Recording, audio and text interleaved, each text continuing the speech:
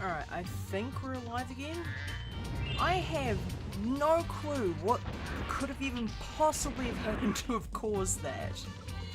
How did that even happen? I just, somehow, doing the normal thing that I normally do, I managed to somehow break my own stream. Actually, you know what? I know exactly who to blame. This is all Charles's fault. He wished me good luck on the stream today, and I must have inadvertently caught his bad luck when it comes to technical difficulties. Anyway. Alright, please tell me the memory card's still functional. Okay, yes it is. You'll never be quite sure with something this old. Alright, okay, yep, that's functional as well. Alright, yeah, sorry about that, chat. Anyway, yeah, from the last stream, Hunter has got himself captured. Because stupidly enough, I didn't think to do the speedway before this happened, so now I'm gonna have to wait until after I finish the boss to do the speedway. Otherwise, I will not be able to do all the objectives in there. Thankfully, I am pretty sure I don't need Hunter for anything else at the moment. So I can just run the speedway on the run back with Sparks. Not the end of the earth, just slightly obnoxious. I'm just gonna double check. Yeah, my microphone is still active. Cool. Honestly, were it not for the fact that it's live, I wouldn't have believed the fact that this would have happened either. I tested this earlier today, because obviously old hardware and that. And I swear to you, it was working perfectly fine, so I have no clue. Just decided that it wanted to mess with me for the funsies. Which, I mean, fair enough. I mean, it's not like chat doesn't already do that enough as is. Alright, now, I can't do anything about the floor guys until I get back. And... oh, I was watching a test the other day of Spyro 3. And it was called, I think it was called Silly Billy Percent or something like that. It was on YouTube. And I didn't even realize you could use Greta, which is the girl that you're helping this level, to essentially boost yourself up to a later section of the level. I didn't even know you could do that. But apparently, like, it was a very silly run. That much I can attest to. Also, fun little rockets. I just realized what my gem counter was. I swear I wasn't even paying attention. But I just looked up and saw the 444. So yeah, I suppose Charles is well and truly cursed my stream for that.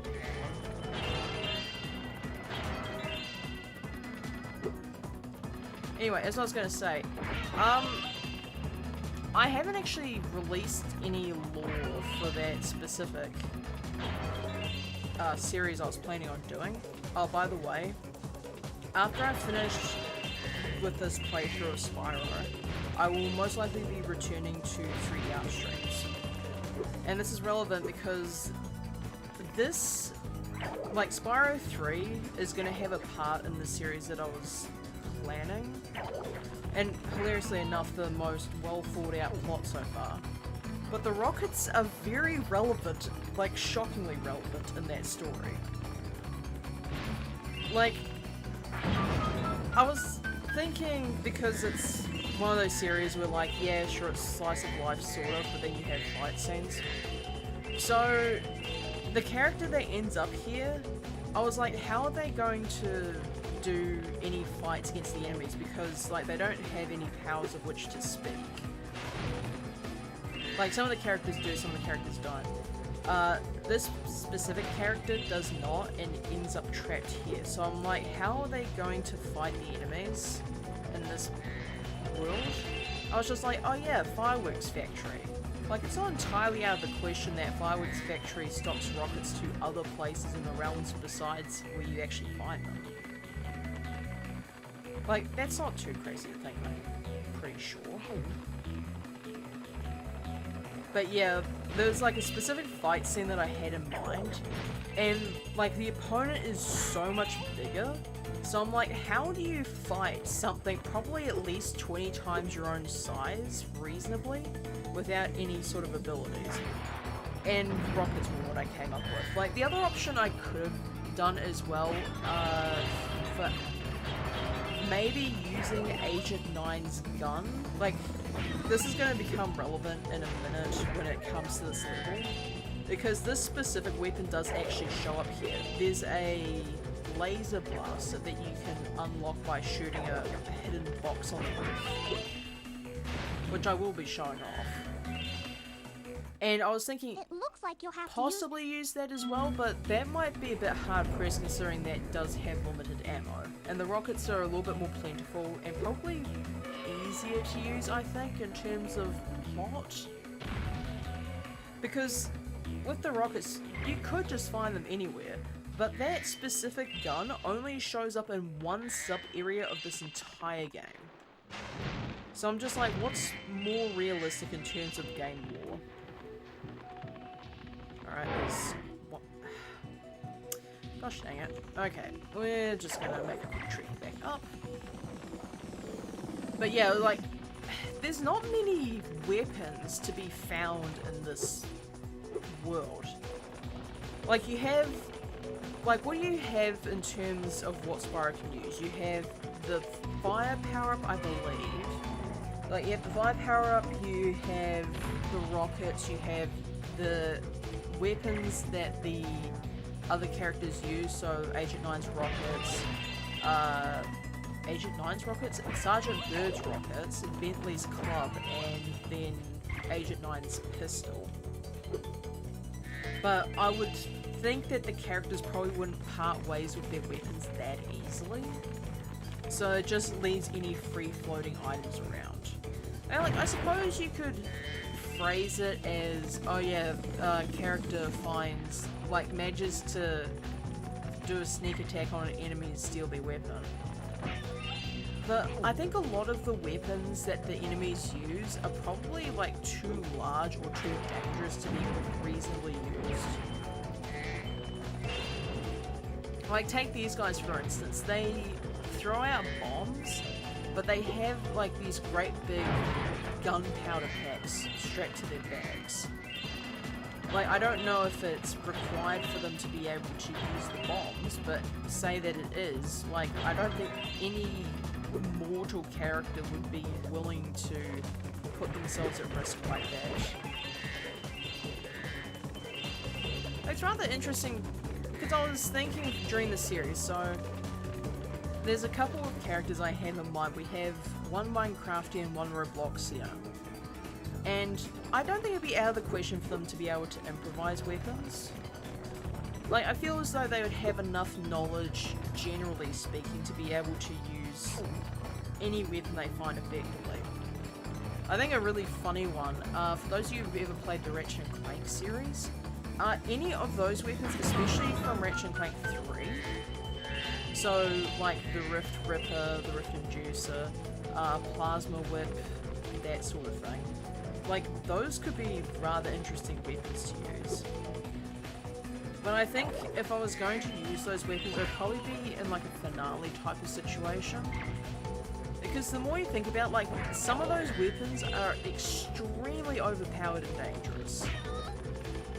Like, we have literal black hole guns and that sort of thing. Like, maybe the plasma whips might not be out of the question, because those, for all intents and purposes, a plasma whip would work like a normal whip, except it would also probably burn you instantly too. But I could conceivably say, oh yeah, that could probably show up in like a regular episode or something. But something that makes black holes a essentially firework cannon that spits out several hundred rounds a second, like, those are the sorts of things you'd probably want to conserve for like a later episode at minimum. But yeah, like,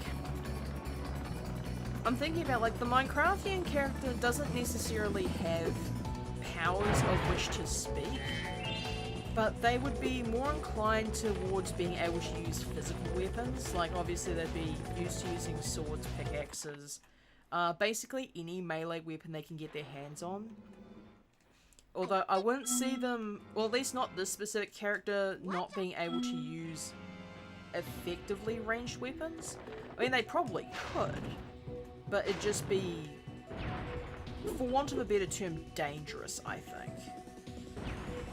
Although they have, like, I suppose in lore, the way that they would use a ranged weapon is probably not traditional to how anyone else would use a ranged weapon. Oh, sorry, chat.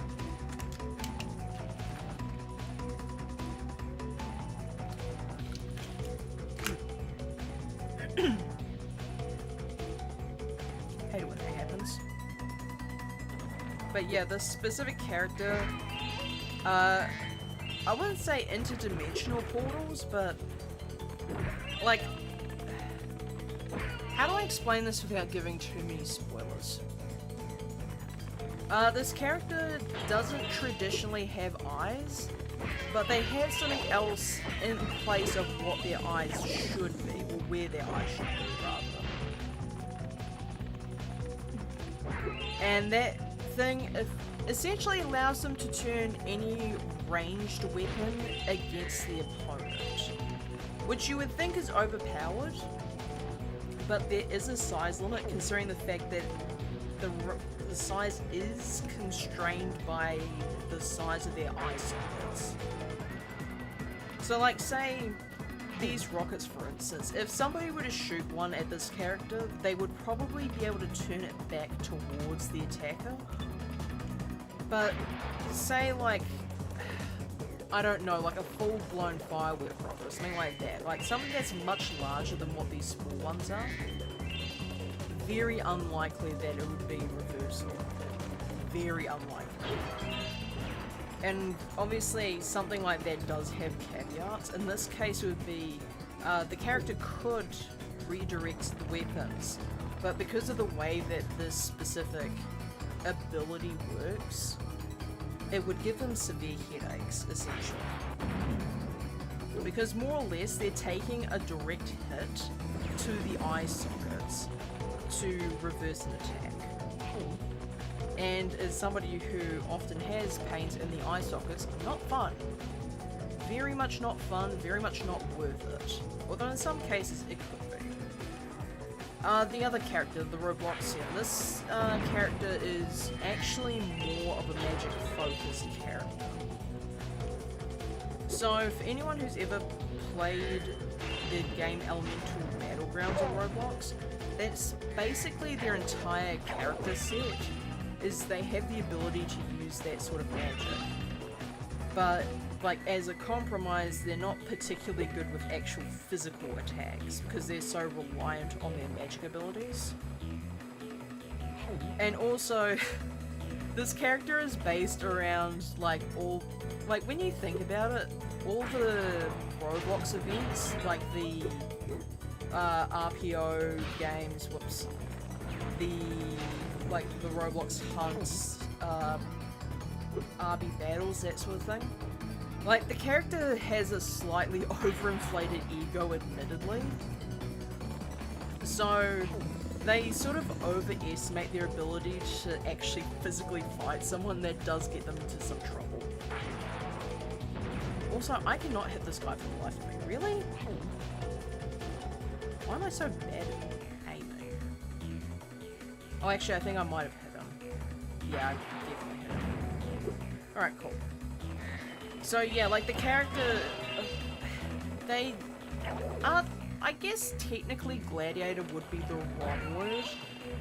Like, I guess you could call them a content creator in the sense that they help with shows. Like, they compete in shows and whatnot, but their weakness would be like, if they ever got into an arena with somebody who can actually fight, they're kind of on the back legs, especially if they can't use powers. I suppose, like, they do have some semblance of melee ability infused with magic, but those attacks usually take a lot of power to even use. Like, I'm thinking things like Neutron Punch and that. That is an ability that uses quite a considerable amount of energy in the game, and it's going to act fairly similar in the series too. But yeah, character is more hot-headed, I think. The Minecraftian is fairly chill, and then the Robloxian is kind of like, I wouldn't say stereotypical content creator energy, but like fairly close to that. Also, I've managed to delete Sparks entirely off the map. Whoopsies. I should get out here before I get myself burnt again. We also... I suppose... like, human is not the word to describe this next character. They're humanoid, but I suppose a more accurate descriptor would be Eldritch Abomination. Like, they're a character... they take form as a human, but realistically, like, I think the dozens of hands that they're able to produce probably would out them as something other than being a human being. Also, where are all the fodder at? Like, there were fireflies for days, and now there's just not a single one to be seen. I think there's some in Agent 9's area. Oh wait, there's one. Cool. Alright, so... yeah, so the character, this other character I have in mind, again, bunches of hands. They do have physical restrictions depending on where they are though. So, like, I guess probably mirror world's not the most accurate term for it, but it's what I'm going to describe it as for the time being. So, in the mirror world, this specific character can have quite a number of additional limbs that they can create. But in the physical world, they're going to be severely limited because they don't have the same amount of resources in the physical world as they do in the real world. I'm thinking like maybe at maximum like 6 additional hands, but that might be a future one. We'll see how things stack up first before I make a final decision on the restrictions that they have. Because some of the other characters, like the Robloxian, probably has like some sort of diminished ability in the physical world, but not nearly to the same amount as the mirrored character is. Also, I don't like these dragons. Can I just point that out? Like, these guys, they sort of just regen too fast for somebody like me who can't aim for shit.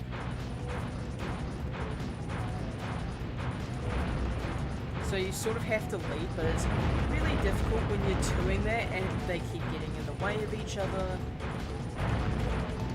Okay, you jerkwad, get back here. Alright, that's one. Also, sorry about the stupid audio mixing. That's not my fault, that's literally how this game was made. Alright, where's this other jerk at? There you are. It's like, you thought you could get a shot off on me like that, huh? You really thought?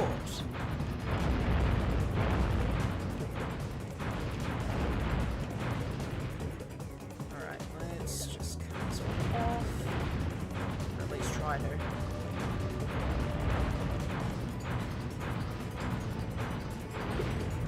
Can't believe I ran into that. Get back here. Firing off a fireball at me and then turning tail and running. How dare you?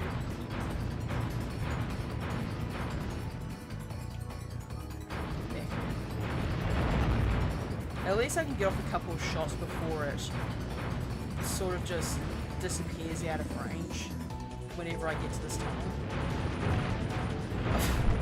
Chat, you would have laughed at me this morning, right? So I've been doing a bit of more exercise lately, and I've been doing, I guess, what you would constitute as a run for somebody of my size. Anyway, I was running and I accidentally yeeted my phone out of my pocket. And like, good thing screen protectors are a thing, because that screen protector got cracked. Like, well, I wouldn't say absolutely obliterated, but it's quite damaged. But thankfully the phone underneath seems to be perfectly fine. But yeah, I'm going to be getting my hands on a, probably like a link bag or something like that. Like, I've been trying to find a motorcycle one, so I could, you know, have something waterproof. But that's going to take a while. Evan, how are you crying? You're not even, like, on screen.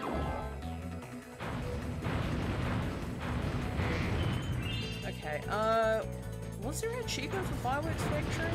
I don't think there was.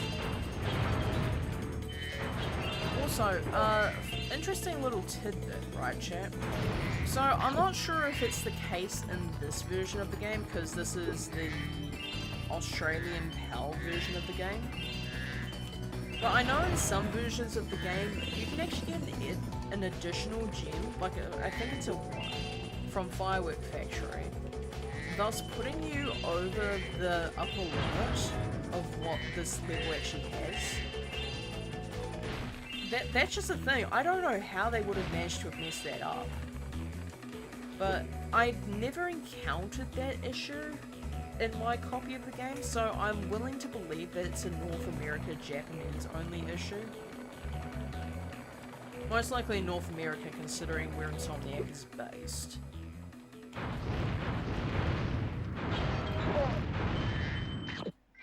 Right, and anything else? It's just this one here.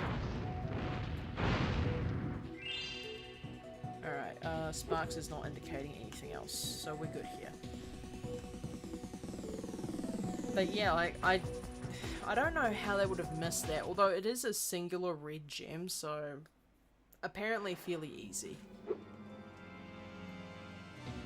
Ah, okay, because I never did Greta's final cutscene that canon isn't open, so I'm going to have to take the long way around. Nice job, Cyclonic.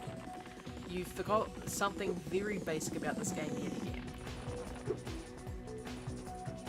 Alright, so final cutscene with Greta, and then I've just got Agent 9's area to do. So, the one to get into Agent 9's part of the level, because I haven't unlocked him yet, is going to be a bit of a, I wouldn't say weird one, but a bit of a difficult jump.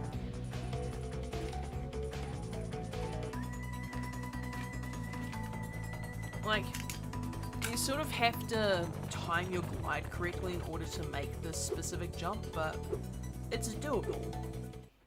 It looks like this. Yep, and you're just gonna go in and destroy everyone, even though I am fully capable of doing so, but hey, you get a second cutscene at least. Honestly, I think it's impressive that a girl that small can do so much damage, but if you've seen Spyro 2, you would understand exactly why she's capable of doing that. So yeah, this rocket crashes into, well actually the egg crashes into that cannon. And opens it, so we've got that now. Hey. Also, Greta has this thing where certain letters she pronounces it as W, like rocket and that sort of thing. Tell him I've gone back to Evening Lake to finish work on the professor's rocket. Yeah, so she has a thing wherever she pronounces the letter R, it's replaced with a W. I'm not sure like what that one is about, but hey, it's cute at least. I mean, it's cute until you realize that she is actually very much lethal. Alright, do we have anything else in this level? Yes, we do. What did I miss?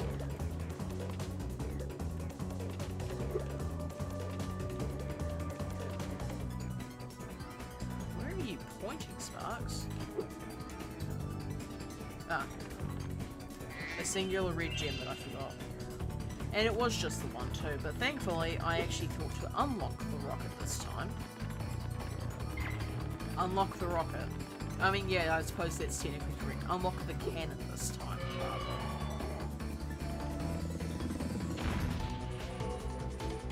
rather. Alright, Agent 9's area. So, this one, let's see if I can get it within the first couple of tries. So, I believe, yeah, it's right there. Yeah, okay. Yeah, we know Sorceress. Agent 9's not here. That's not really what I care about, though. So it's a little bit difficult because if you fall too far, Spyro starts to do the weird falling animation, and you can't, once Spyro falls too far, you can't glide out of it. So you have to be really good with your time for this. Okay, I am bad at this. I wonder if I can...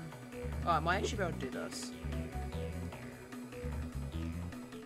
Okay, almost had it. So what I'm aiming for is to get on top of the portal, and it should let me through. Provided I don't do that. Alright, come on. I've done this so many times already. Surely I should be able to get this on stream. And I managed to head bash. Okay, nice job.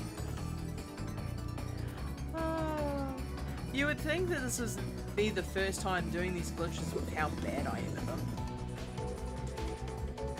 And I did the thing again. Okay, come on, Caitlin. You don't need to keep mashing triangle. A single press is more than sufficient.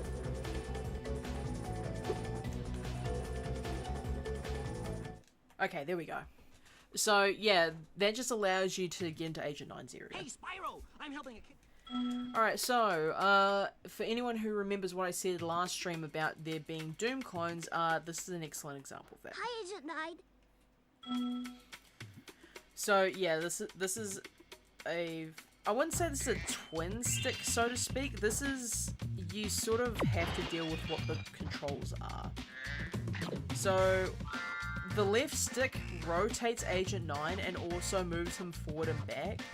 In order to move side to side, you have to use the shoulder buttons. It's so ridiculous sometimes. Okay, one of these guys dies and they all start mobbing, which is fine. So I want to destroy this first, otherwise it's going to become a problem.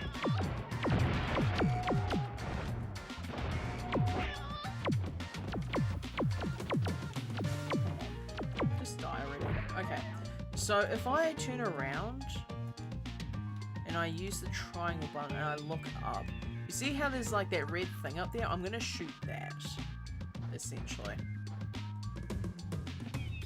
So, okay, he's just gonna go for me anyway. Hey, can you not?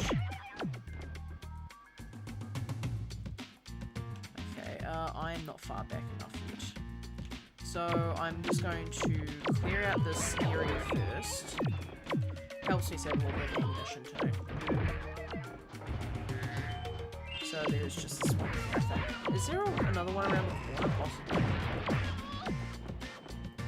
Okay, there isn't. So this one should be all clear. Now I need to have this door open, but I also need to be able to aim up high enough. This should be good.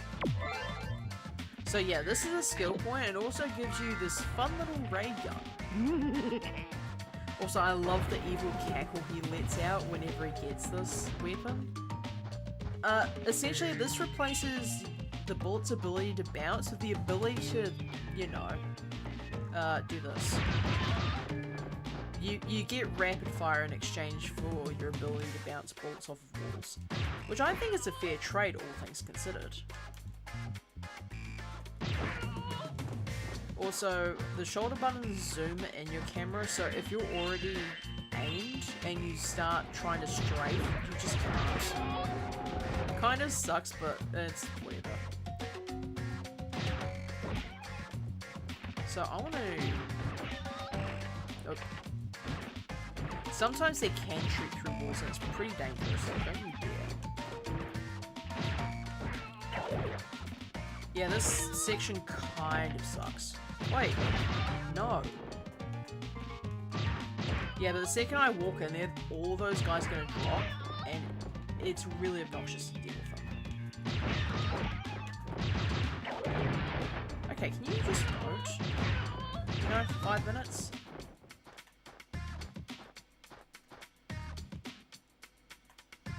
Okay, we're all clear in terms of those ninja crates.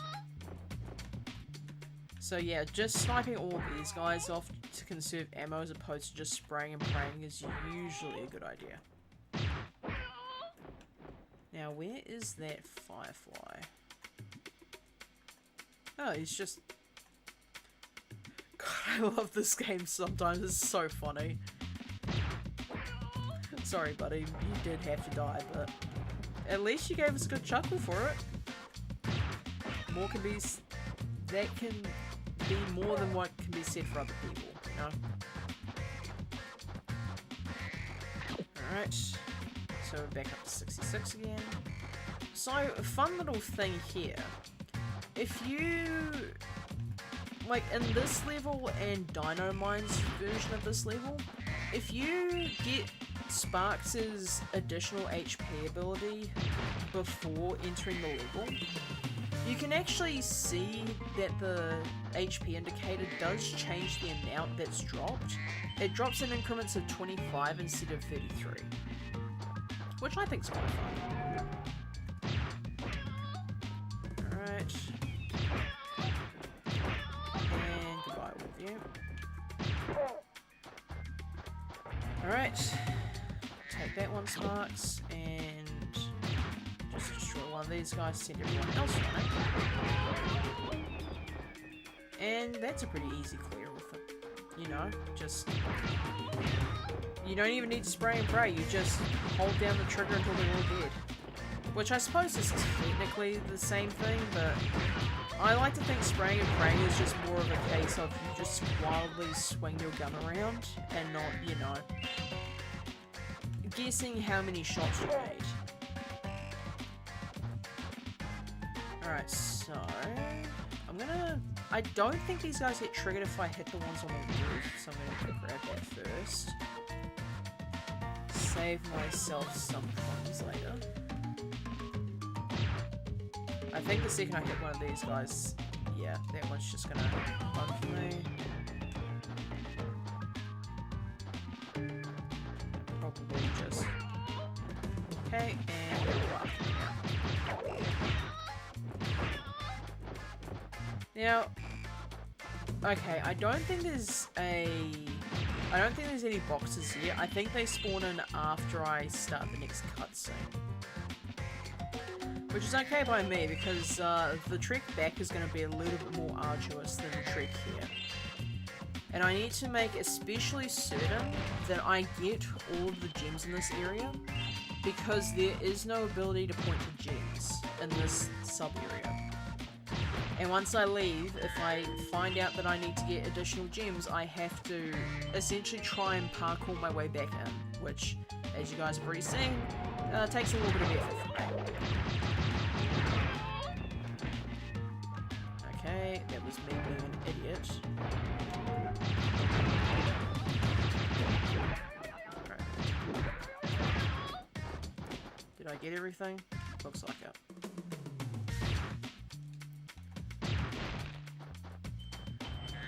So if I just get rid of this firefly,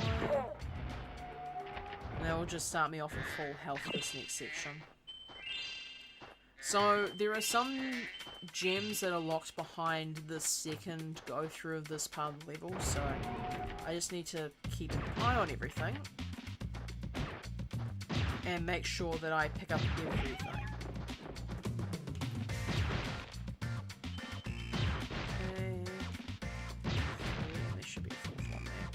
Hit this. Let's go. So I'll grab all these gems first before I start this next section.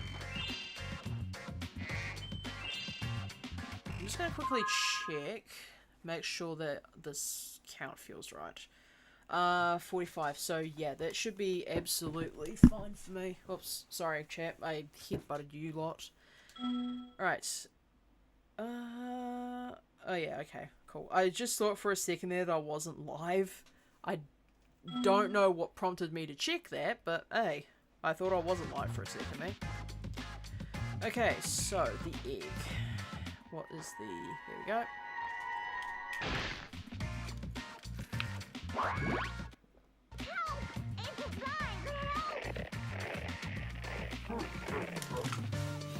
Honestly, this kid sort of deserves it for sending me through this to begin with. But you know, it's whatever. out of here. So, yeah, there is a lot more enemies in this part of the level.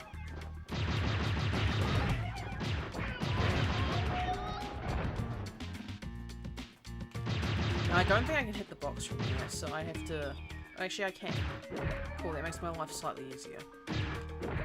The fact that these guys run against the walls is really helpful, because that means they're not actively trying to attack me. They sort of lock themselves into the animation until you either kill them or you get too close, in which case they do chase after you. But you have quite a fair bit of leeway before they start doing so.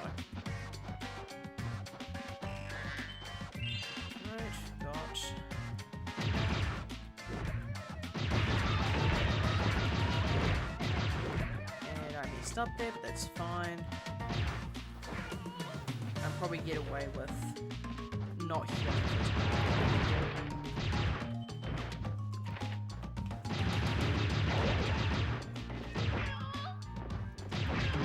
Okay, why are you guys still spawning in? Don't be rude. Okay, I'm gonna kill off this one.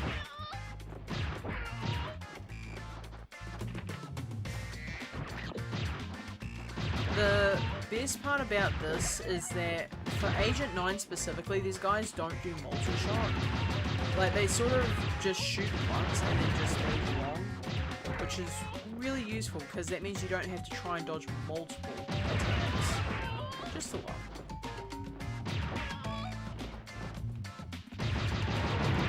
Thanks for telegraphing the location, you dipshit.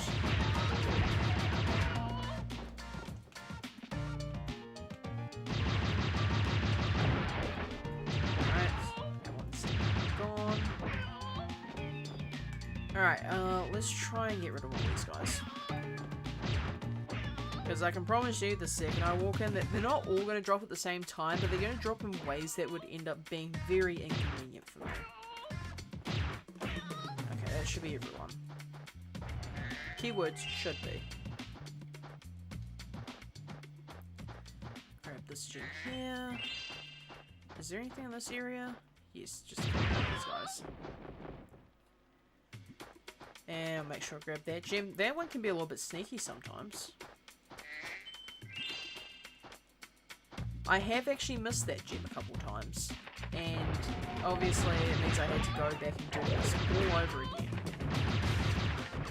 Because the fun thing is, if you miss the gems in the section, you have to go through the first section again just to get to them. Kinda sucks to be honest.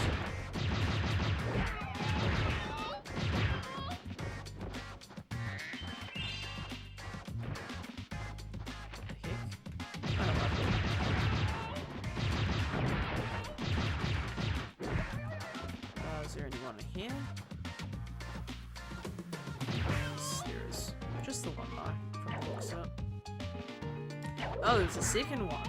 The actual ninja in this level. The one that managed to get the sneak on me. Alright.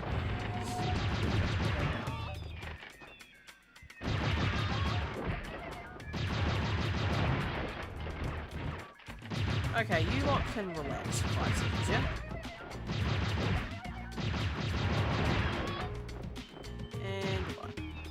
Say goodbye. Alright, is there one more? Okay, I've missed one somewhere. So this is why you have to be a bit careful. Thankfully, this mission is not timed as far as I know. If there is, it's a ridiculously long timer. But yeah, there's a 5 somewhere around here I'm missing. I know for a fact that it's not in any of the other sub-areas, it has to be in here. The annoying thing about Agent 9 is that he doesn't actually have like a melee ability or anything like that, like nothing to hit close range targets, it's just his pistol and nothing else. So you sort of have to aim, and that can be quite annoying. Like, I suppose the alternative option, if you're in one of those levels, is to use the bombs that are provided, but those don't always track correctly. Alright, where did I leave this gem? Like, surely I would have not left a gem somewhere else in the level. Where have I left this gem?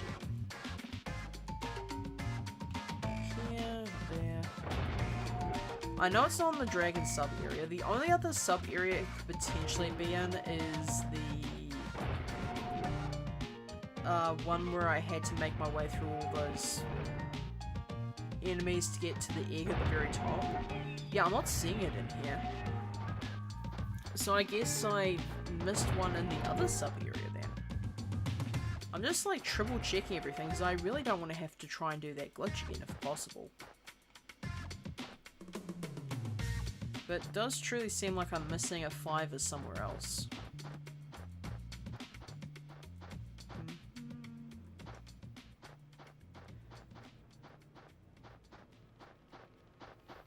Why is it whenever I'm streaming or recording something like that, there just so happens to be a flight going right above my house? Like, are y'all for real?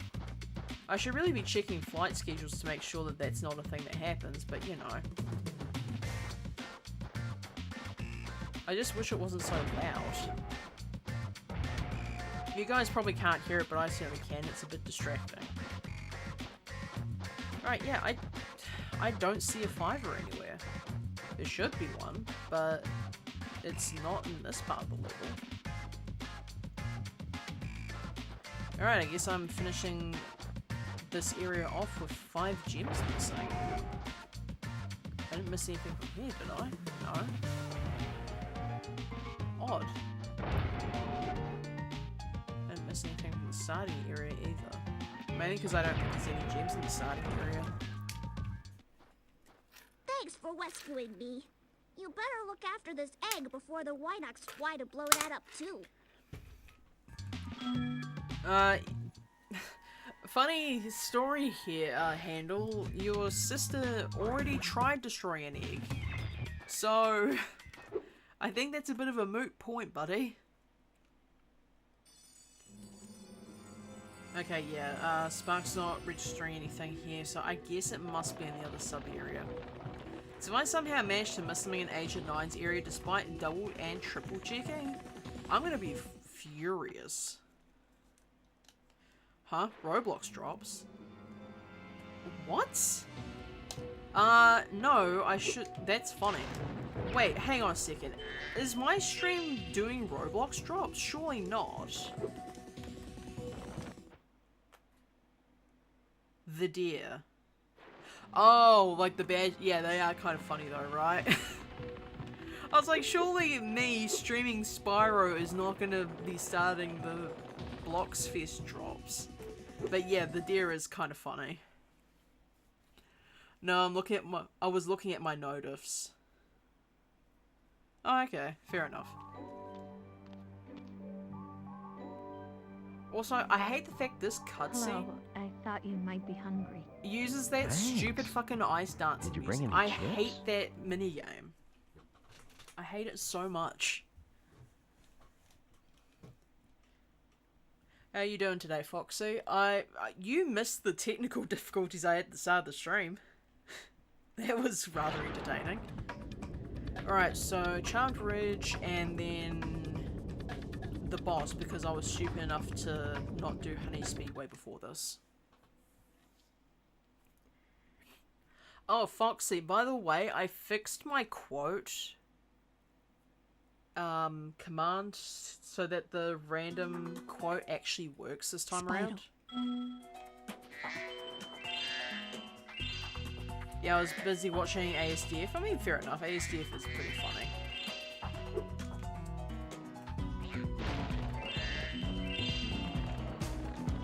Also, the concept for this level is that some of the enemies have essentially supports that make them larger, which makes killing certain enemies impossible until you take out the supports first. Have you seen the new one? Yeah, I think you sent me that one, Foxy. And yes, I have seen it. It is pretty funny. I mean, I'm surprised that they've done a new one after so long. Also, yeah, these guys move like level geometry and whatnot. Oh wait, I sent it to you, I'm a dumbass. It happens. Okay. Howdy. Lean. Also, I'm gonna show you guys something funny in just a moment. I just wanna get this section cleared first before I do it. Is that a foxy dirt? If so, yeah, pretty fitting for you, huh? That's probably gonna be like the most used emote on your channel, huh? I steal cheese, you can't catch me. I was thinking, Foxy, because you were saying how I should do a 3D animation based off of that scene. I was thinking like the MM2 cheese knife. You could realistically do it off of that. Like you could just have the scene be like, I steal cheese, you can't catch me. But then the fallover part is just the sheriff shooting the murderer. Like, that'd be a funny little variant for this. Well, that would be funny. I think so. Well, okay. Spyro, today... So, Moneybags is colluding with those two wizards up in the top right. If you don't pay him, they don't raise the stairs. I'm not going to pay them. Because, like, see, you can't actually make your way up here unless the stairs are active. And these guys don't do anything until you pay them. But there is a way past it. Oh, go away, you stupid cat wizard. I'd prefer it if you stopped pussyfooting around. Why does Moneybag shake that sack like that? He's just begging for money, essentially. Okay, so... Chat, I don't want you to make too much of this, okay?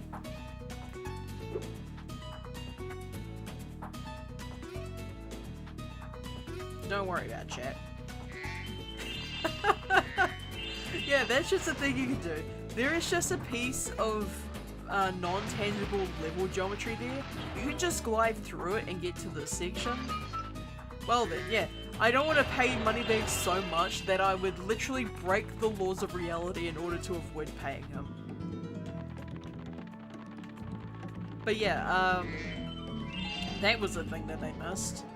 And the fun thing now is that I can actually take this fire power up and I can actually snipe these two off of the ledge. And now the stairs are actually working. Just casually go through the fucking map, yeah. I'm pretty sure this is used for the Moneybags list run as well. Oh, also there's a rocket here to destroy this chest, but you can literally just... Well, I was going to shoot it down, but yeah, I suppose that works too.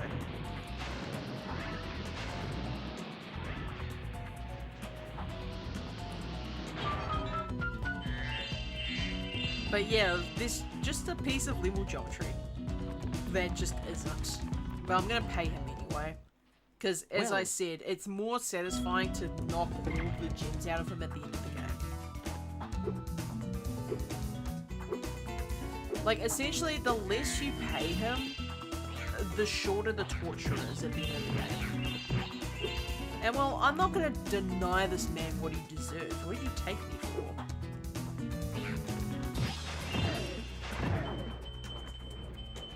And I am out of sparks. Do we have a firefly or anything along those lines around? By the way, I found out that boyfriend likes ASDF movie. I mean, like, it's a pretty easy series to get into, I'm gonna be real. Like, it's just pretty... I wouldn't say not offensive humor, but it's humor that most people enjoy. Like, I feel like ASDF, if you don't enjoy it that much, you sort of either have to have something already going on, or you have a stick up your ass. I don't know what to say. Alright, and... goodbye. Not dealing with that garbage. I love it personally, yeah. Like, it's a really funny series. Honestly, I'll be real, I'm not fond of the future that we're hurtling towards at the moment with this whole AI garbage situation. Like, I was reading earlier today, apparently Meta has patented an AI that would allow them to essentially use, I think it's memorialized accounts, and just make AIs out of dead people's accounts to have them still chat and interact on Facebook or whatever, or I suppose in this case probably Instagram too. That's just a thing they have a patent for now. Anyway, my point is, like, I'm concerned about the creativity in the world just drying up because of AI garbage. I'm surprised they didn't make a joke about AI in the new ASDF, to be honest. I can see why. Because ASDF is sort of one of those shows that you watch to get away from reality and not, you know, drag yourself further into it. I suppose it's not the case all the time, but like, I think in this specific case, I feel as though they were justified in avoiding that specific topic.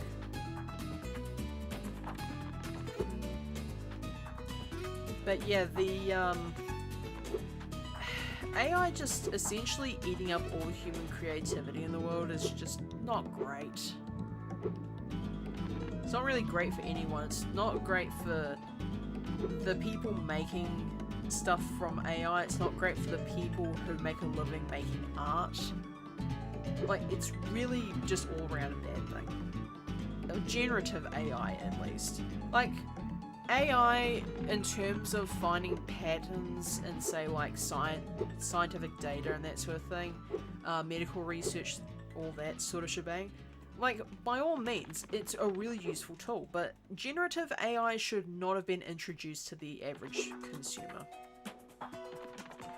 Poor decision that's going to have remarkable consequences later.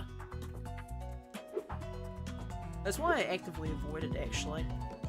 Like, I'm not sure, Foxy, if you have like an Android phone, but they pushed an update a while ago. Google pushed an update, I think somewhere along the lines of 6 to 8 months ago, where if you hold down the power button, it brings up like the AI assistant instead of bringing up your power options. I'm just like, why would you do that? Honestly, I'm surprised Microsoft didn't try to do the same thing.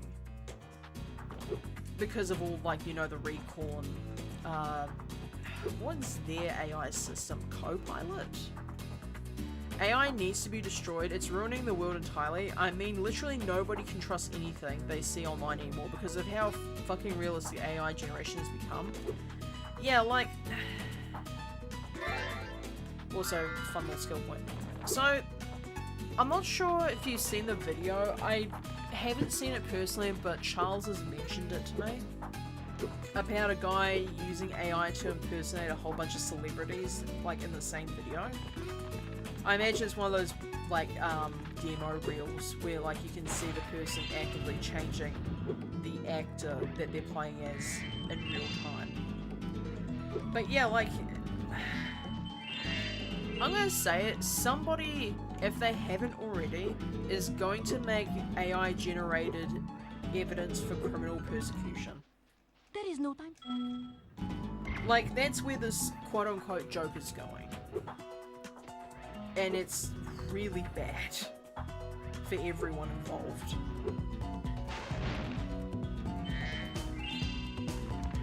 Like, I could imagine things like jury duty and, like, essentially anything to do with law being so much more difficult to navigate because of all of this going on. Like, I can see copyright law being an absolute menace to society at this point, unless the ones getting pinged are the AI companies. Oh, Foxy, have you seen the fun part about all this? All the PC prices have gone up in such ridiculous amounts.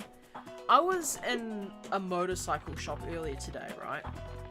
Because I was looking for, like, a But I was looking at the motorcycles, and I shit you not, there were motorcycles that are cheaper than the graphics cards at my local tech store.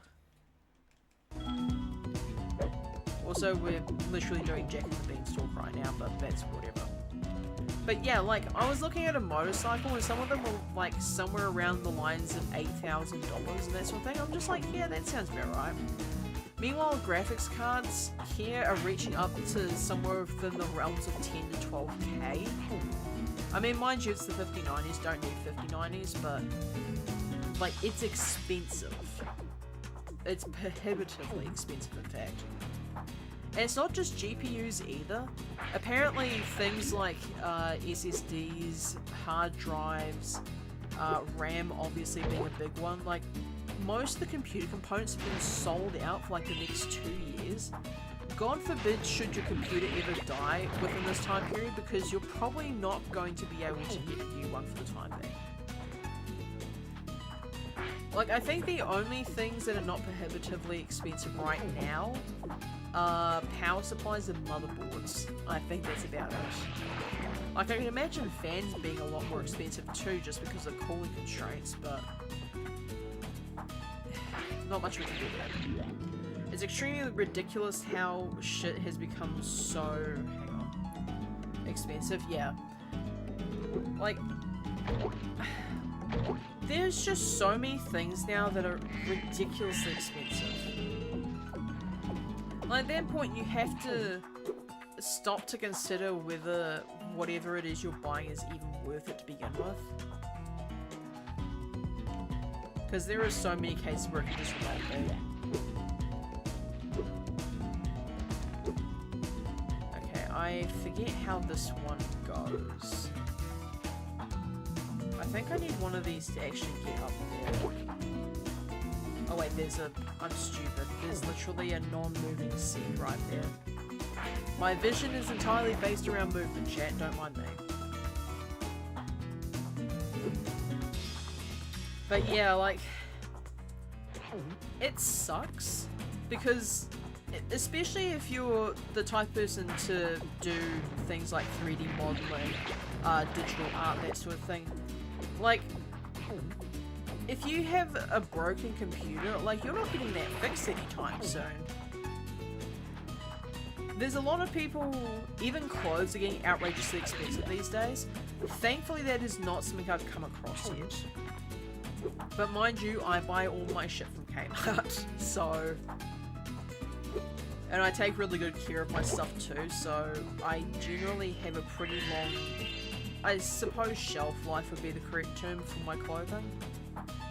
Like, I've worn some of the same singlets for like 2 years or more. I have shirts from like 2018 that I still wear occasionally.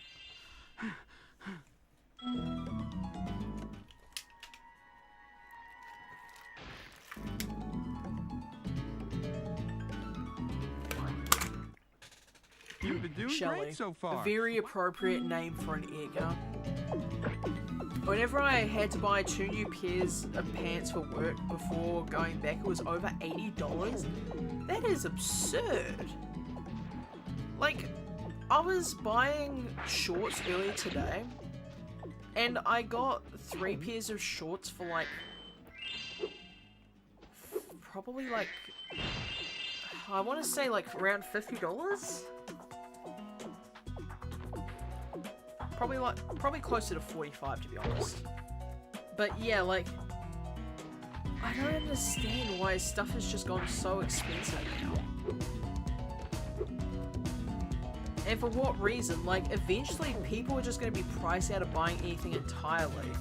And then what are the companies going to do? They're going to be like, oh no, nobody's buying our stuff. Calls coming from inside the house, sweetie. That one's on you.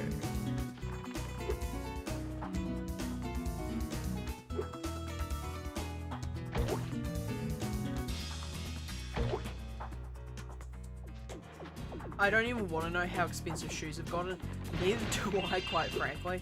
I had to buy, when I started walking again, because my old shoes were so worn through, I decided to get a new pair. And I got mine from Skechers and they were like $120 for the pair, and that was on sale. They're so expensive that I literally asked for a new pair for Christmas just so I had an extra set to go along.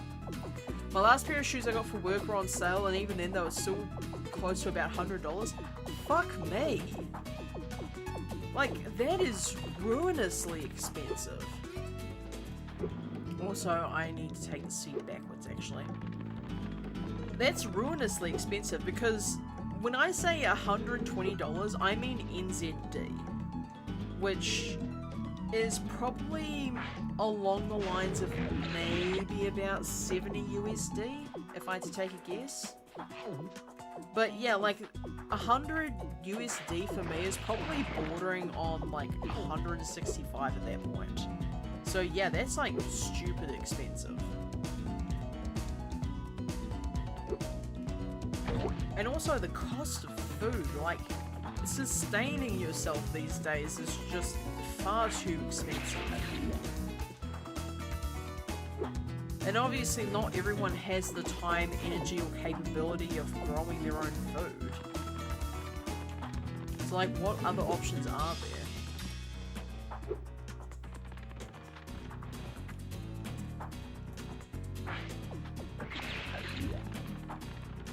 Okay, I'm gonna be real, chat. I'm not condoning this whatsoever. I would like to point out that this is a fucking terrible idea.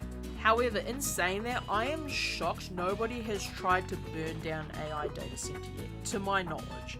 Maybe somebody already has. I have not heard news of it yet. But I am genuinely shocked nobody has tried to destroy them, because like, I've seen like the complaints people have had about these centers. Noise pollution, light pollution, not being able to access clean drinking water because the AI data centers are just using all of it. Power grid strains, using far too many resources, like computing resources. Like, at what point is it going to be enough for these people? Like, here I am sitting on a computer from probably like 5 or so years ago, playing a game from over 20 years ago, and yet this is what I'm competing with. And all of this, like all of these AI data centers, all of this waste to what? Generate some funny cat images? To generate propaganda? Like, what's the deal? Also, y'all saw that, right? Like, I just head bashed that thing and it didn't break the first time around. What was that about? Like, huh? Okay, just make sure I've gotten everything from here before I leave. Yep.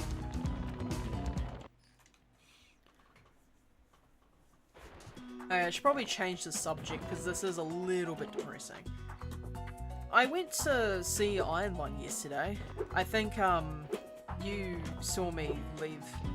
Didn't bash it hard enough. They're originally over $150. Yeah. If I keep bashing AI, like, I can go quite literally all stream and not say anything else interesting, so... do need to find out where to stop. I just saw. Also, this fairy's name is Molly. Like, I don't think even in 2000 that was an appropriate name. I've seen the movie too. I think it was a really good movie, all things considered. Like, I've seen much worse garbage come out of Hollywood recently. Not naming any movies here. All I'm saying is I've seen much worse happen. What do you think of the movie, Foxy?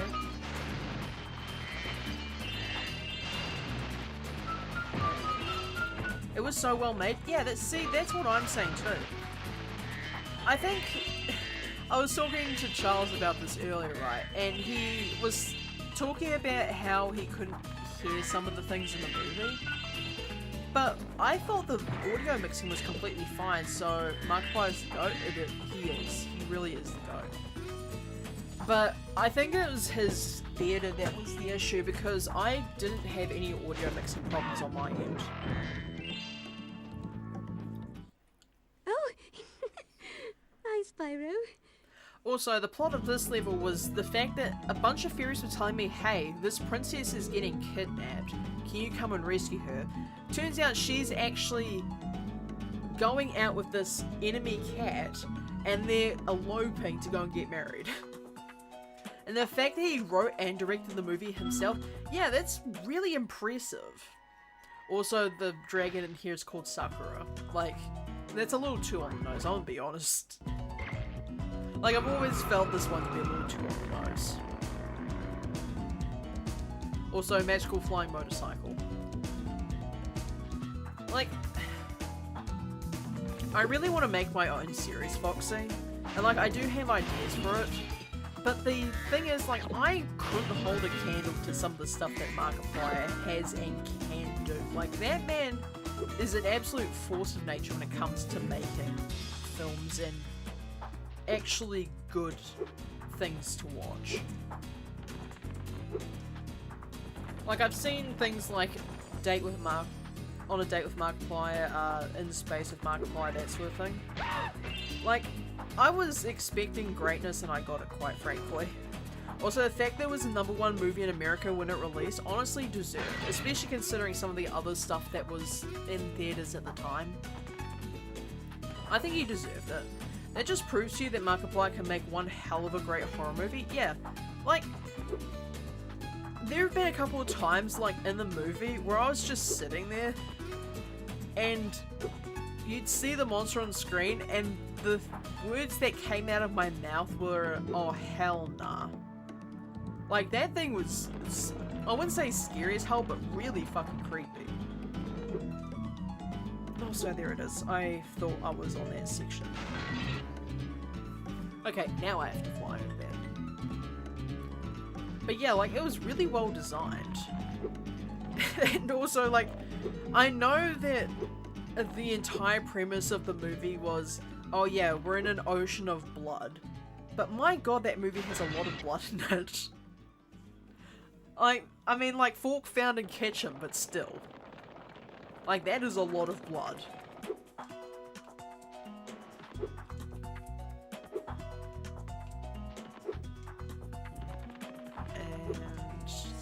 Right here.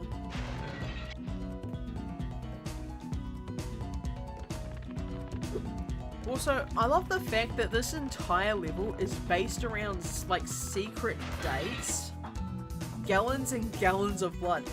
Wasn't there, like, I don't know if it was a joke or not, but I saw somebody mention how this movie broke the record for the amount of fake blood used in a movie. I wonder how Mark enjoyed bathing in it.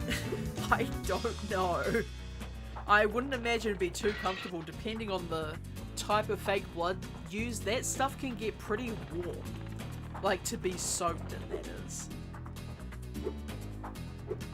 Because some of the thickeners used in fake blood, like, trap a lot of heat when it's used. Like, it won't burn you or anything, but it's just like wearing a really thick sweater. Don't ask me how I know that. Okay, haven't quite got all the gems, but I think this is literally just the area around Sergeant Bird.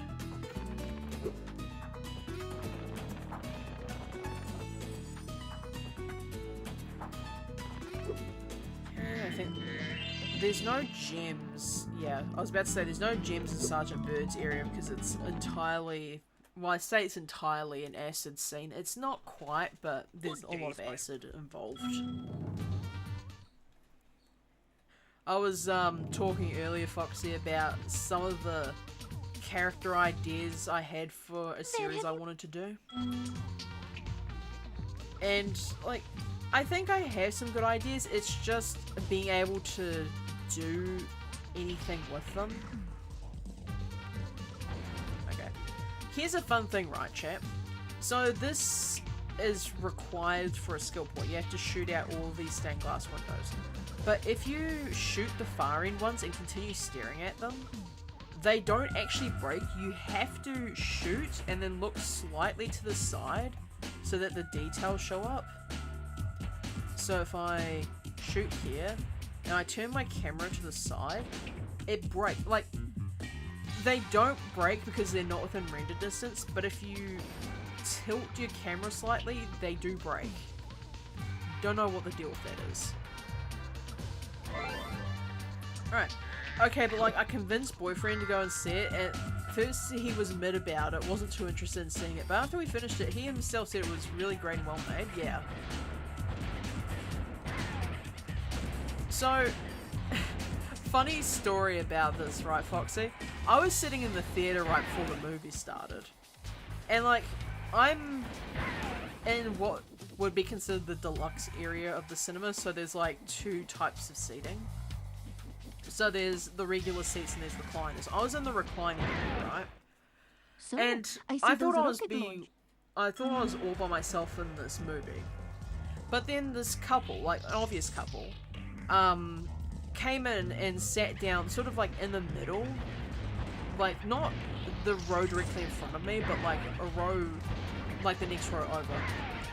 And I was sitting in my seat and I had earlier found like a small chocolate, I think it's called a Malteser, just like in the side of the seat. Obviously somebody dropped it there. And I saw them walk in right before the movie started, and my asshole brain said, hey, you know what'd be really funny? If you just chucked that at the backs of one of their heads in the like creepiest part of the movie. And I just had to sit there like thinking to myself, hey, what the fuck? What is wrong with you?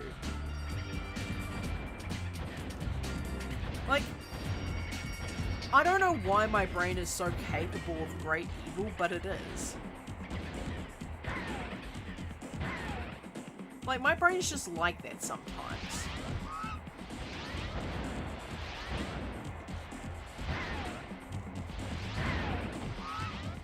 Okay, these cats are really obnoxious. I was trying to knock out as many of them as possible at the start of the level, but they just didn't want to die, so we're just gonna try this one again.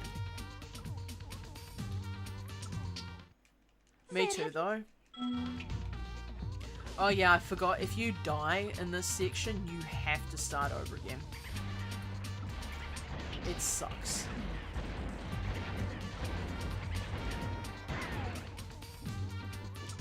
But yeah, like, I was just staring there, I was just like, this would be incredibly funny. And then I had to essentially sanity check myself so I didn't do something stupid. So, Listen, lady, the fact that these guys put acid in the bottom of this arena was kind of cheap, to be honest.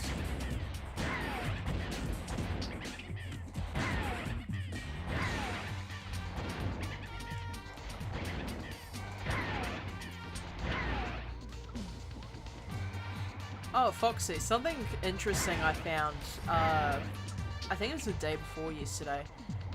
So, Hightail's already gone to like a bunch of mods, right? Apparently somebody's making a Puffle mod, like from Club Penguin. Like, they're just making Puffles. I'm like, first Herobrine, now this. Like, what are y'all doing with your lives to have this much free time to just come up with ideas for this game? Can y'all just die? Huh, yeah, like, for real. Like, who comes up with this?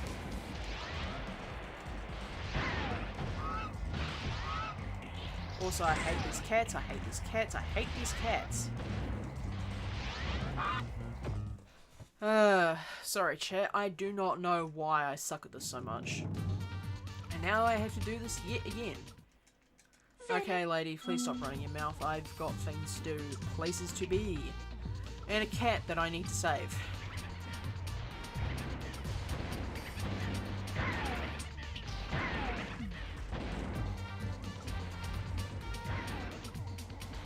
Alright, get out of here. Where's that last one? And so. also, I'm surprised that you're here to actually see me stream, Foxy. I thought you were working today.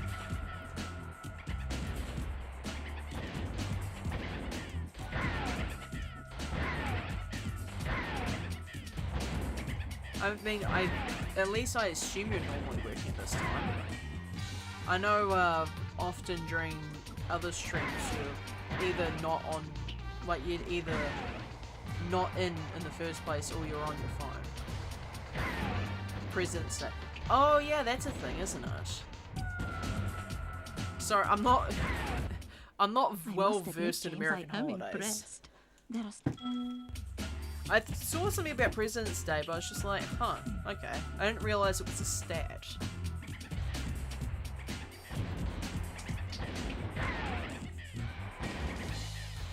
I'm flattered that you would spend your President's Day watching me.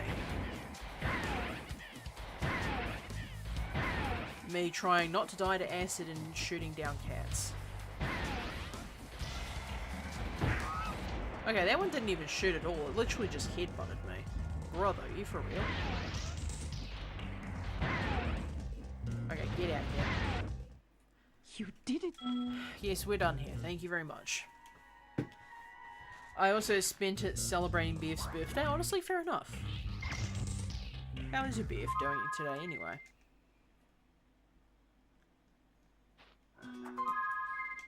Alright, we're done here. So that was the last level.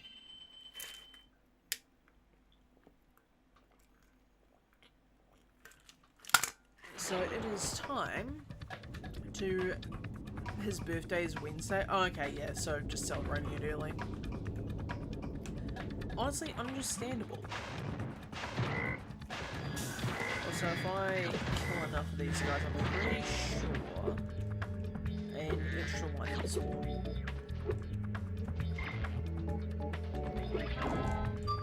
Also, Foxy, I've been meaning to ask, is the audio working properly this time around? And is it actually at a decent volume?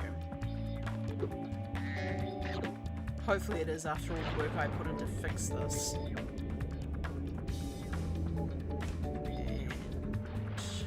And yeah, so every 10 butterflies you release, you get an additional life. So if you're ever low on lives, you can just do that. Alright, I believe this... What is this character's name? I cannot for the life of me remember. Wait, what's the question? Is the audio quality on the stream good? Like, is the volume decent and all that? That's it. Also, I don't know what this character's name is. It's not Crush, that much I do know. I'll be able to see the enemy name once I go back to Evening Lake anyway. All I know is this guy is easier to fight than Spike is. This might be our last stand, Spyro. Oh yeah, it's good. I can hear everything well. Okay, cool. It's because, obviously, during, I think it's the last stream you were in, the audio I know wasn't working correctly.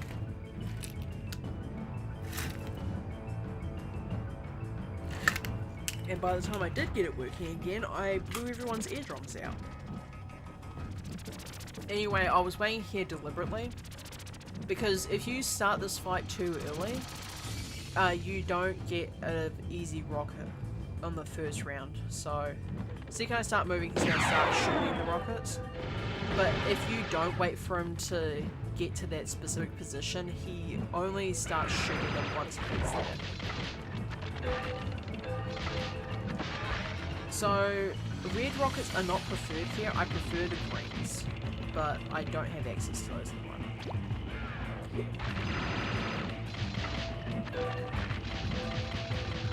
Now, I believe green takes precedent over red in this case, if I'm not mistaken.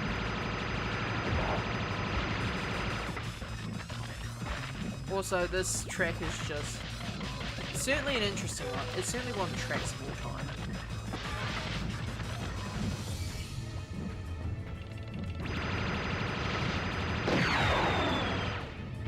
Usually if you can get in fast enough, you can actually make him flinch before he starts shooting. Okay, ow. I cannot believe I died to that. I can't believe I even lost life to that, let alone died to it. But yeah, if you start moving... Oh, he actually does... I thought he didn't shoot before that. Oh, guess I was wrong. I'm so used to waiting for him to get to that position. Okay, so yeah, I think whenever you pick up the green ones, they... Okay, no, it's red that takes precedent, apparently. Oh my god, let me aim, game. Okay, that's it. I really didn't want to have to use my good rockets for this, but...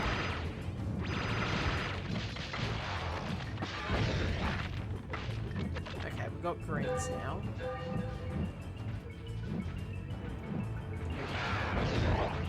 So the greens do a lot more damage, but obviously you can only shoot them one at a time.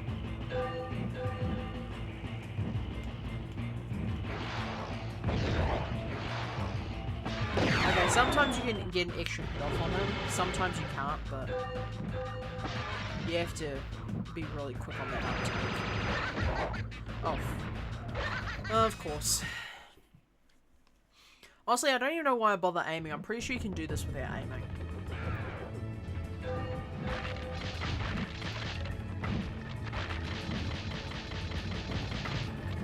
here.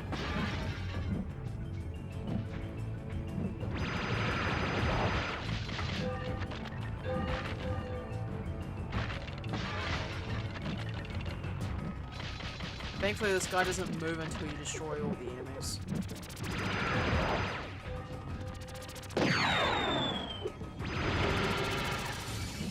Okay, come on, stop cheating. Y'all saw me shoot him, right?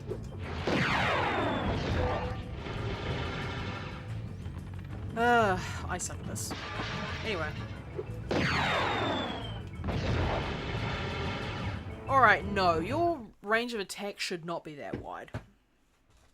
I refuse to believe that you're cheating like this while I'm streaming.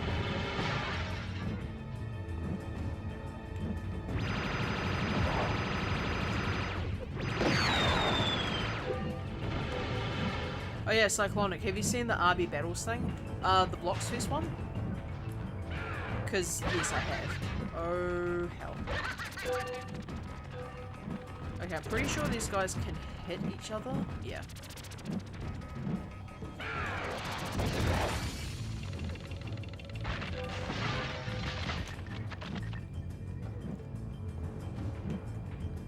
The Twitch thing. Yeah, the Blocks Fest.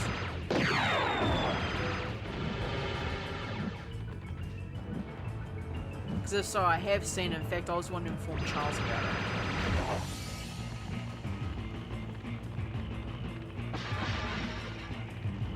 Okay, I just need to, yeah, outlast that guy, and he just sort of detonates by himself.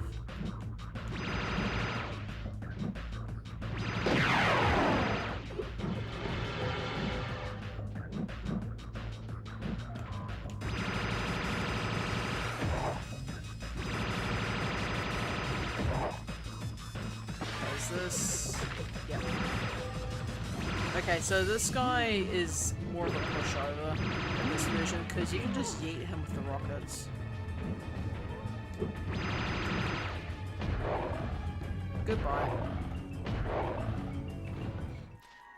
To be fair, he has a good character design. It's just kind of obnoxious at times.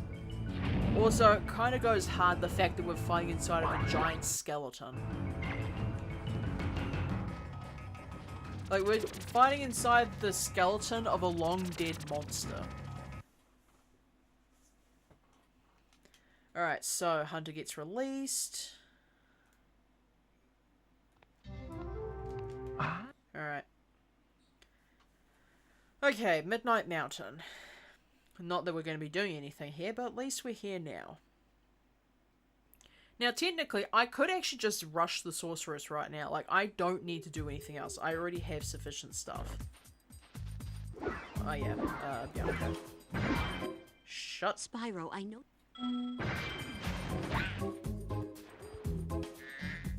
Okay, what is this character called again? Scorch. Okay. But yeah, like, Scorch has a really good character design. It's kind of a shame. So, for those of you who aren't familiar, there's a website called the Models Resource, who do you think is going to win the Blocks Fest? I don't know, but I have my team set as iBella. If that's worth anything. Alright, so we'll do this first, and then I'll try to remember to do Sparks next. So, the Models Resource is a website that essentially has models from games and that sort of thing on it. But apparently, when it comes to the Spyro games, they couldn't effectively export Scorch because of some weird bug with his textures. So that's a little bit of a shame.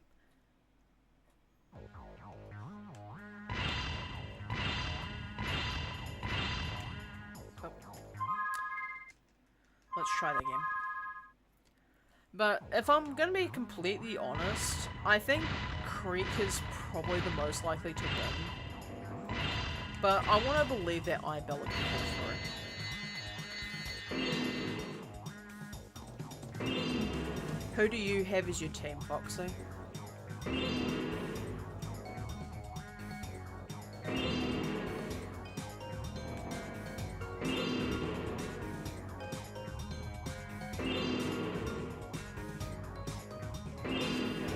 And I'm actually going to go down here.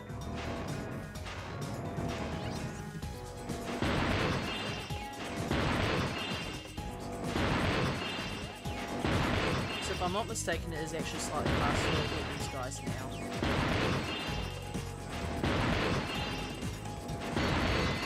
And then I believe I just have to fly over this direction. Where is this last one? You know what, screw it, I can just do the reverse order for this. Because the reverse order for this will invariably lead me towards the honeycomb I missed. I shall read that in just a second, Foxy, while I just get this done.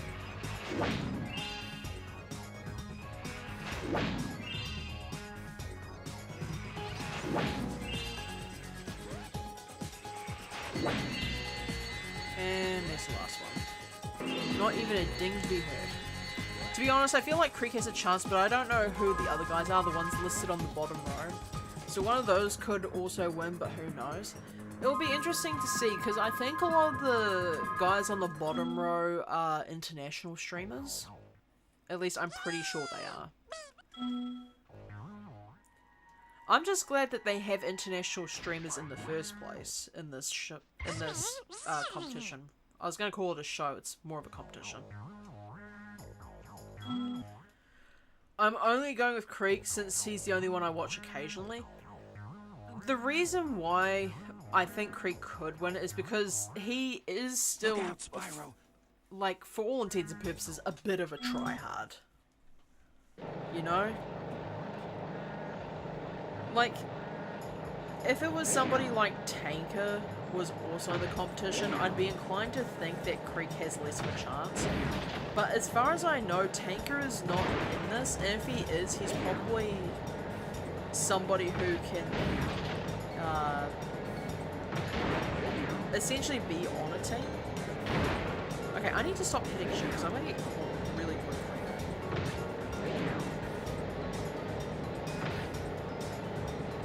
But yeah, I feel as though if Tanker was in this competition, like, Creek would have less of a chance of winning. Oh my god, really? I hit just about everything I was trying to dodge. Are you for real? Look out, Spyro.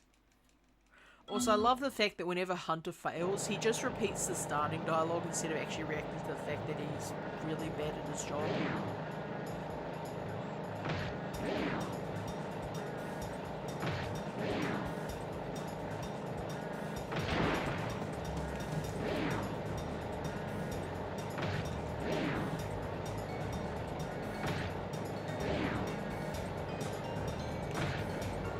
Why is there so many rocks and logs in the honeycomb? Is my real question, actually. Like, what's the deal with that? Also, funny thing, chat. in the Reignited trilogy, there are actually mods for it.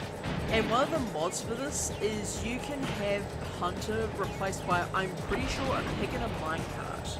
Like the Minecraft pig and minecart. Did you see? Creek never gives up with things. I mean, he's literally streamed overnight before just trying to solve certain things. Yeah. That man probably lost the ability to sleep like a decade ago at this point. Like, I'm convinced during Ready Player One, he just lost the ability to sleep. Also, I didn't mean to do time attack. I was supposed to be doing, the bees. Not the bees! Also, not me saying, yes, I want to try again.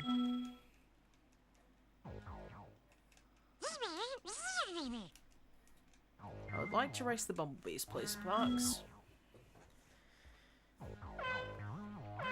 Yeah, at the very least, if Creek doesn't win, he's certainly going to give everyone else a run for their money, because that man just does not know when to give up sometimes. And that can be a virtue or it can be a curse depending on the situation.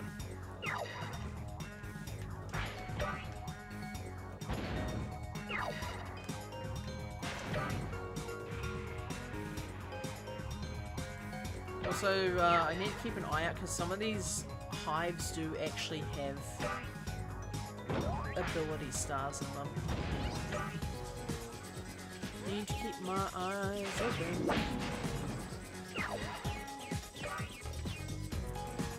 Also, I can't believe I missed that one.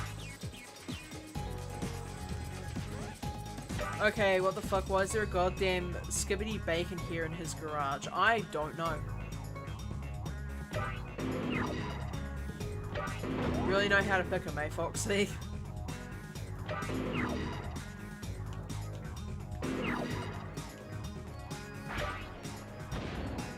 I missed that shot, that's fine, I have another one. I never want those words to come out of my mouth again, yeah. I have said so many things over the past week or so that I wish I'd never either A, had to type, or B, had to say out loud.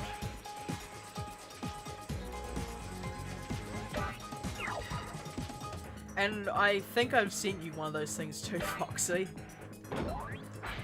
One of the things that I got away with, which I really shouldn't have gotten away with.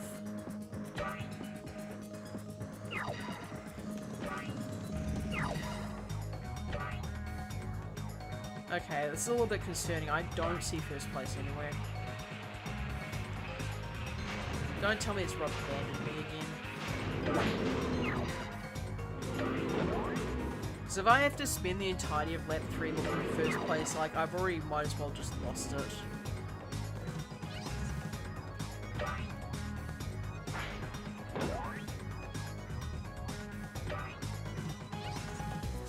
Yeah, I'm not seeing first place anywhere, chat. This is a bit of a concern.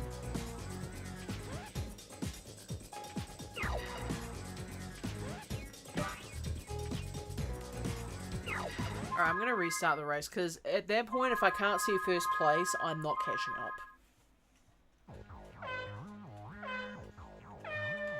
Alright, let's try this again.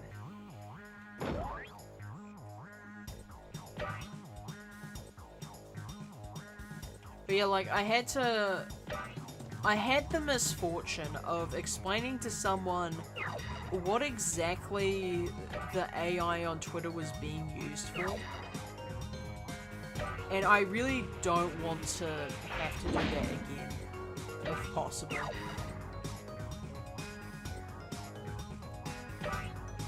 I shall read that in just a moment. The iBuggo guy sounds like he's speaking a different language, but I can't tell which.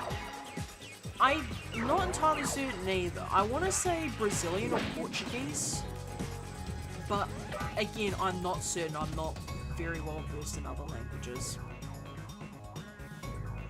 Like, the most likely option would probably be Spanish, but I don't want to make assumptions. I haven't heard enough of him speaking to make a call on it.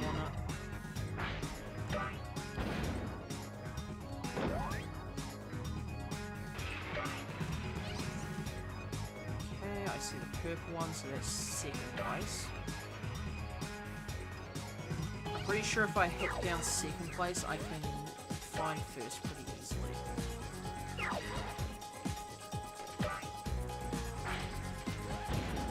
Okay, I missed that shot, that's fine.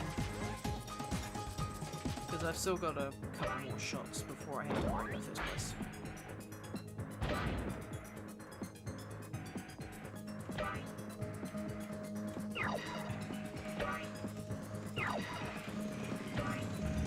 Alright, where's first place? If I can catch sight of them, that means I can win. Okay, there's first place. Can't escape me, motherfucker.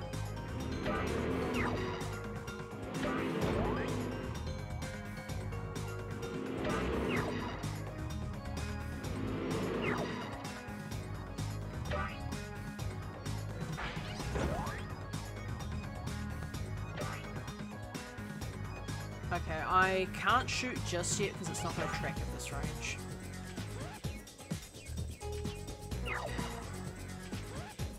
I hate the fact that this guy can go through basically every single blue star. Okay, that's going to hit. And it prevented him from blue starring. Okay. Screw you.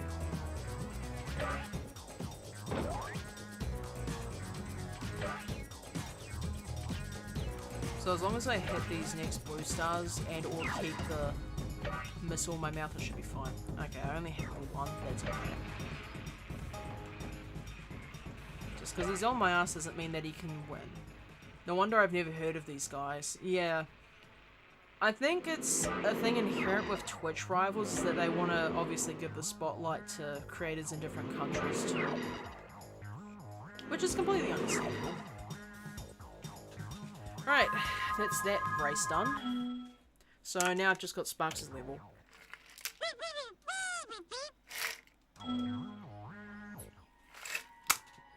And then after this we've got the one more speedway, which is the most obnoxious one in the game. So obnoxious in fact that once I've finished Sparks' level, I'm going to go and do that one first so I don't have to do any more speedways.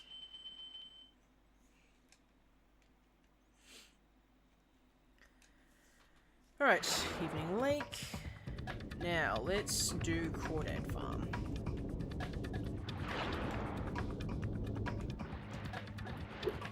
I'm gonna go get cake, be right back. Alright, Foxy, take your time. In fact, I'm just gonna take a moment here to go and get some water. So I'll just quickly do that, and I shall be back in a moment, chat.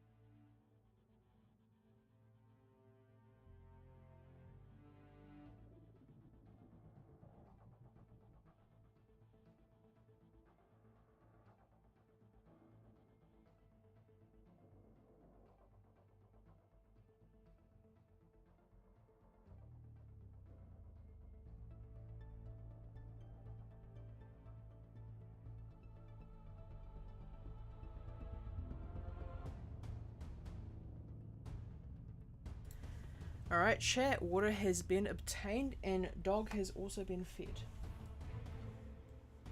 Let's see. Just untangle my stuff. Get that muted. And straight back into the game. Princess Amy. Alright, actually this isn't Crawdad Farm, this is Starfish Reef. Whoopsies. I was thinking about the first one. Don't know why. Alright, so again, same as before, there will be... I think there's 2 multi-shot power-ups in this one. So I do need to be careful. I think there's one in this area, and then there's one slightly. Honestly, the sound mixing in this game is so comically bad. Like, the explosions are just... essentially, I think they're bass boosted to shit, or one of its various sound mixing techniques was severely off on this. Because, yeah, if you get too many of those set together, they can be very distorted. Right. And, oh, it's the starfish. I think the quote-unquote level ability in this one is mines. And the mines aren't really all that good, to be honest. Like, they're not good crowd control, and they're not good for single target damage either, quite frankly. Like, they just feel like a nerfed single shot, to be honest with you. They might do slightly more damage against bosses, but that's about it. I don't find that to be too useful though. Not when I have multi-shot.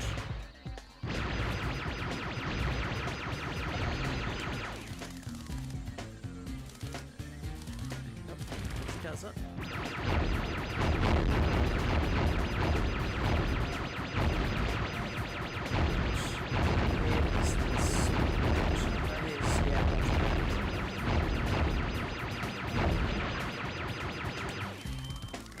Those and get rid of that eel.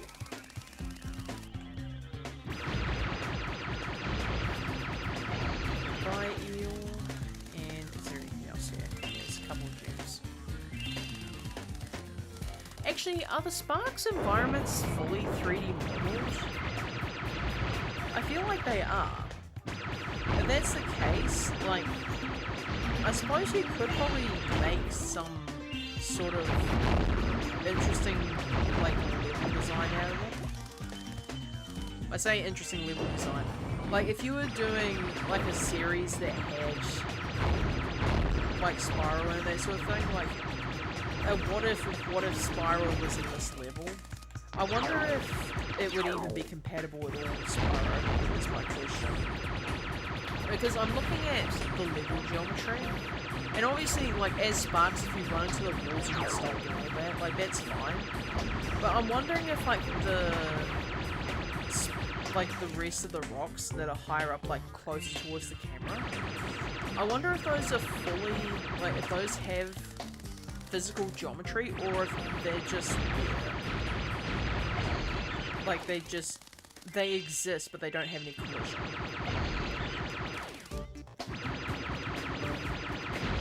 Also, I hate the fact this one sounds. It's like, can you not?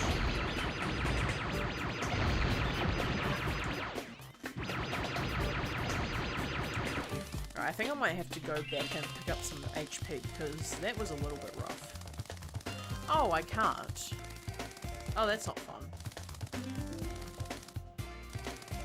Okay, just need to make sure I dodge that butterfly on the way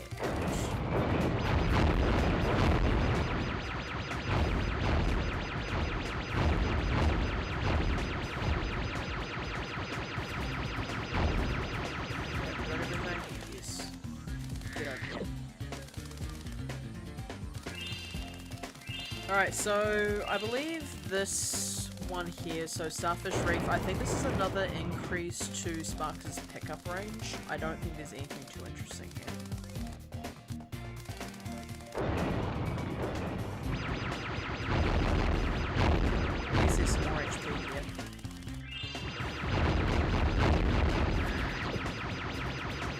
At least the shooting doesn't stop when Sparks does the eating animation, because if he did, like, that could be really dangerous. Could you imagine, like, being really stuck knee deep in enemies, and Sparks eats a butterfly, and it's just like, well, you can't shoot for a little bit. Yeah, get comfortable, because there's a good chance you might die.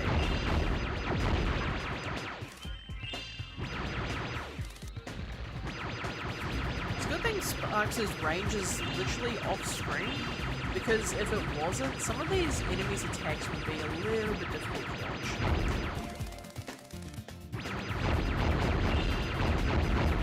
Alright, sweeping that up. Now, I believe Starfish Reef, after I've beaten the boss, I have to take a side route to the citizens. If memory serves.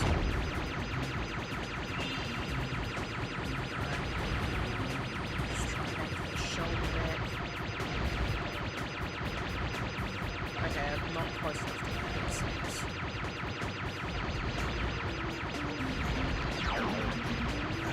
Got rid of it at least. Okay, starfish, that's fine. Wait, is there a big starfish spawn back there? Okay, not good. Nothing else in here. Okay, so this should be the boss fight, if I'm not mistaken. Alright, should be big ass manta ray, yep.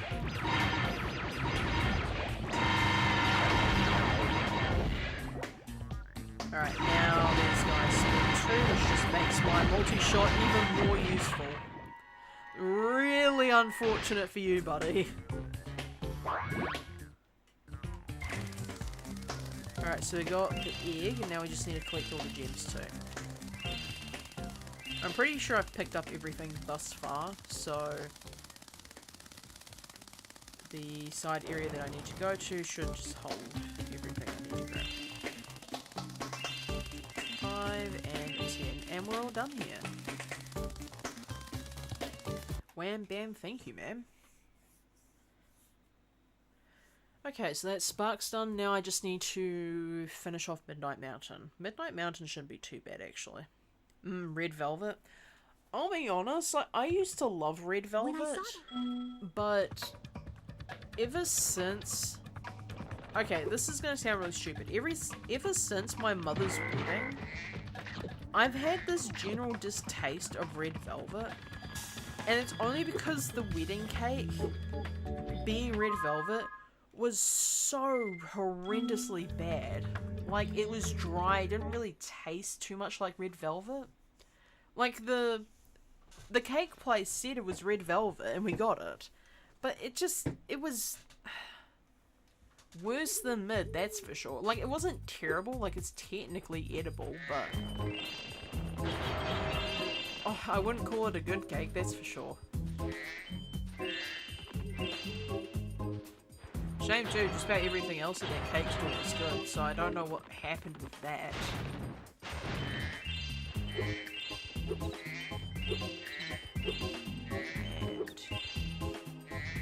get over here. So, fun little thing, right, I have...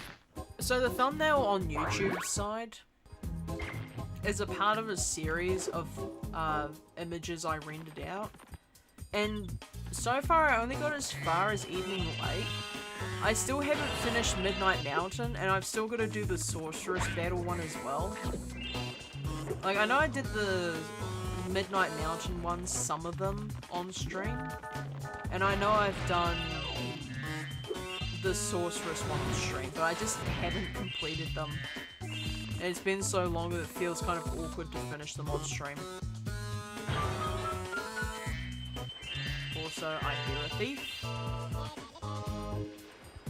I just want to make sure I grab everything next to Agent 9's area. I don't know that I did. Money bags. Also, fun little thing. Because you can finish the Sorceress's fight without ever having to encounter Agent 9, if you go into the Sorceress's fight, Agent 9 just automatically gets freed. And there's no explanation for it. Like, once you finish that fight, Agent 9 becomes free forever. And Moneybags, like, doesn't charge you for him and that sort of thing. I think it's rather odd. Like, there's no actual explanation as to how Agent 9 gets out.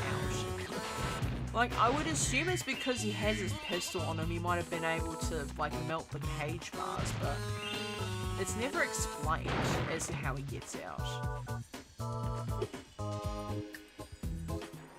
Alright, egg.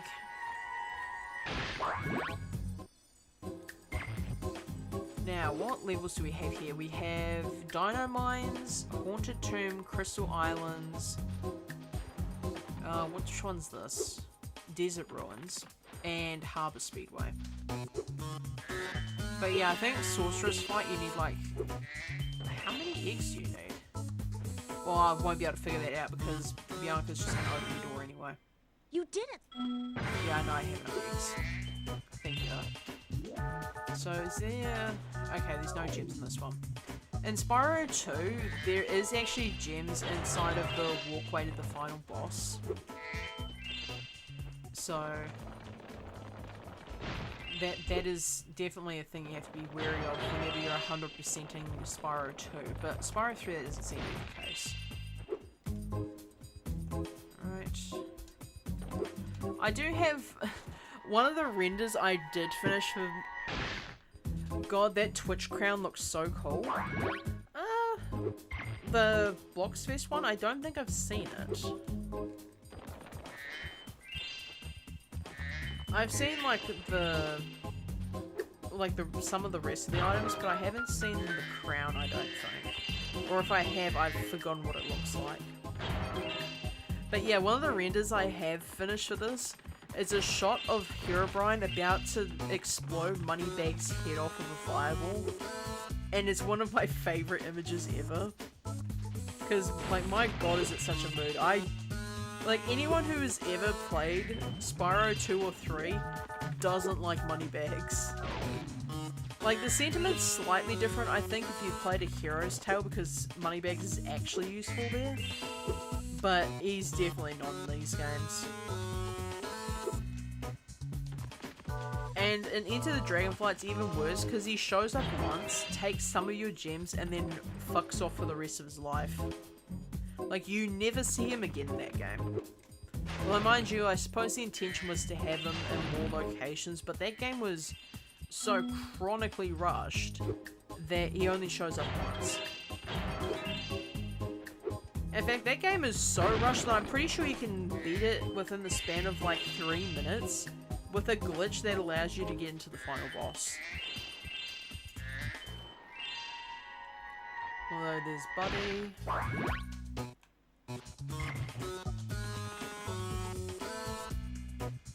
So yeah, I'll finish off the Midnight Mountain main world, and then I'm gonna go straight to Harbour Speedway. So I'm gonna be real, chat, Harbour Speedway fucking sucks, and I'd like to get it done as soon as possible. The Hunter mission sucks. Like the race, I think it's Race the Boobies, sucks. I think the only thing that doesn't suck is the actual Speedway mission where you have to collect all the objectives. I think that's the only one that isn't bad. Come here, little shit. Alright, so that should be all the eggs for the time being.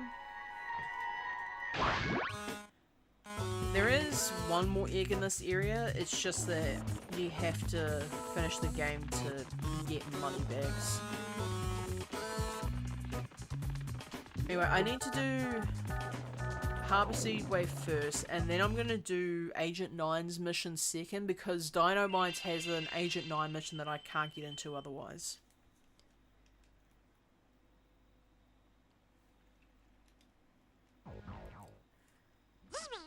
Alright, time attack time.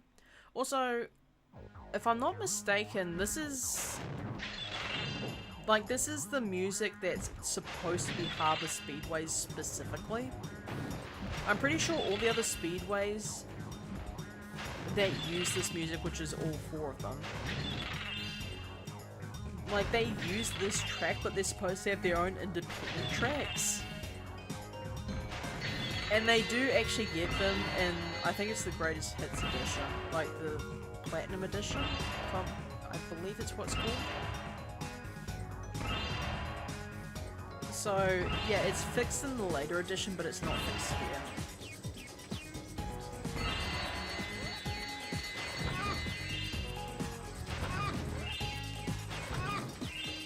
How can a lobster scream? How are you saying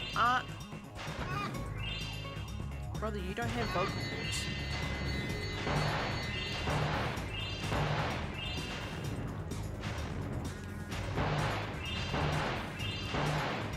Okay, so now I just need to hands on these 2 again. Wait, get back here.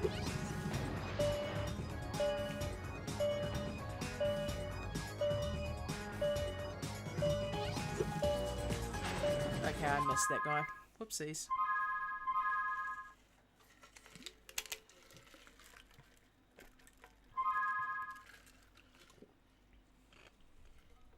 Okay, let's try that again without the fuck up this time. Oh, Foxy. I've been working sort of behind the scenes to get my animation skill back up again. And I think it's probably going to be the next thing that I do after I finished the Spyro playthrough. I'm probably going to be doing animation stuff again. I have on my hands a squirrel rig that I need to do an animation with. Like, I've skipped out all the bouncing ball bullshit because that thing makes me feel like the Stop Posting About Among Us guy. Except in this case, it stopped posting about balls. And I am so glad that Likely is not here to hear me say this stuff. Although, mind you, mentioning their name probably would summon them, but, you know, risk I'm willing to take. God, why is my aim so bad? Brother, lock the fuck in. Well, at least I got the last gem, but still.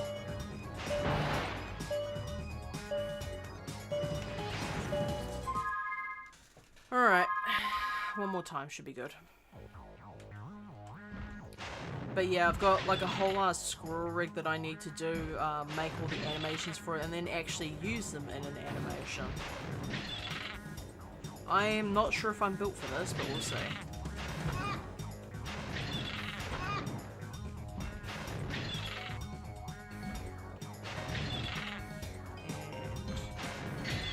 And seagulls.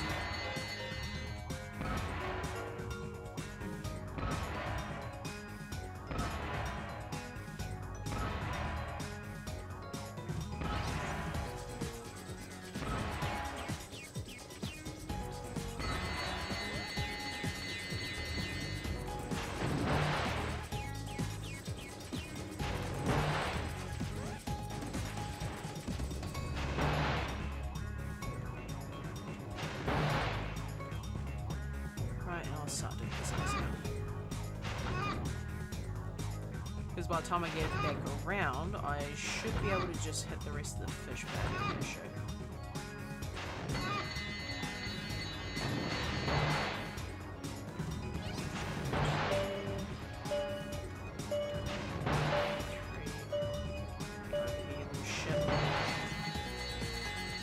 I want it so bad, dude.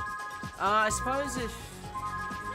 Actually, what is the requirements for Twitch Crown? Is it voting for the correct team? Colby. Alright, time to do Hunter's Mission. Not a big fan of this specific mission, but in terms of Hunter missions, this one doesn't suck as bad.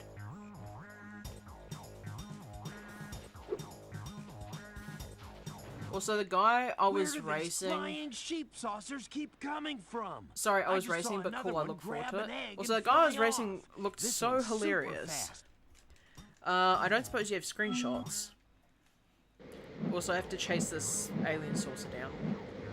But the problem is, I have to fly through rings, and it can be kind of hard to see them sometimes because Hunter's fat fucking head is in the way.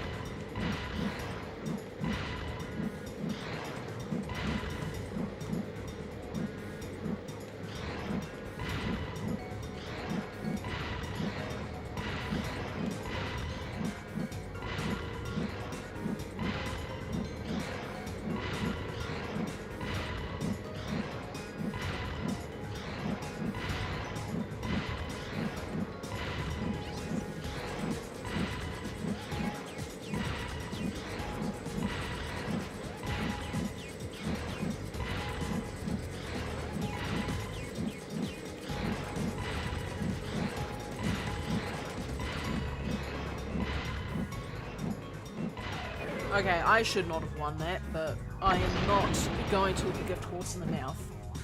Get fucked. Yes! I was pretty sure I was gonna miss that twice, but I sent it. Also, bro has learned the power of flight. What? Yeah, he was wearing, I think there was leopard skin wings, but I'm not entirely certain on that one. What have you sent me? He looks so angry. How... Man, how Roblox avatars have evolved to have something like that happen. Alright, blue-footed boobies time. This race... Like, in this game, like in this version of the game, it sucks. In the Reignited trilogy, it's worse. Because you have goddamn ice physics for flight controls. It's so bad.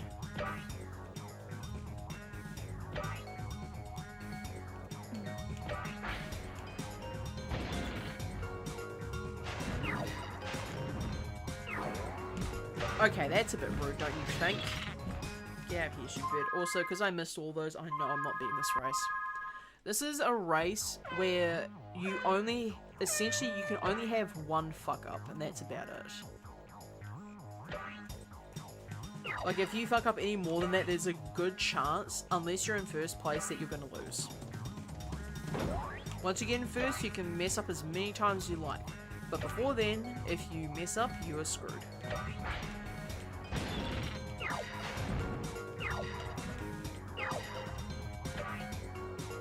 Okay, that's my one screw up for this.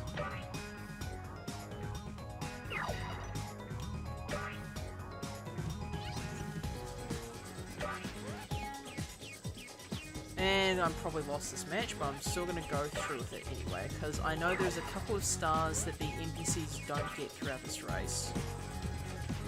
Or at least they don't get them the multiple times that they show up in said race. And I screwed up anyway. Nice job, dipshit.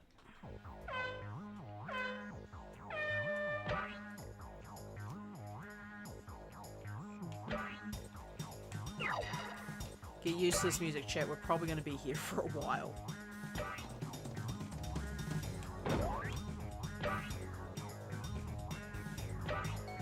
Man, I have to get back into the swing of streaming again if I want to be able to use channel points.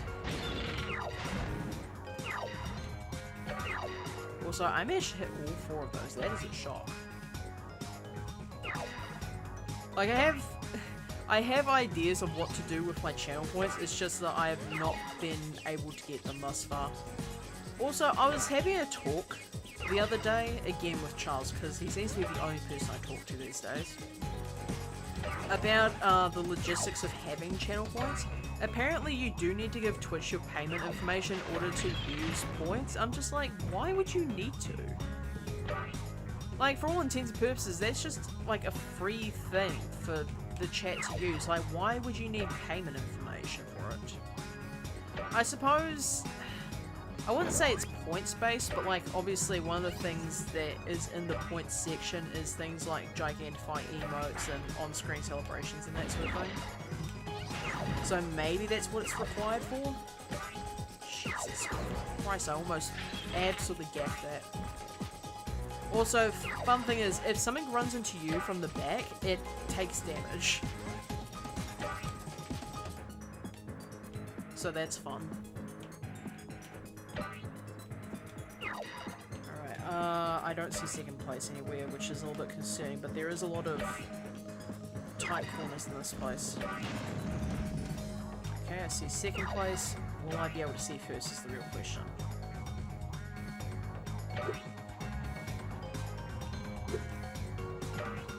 I don't know if sprinting there is faster. I genuinely don't, but no reason not to try at this point, huh?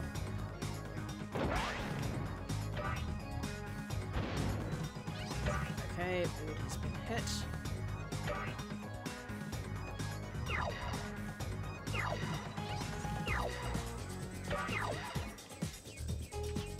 Yeah, I don't think I'm going to be seeing first place, to be honest.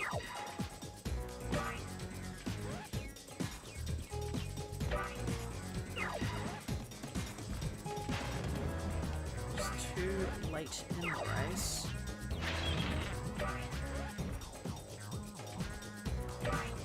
So I'm actually going to finish this race to prove a point, right, chat? Like, I can finish this race in whatever time I have, and I can guarantee you the time is going to be almost as long as if when I'm in first place. I can just about guarantee it.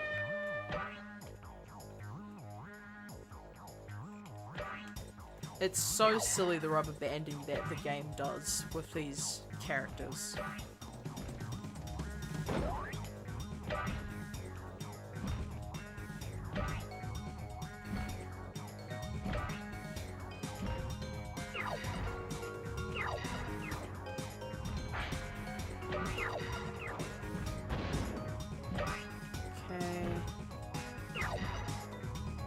As long as you can keep them in your sight, they won't rubber band. The second they leave your sight, though, that's a completely different issue.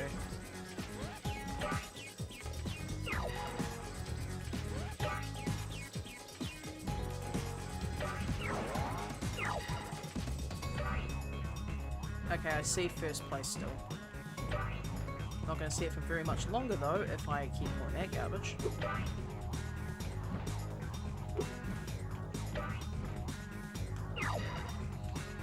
Alright, I'm in second, first place is right in front of me.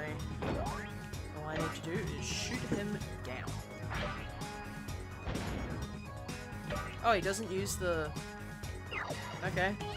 Not using the star shortcut is a bit of a stupid idea at this stage of the race, but you know, go off, I guess.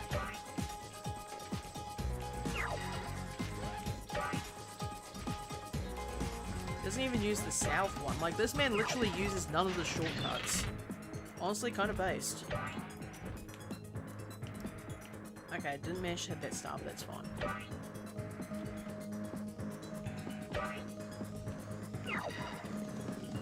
Oh, and there's a picture of the crown since you asked. Yeah, I'll have a look at that in a minute.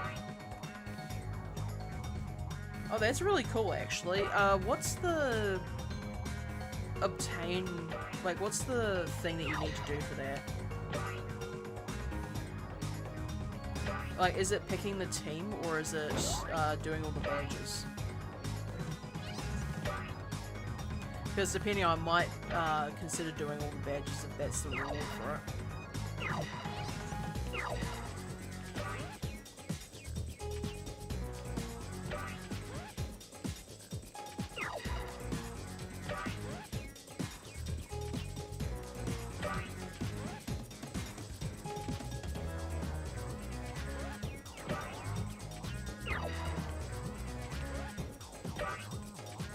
For the crown, you have to join a team.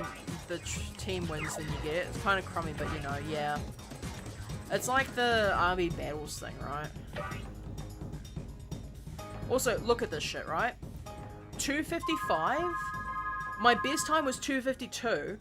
I got first place in this flight, got second place in my best time. I'm telling you, this game fucking cheats. Like, I'm not losing my mind. Like, that's literally just how it works. Why? Appropriate that the dragon I get from this is Jesse, because apparently the developers were smoking something when they designed that system. Alright, Agent 9 time, I think. But there's a helmet thing, is what you get for getting all the badges, yeah. All 4 badges in the different games.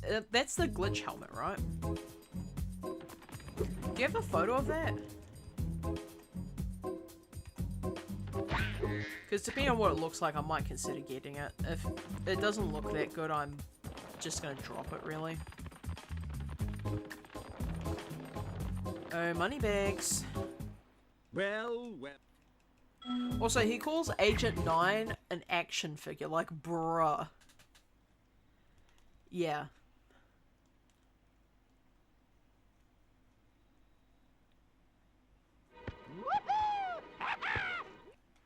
Alright, Agent 9. I honestly can't stand Agent 9's voice half the time, so I feel like that skip is very much justified.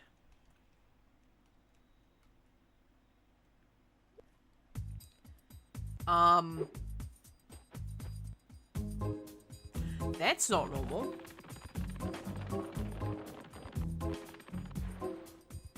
I would like to point out, chat, that every single time I've released a character thus far, it has placed me in front of the character's portal. That sent me to the start of the level. That's not normal. What? How did that happen?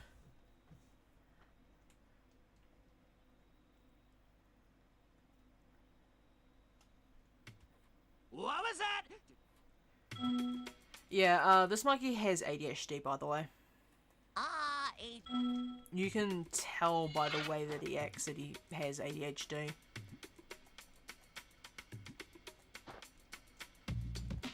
Alright. So this is the one level that Agent 9 has where he isn't forced into first person.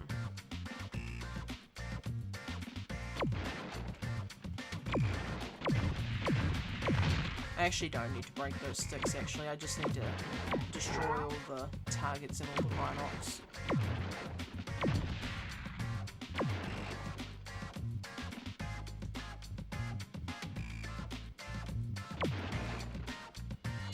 And then the Professor's going to teleport away.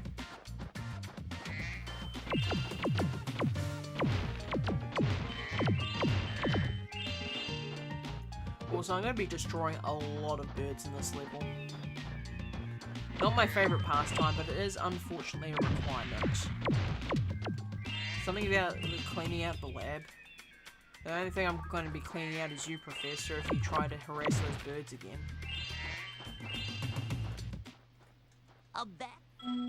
Yeah, infinitely spawning Rhinox unless I can break that red box over there.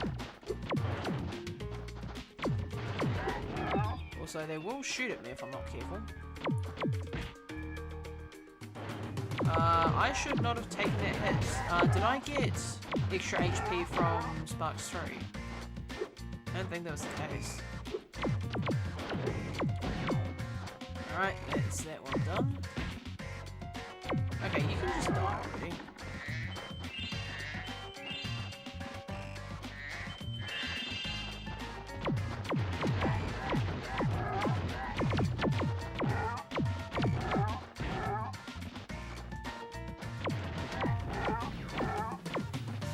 Also, if you manage to close the doors fast enough, you can actually crush them and kill them.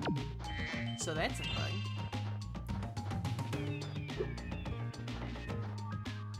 Alright, something I have to do while I am walking through this level, and I do need to remember to do this on occasion. I need to first person and look up, and occasionally...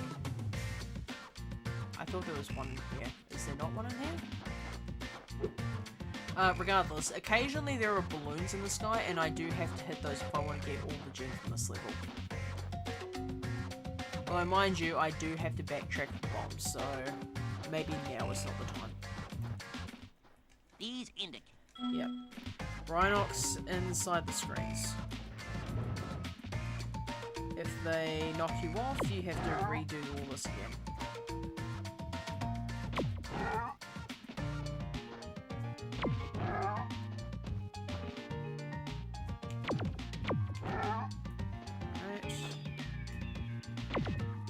Right. And one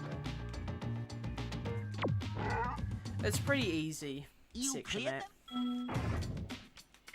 Although I've said that about a lot of parts of this game and I still managed to mess them up somehow. So realistically I should be keeping my mouth shut. I swear there's... yeah, there's a balloon right here. Yeah, so I've got to make sure I remember to shoot all those down so I can get the gems from them. So I'll probably do Dino Mines next because that does have the other obnoxious skill point and the Agent 9 level. Which also kind of sucks, to be honest. Also, you shoot these birds and they just lose all their feathers for some reason. I don't know what the reason for that is, but they do. Nice. Also, if you stand in that doorway exclusively, they don't dive bomb you. Now I can switch. Switches on the generator. Uh-oh, more birds. There's 10 of them this time. So I'm gonna stand in here because they will dive bomb me otherwise. And I prefer to be undive bombed if at all possible. Also, when you start shooting them, they start nesting. So the best way to go about this is to literally just have your cursor right there and just keep shooting until all the ones in the sky are done, all defeated, and then you can move on to the others. Alright, now we can do the rest of this.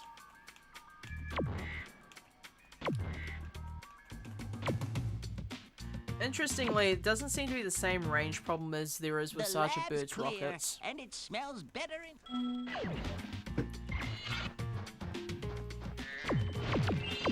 I mean, to be fair, in the Professor's defense, bird dander is an allergen, and birds do tend to smell a bit. But that's only if you don't take good care of them and you don't, like, clean out all that. Like, you don't clean out the cages and take proper care of them. So, yeah, wild birds probably would have that problem, huh? Fine. Yep. Bombs, thank you, Professor. Now, the first thing I'm going to do with these is actually access this little area over here. It's a bit of a tight window to hit that shot, but you can do it. It's pretty easy. Thankfully, the indicator is really accurate in this game. You might occasionally hit a wall by accident, but that's not very common. Also, the pineapples are required for the skill point, which is why I'm destroying them right now. And it should be, yep, balloons above me. Oh, speaking of balloons, there's a hot air balloon festival in my city, right? And it usually starts around March, but they're getting started real early this year. I saw one just flying about a couple of days ago. And I was just like, what are you doing here? You're not supposed to be here until early March. What's going on? You okay, buddy? They're just randomly freezing in place. That's not good. They're supposed to be on permanent loop. You're not supposed to just freeze in the middle of their animation like that. Do they all do that, or is it just those ones? Oh, they're all doing it. What the heck?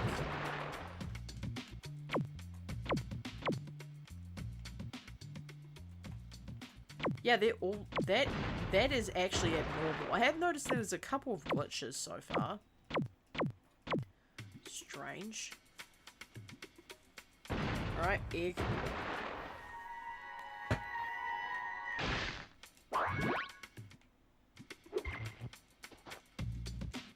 21. Oh. That sort of just phased out of existence. I'll just move my monkey self just a little bit closer. Professor. Where is it? Okay, so one there, one there. I'm just going to leave those ones for the time being while I sort out what's going on the other side of the island. I have 7 bombs. That should be sufficient to destroy all the pineapples in that area. But yeah, destroying all these will net me a skill point. It'll get me one step closer to doing true 117%. And I think that was my phone going off saying, hey, somebody sent you a message, which I'm pretty sure is literally just Foxy's image that he sent me.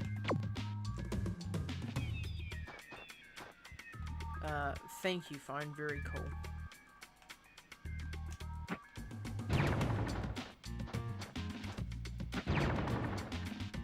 Pretty sure. Okay, no, there is another one. I thought there was.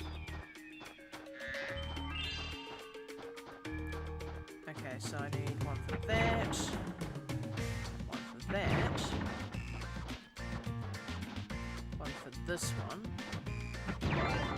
Which nets me the skill point, and then I just need one for this middle crate here. Yeah, I'd have to rejoin to show it. What, like rejoin the game? Because if that's the case, you don't have to. I can go ahead and have a look at it myself later on if I wanted to. Make sure there's nothing above me here. Doesn't seem to be. Yeah, Sparks is currently showing me the stuff that's on the other side of the island. I'm pretty sure if there was anything around, he'd be pointing straight upwards instead.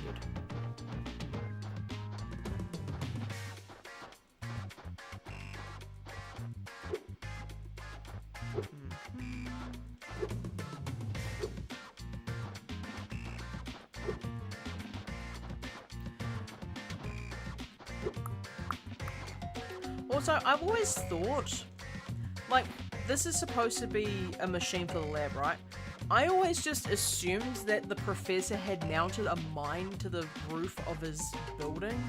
It was like a self-destruct type of thing where, like, anyone breaks in and, like, threatens to use it for evil, he can just hit the self-destruct button on the way out. I don't know why past me thought that, but she did, for whatever reason. Okay, so I'm going to need these to destroy Rhinox and metal armor. I forget, what's the range on these things?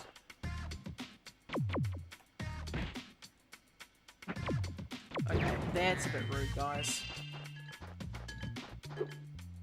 I forget these guys are really obnoxious to deal with.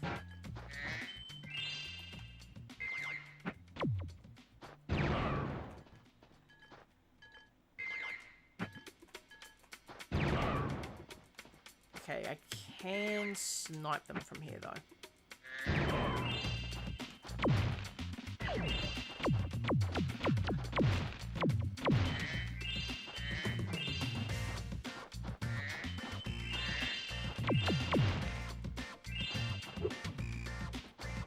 Alright, I should probably do something about this. Go over here, little shitling.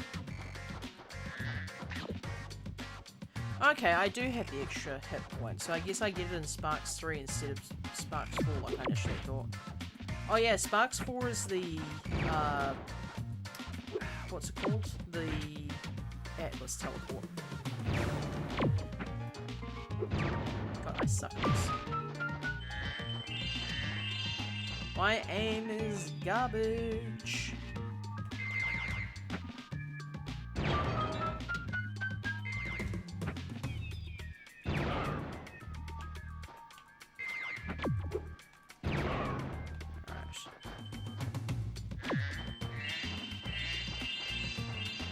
I still need to kill this guy to get his gems, so... Boink. Alright, cool, I managed to get all 700.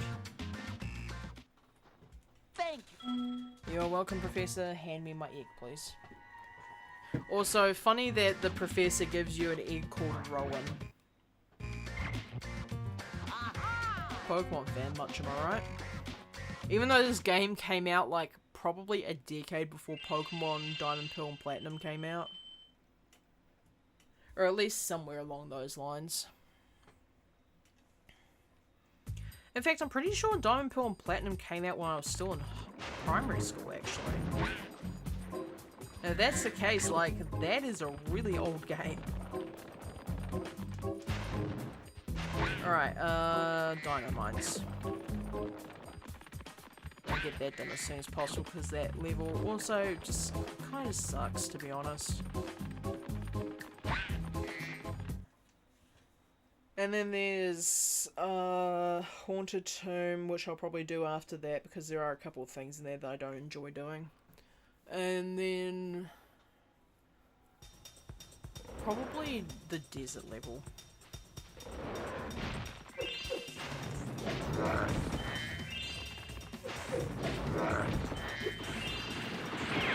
Also, the dinosaurs in this level suck. They're way too fast shots. Okay, you know what's an absolute jerk move when it came to these developers? So far in this game, all the gems have been pretty easily, like, well telegraphed locations, right? There is just a couple of gems where you have to yeet yourself around here, and an egg too, no less, and you're not expecting it. Like, if you didn't have Sparks' tracking ability, you'd be out several gems and an egg. Because this isn't exactly something that you can see from all the way over there. Like, you look at it and there's nothing spawned in, so you think, oh, it's just a random piece of level geometry. No, it is not. And you can't go through this barrel to get to it either, you have to fly around. Like, there's just no space on either side to get through. You'd think there is, but there's not. Well, gosh darn it, Oh yeah, this guy managed to get himself trapped in a jail cell, and all the criminals that are supposed to be in there are currently running free.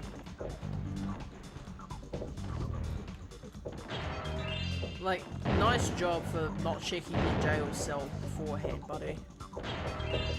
By the way, like, the back wall is broken, that's why.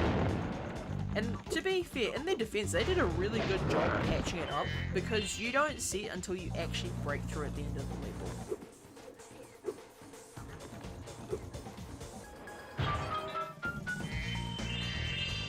Also, this is another map where I get to show you a fun little glitch and an unused area too at that. There is an entirely unused area in this level, and you can access it, it just requires a swim and air glitch to do. And the swim and air glitch in this level is a little bit different to all the other ones that we've seen so far. So far we've seen ones where you die and you go to a different level and you get swim and air. And we've also seen ones where you click through level geometry to have the ability to swim in air. But this is one where you have to get yourself zapped by Zoe while you're in the water, and then you have to get yourself killed in order to make it work.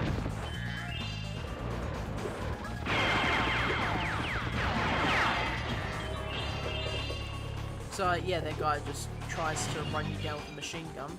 Not sure why on God's green earth the dinosaur has a mounted machine gun, but it does. Like, of all the things in this level that are strange, like, you have dual-wielding T-Rexes and ones that throw dynamite at you, and yet the weird thing is the dinosaur on the mounted machine gun. Spyro devs, man, what can I say?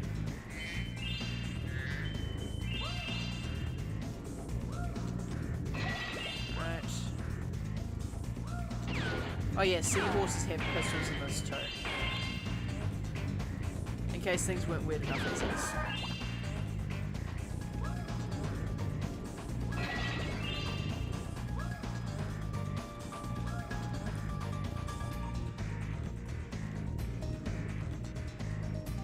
I love the fact that they don't shoot at you if they're out of your line of sight. Like, I'm just vibing next to this guy, essentially.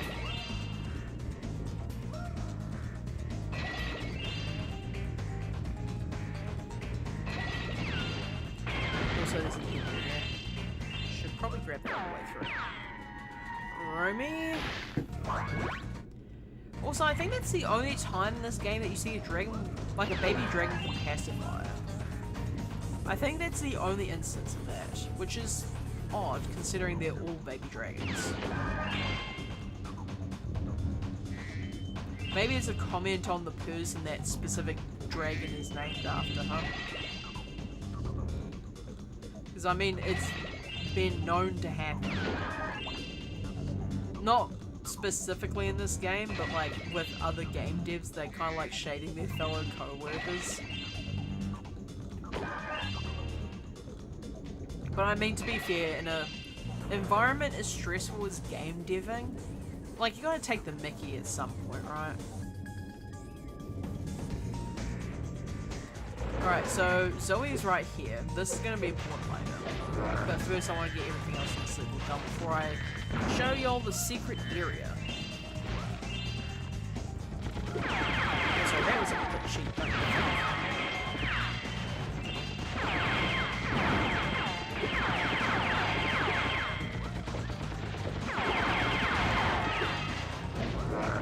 Alright, got that.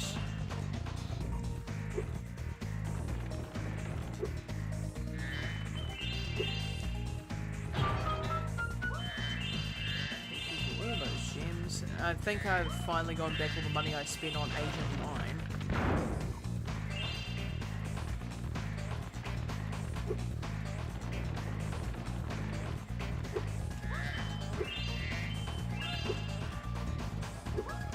Now, what do I want to do first? I want to do Agent 9 section, or actually I'll probably do the egg in here and the skill point. Now, if I'm not mistaken, I don't need to hit all of the enemies in the tunnel on the first run in order to succeed. But I should probably try and hit them, as many of them as possible. One of them dinosaurs threw an egg down this flooded mine shaft. I'd get it back for you, but I ain't such a strong swimmer. Also, what is a rabbit... Okay, I have a couple of questions. First of all, what is a rabbit doing in here in the first place? Second of all, how are your ears going through your diving helmet? Third, I don't see an oxygen tank on that thing. How are you breathing?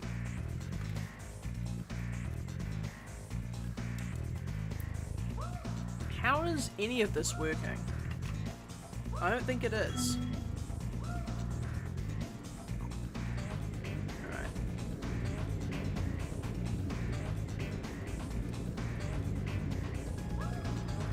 So if you hit anything at all in here that isn't an enemy, you get sent back to the start again. And there's probably going to be quite a few instances of this, to be honest.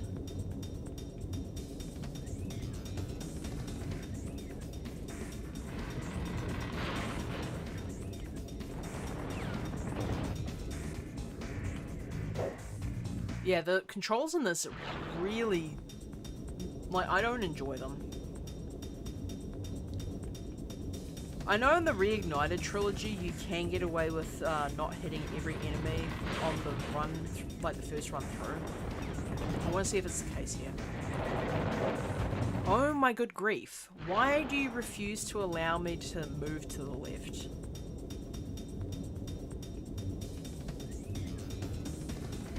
I know it's difficult for you, game, but I do actually have to play you. You know that, right?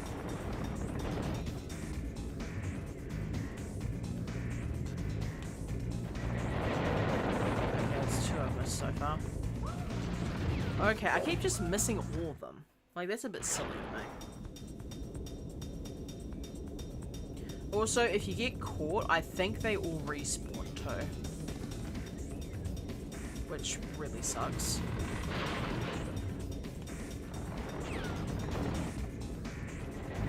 Those physics work, okay, go off I guess. Yeah, the Dino Mines one kind of sucks. I know I said this one feels easier, it's really not.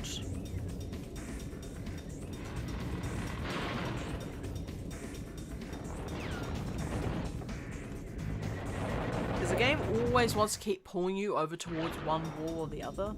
And by the time you actually start turning to get back to the middle, it's either you overshoot or it's too late.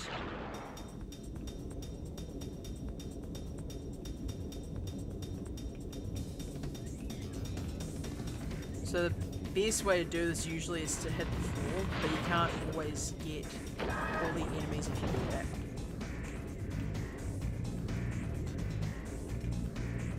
Okay, missed that guy.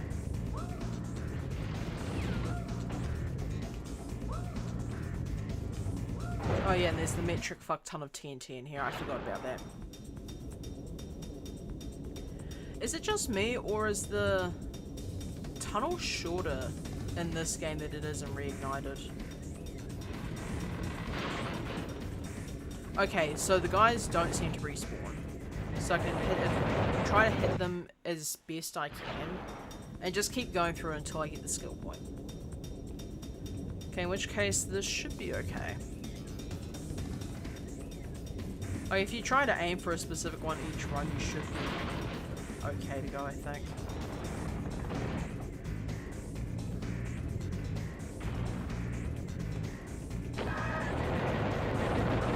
There's that one.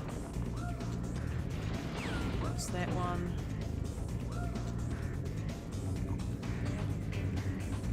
And missed that one. That's okay. Egg. Got Elliot.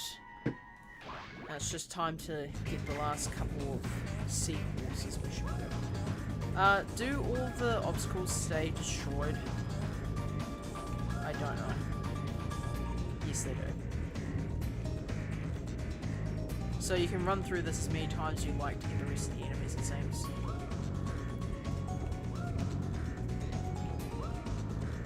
Okay, there's that guy.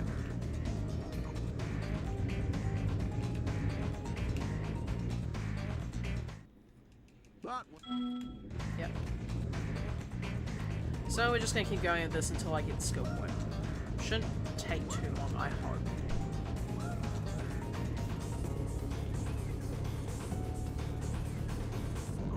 Stand on this.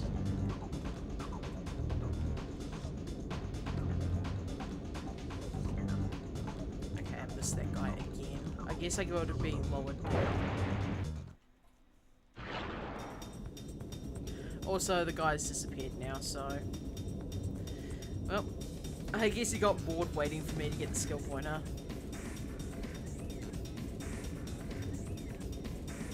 Just up. Okay, that wasn't meant to happen. The heck? I didn't even know you could do that. That was synced with the music. That was beautiful.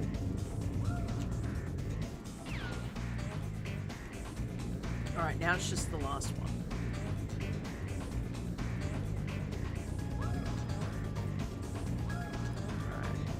Alright. Chat, my Spyro's swimming weird. I have no idea what he's doing. He's just not doing the thing he should be doing. That much I do know. Is it because I went straight back into the tunnel?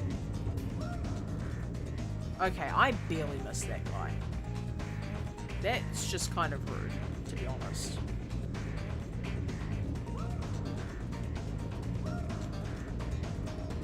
Alright. Hopefully one more attempt should be enough to seal that guy's fate.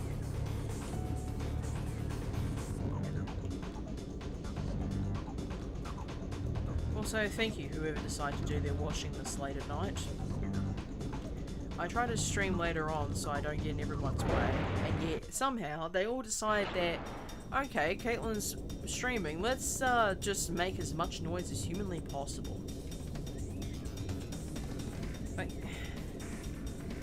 I mean, I love you guys, but like, come on, man. That's just not on.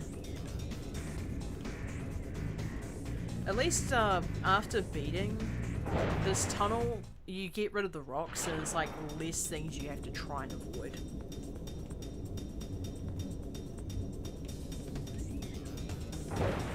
Okay, really, game? Come on. I need to lock the hell in on this.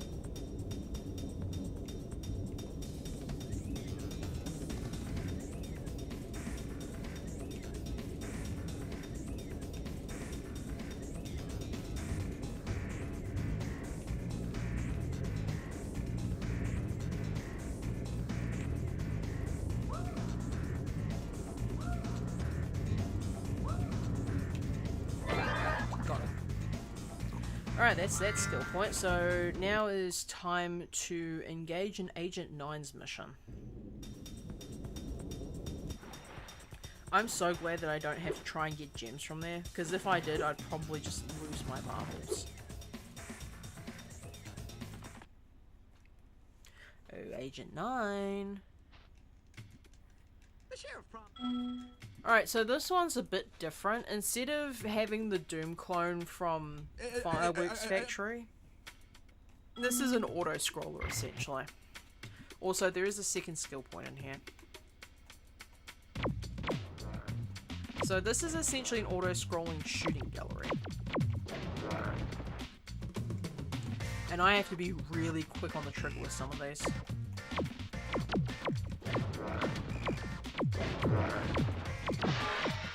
Spam the button and hope that you hit everything, because otherwise you're going to take a lot of damage. You cannot heal during this segment.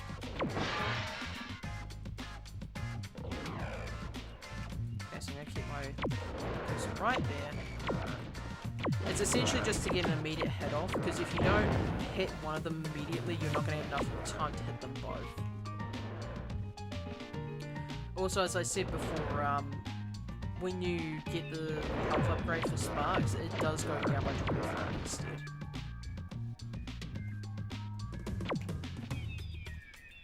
I tried shooting at that.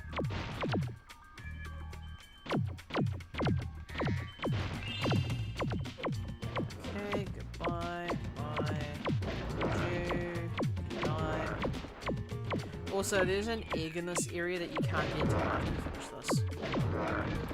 And now I'm going to turn around.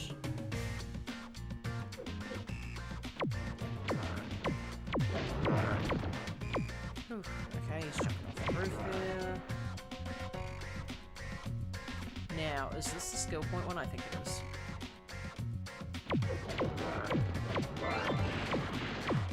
Okay, so it doesn't matter that I got hit there because the skill point just auto-restores my HP. Like, the main thing is just destroying that red dinosaur in the background.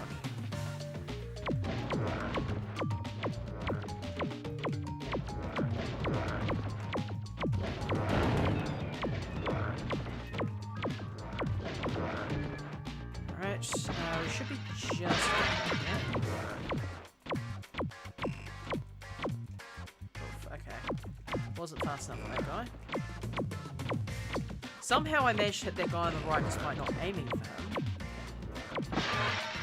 Alright, I think that's... Okay, it's not everything. Come on, man.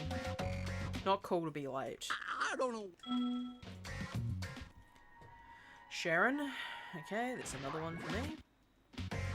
Now, I just need to go ahead and grab all of the gems in here. Thankfully, it doesn't force you into first person again for the rest of this section. Which I genuinely appreciate, because the first person sections kind of suck. And you can't point out any gems while you're in first person, obviously. Okay, I don't understand why that chest makes the multi-gem sound when it releases its gem. Like, there are other ones that fling the gems a little bit further and they don't make this sound, so I don't know what the deal with that one is. That one's always been a bit strange to me. Just go ahead and grab this egg. It's just hiding right back here. So there's like some gems and a singular egg. They were protecting multiple eggs, actually. Sergio.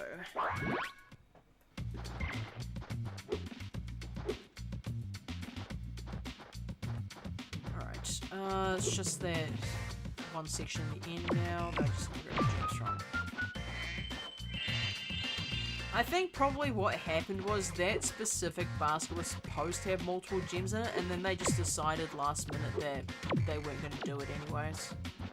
And then they just failed to remove the sound block from it. That's my guess anyway.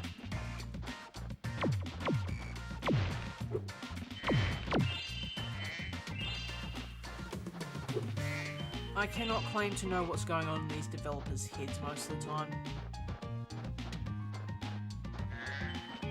Honestly, probably a better source of information would be the Insomniac live stream that they did a while ago. Although, mind you, it's quite some time ago. Okay, Sparks is not pinging anything, which means I've grabbed every single item here.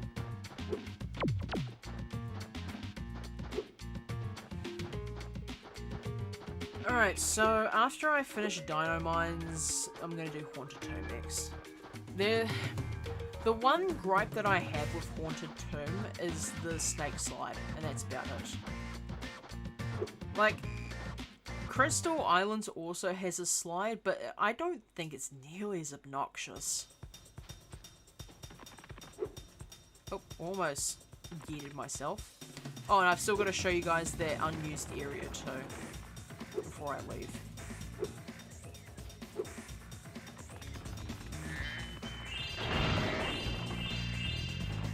Alright, that's all 700 gems. Well, That'll be all the eggs. Hehe. jump and jump. I love the fact that he assumes it's a dinosaur. Alright, so we've got 66 eggs, we've got all 700 gems, and now we're gonna see this super secret area. So I'm gonna have to get Zoe to zap me again. So this is... alright. So she should pop up again.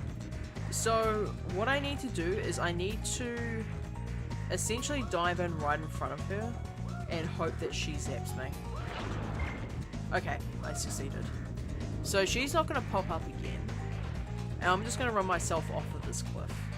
It's the quickest way to do this. Now, when I respawn in, I will be swimming in the air. This is the easiest swim in the air glitch to do in this game. Now, I'm going to go up here, because we are going into... where is it? I believe it is over here somewhere. So around here somewhere, there should be a... essentially it's a portal, but the problem is it's invisible. So I have to take my best guess as to where this portal may be.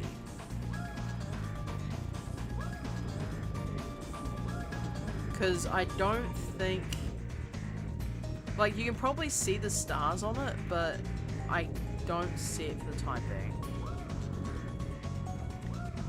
It's around... maybe around here somewhere? You sort of have to run around and hope you see it.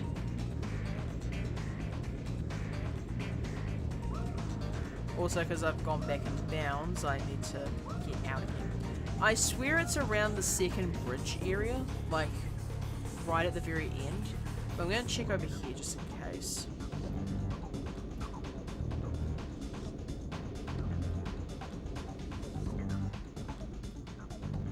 I saw some... okay, it's probably just level geometry. Okay, where is this thing?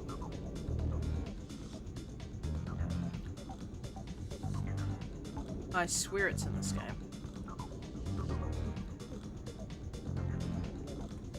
Oh my god, how long is this gonna take to get, bro? Are you doing the next badge? Or are you just complaining about how long I'm taking to do this specific glitch? I mean, both are equally valid, to be honest. Fish takes so long. Oh yeah, because of the the clout one, right? I think it took me like a solid 5 minutes just to get the thing, and I played that game quite a fair amount. Maybe it's higher up. That's what I'm missing. Because I know you can fall for a little bit before the game gets twitchy about it. Okay, I think I must have, yeah, gone back in bounds. Yeah, I think it's a Bissell Rod, but it took me quite a fair amount of time, even with instant catch on.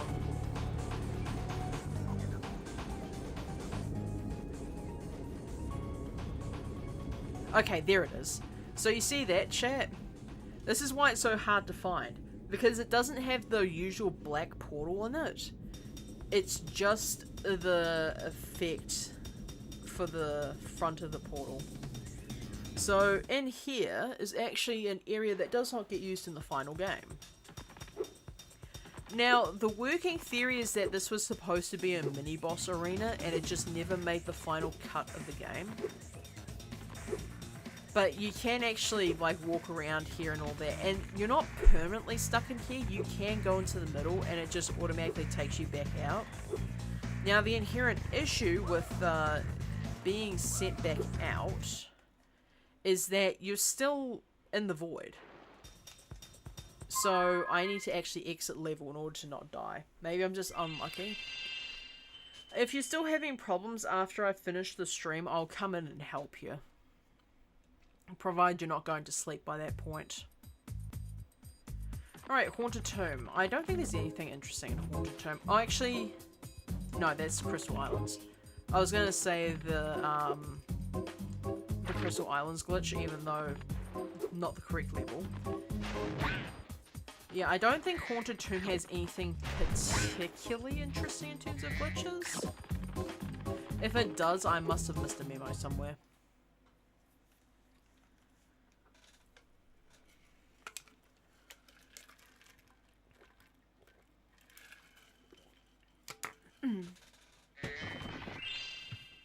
Alright, so that guy's gonna give me a riddle. I do not give a shit because I already know the answer to it.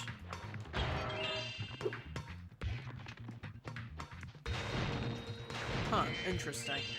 Yeah, like... It's interesting the sorts of things you can find in this game just by being able to perform a few basic glitches. In fact, I'm going to attempt the Crystal Islands glitch in case I can do it on this version of the game. I don't think that I can, because I tried it on this game before on the PS2 and didn't really yield all too good results.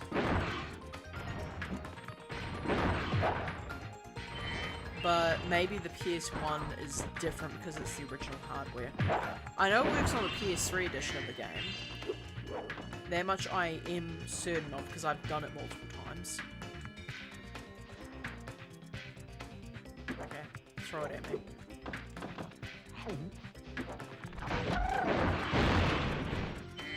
Alright, so those things explode on contact.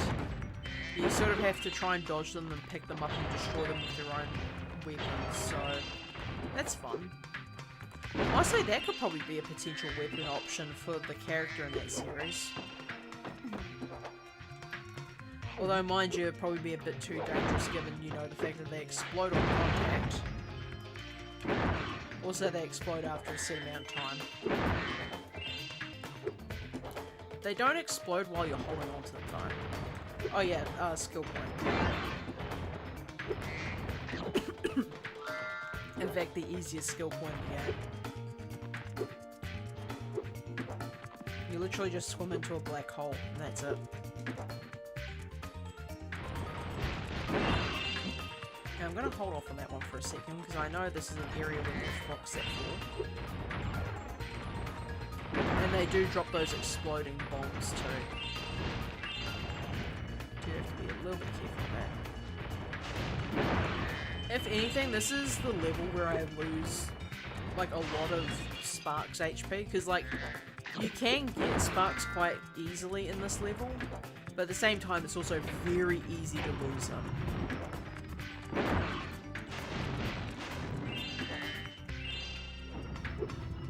Alright, bait him. I love how the explosions are just so broken in this game. Like, the sound is just so deep fried. It's comical. My current problem is catching a stupid crab. What are you using to catch the crab with?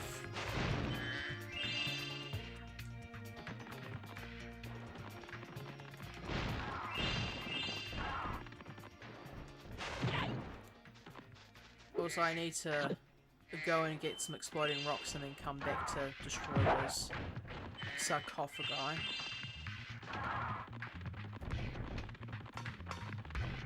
Is that the correct term, sarcophagi? Or is it sarcophaguses? I'm pretty sure it's sarcophagi. I might need your help with the badge, but I don't know yet. Yeah, what are you trying to catch the crabs with? And more specifically, where are you trying to catch the crab?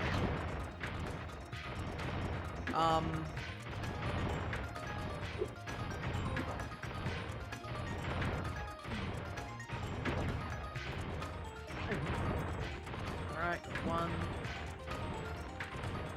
Where is the button for this? It's over here.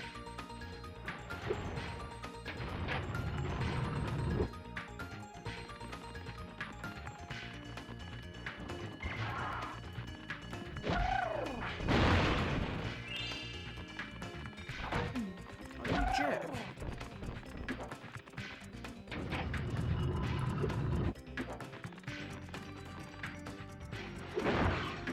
Alright, just need one more rock to destroy that other one.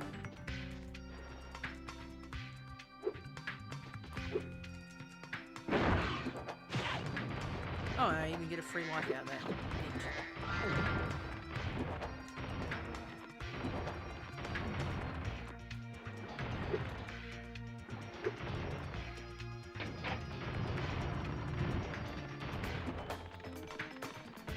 Alright, that should be the last sarcophagus destroyed.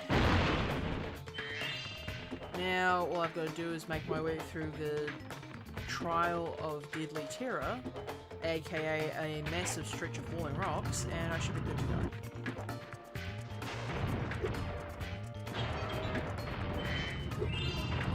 I think, also I've got to do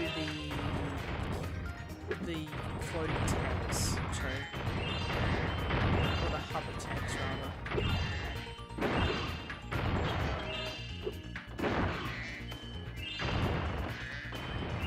I don't enjoy having to dodge in and out of rocks to get all the gems in here. That's whatever.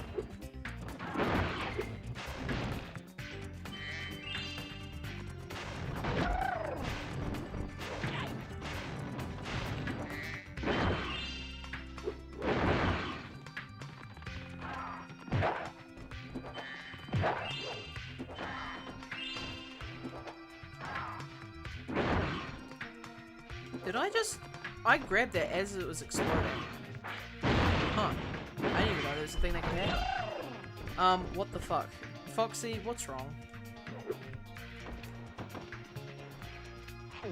What did you do?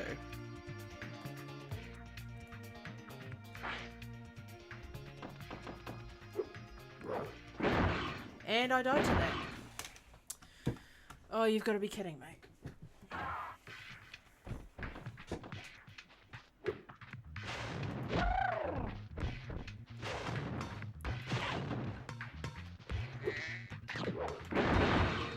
Okay, brother, you're gonna have to die. I swear to God. Foxy. Come on, man, talk to me.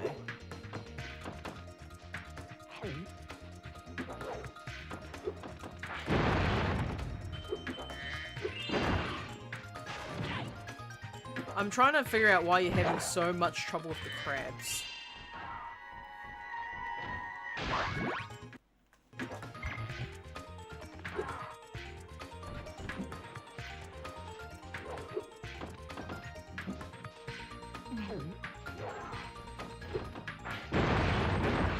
I might be able to give you some more insight as to what could possibly be going wrong.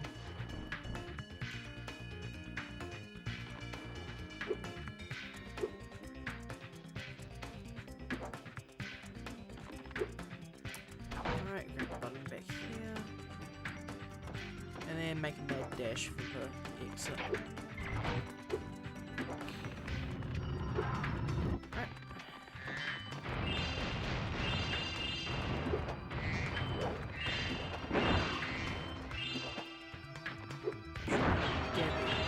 First, we'll try and deal with that guy.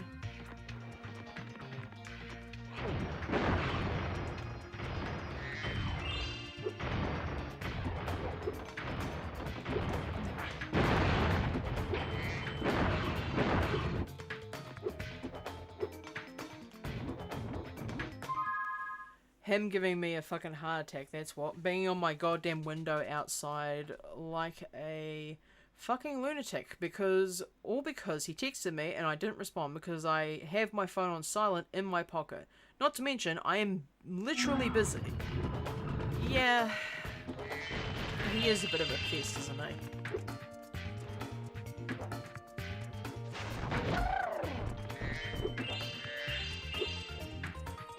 Like, I don't understand, like, the obsessive need to be in contact with your kids every day. Like, I get the sort of, like, being more wary about people while you're out sort of thing, but you're literally sitting in your bedroom.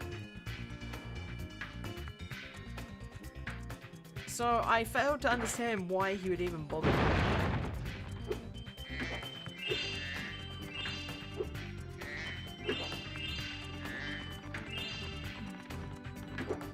Oh yeah, the main gimmick for this level is that the characters often give you riddles that you have to solve. The first So, demolition hovercraft. The riddle is this: if one dragon can lay one egg in 12 years, how long would it take 100 dragons to lay 100 eggs? It would be 12 years. Also, I love the fact that they make the correct answer, the number is like spelled out as opposed to it actually being numerical. I don't know why they did that, but like if there was an easy way to figure out what the solution was, it would be that.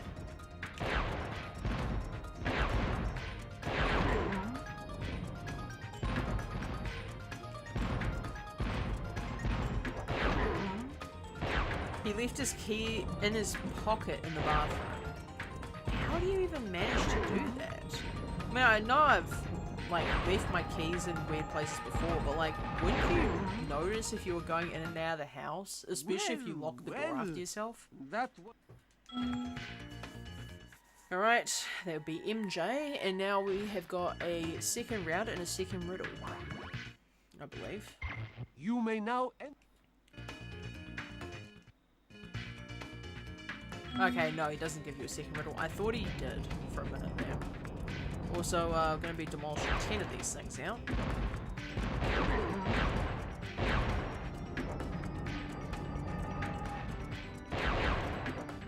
I will be taking quite a bit of damage during this. He left his key... Oh wait, sorry, I didn't finish the entire thing. Left his key in his pocket in the bathroom apparently, because he locked the front door when he left, like a fucking idiot, even though I was literally still awake. Okay, how did he manage to lock himself out if his key was in his pocket in the bathroom? I swear to God, this crab. Foxy, what are you using to catch the crab with?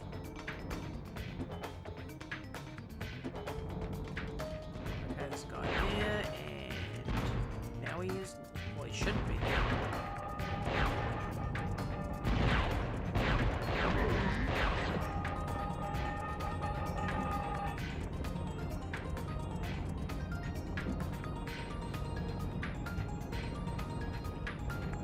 Crab cage like it says. Where are you catching the crab?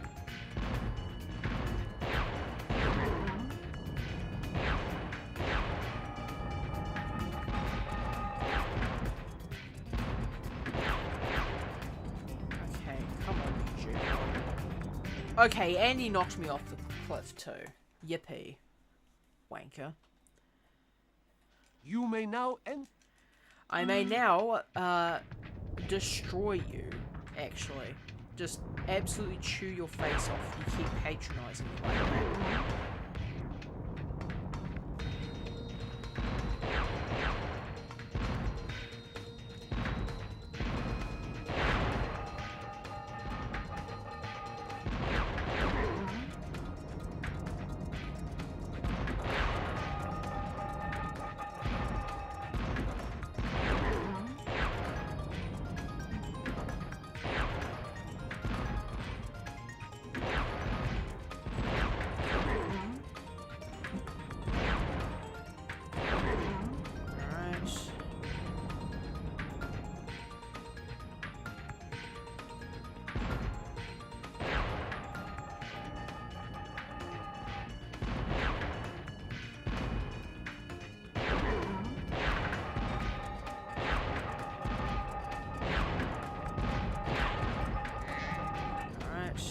Now I've got 4 more left.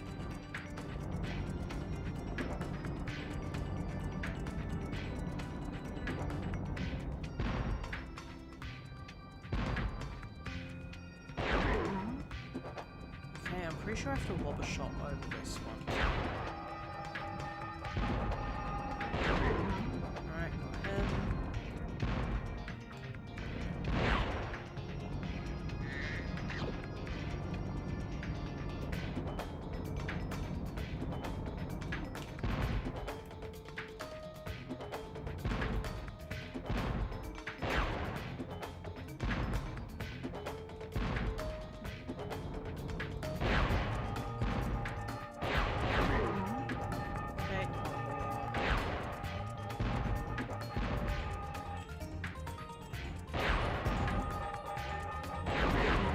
That's the last one.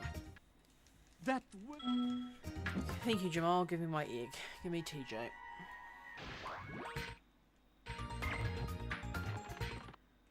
Alright, we're getting pretty close to finishing the game. I've still got super bonus to do as well.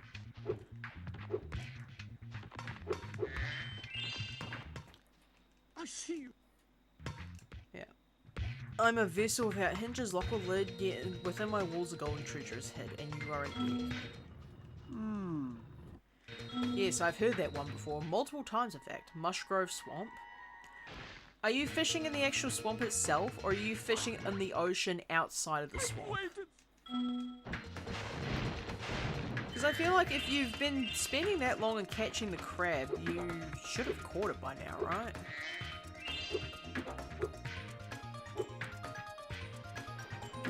Also, the most obnoxious part of this level. Stupid fucking slide.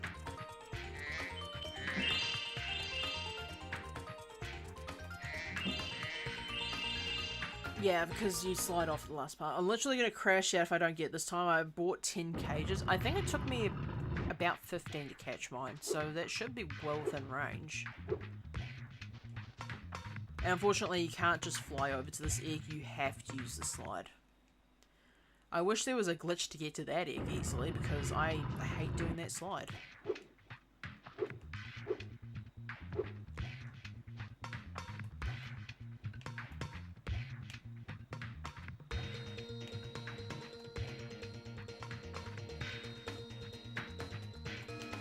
Speaking of crashing out, at least the Agent 9 level in this one is halfway decent, so I can't complain too hard.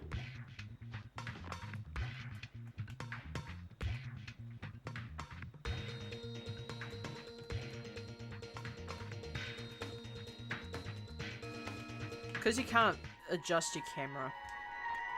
Alright, Malcolm in the middle of this bullshit. And unfortunately I have to run through the rocks again after I finish that, so... At least because I've done this level all the way through, I don't have to hit any more buttons. I can just dash straight for the exit.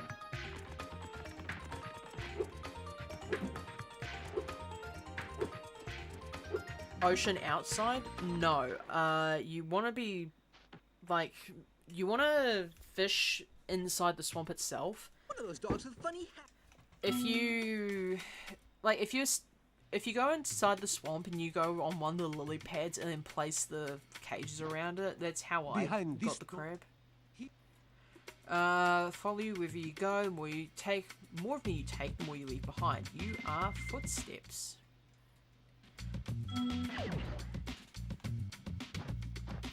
So this is a top-down wave battle.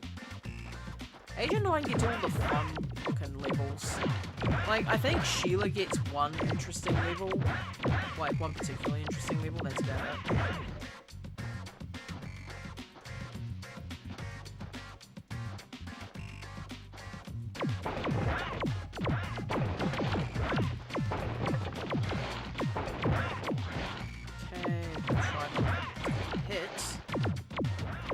Also, these guys respawn while the, what are they? I think they're the... Urns is the wrong word. What are these called? I cannot for the life of me. It's, the mummification urns that the Egyptians use. What are they called?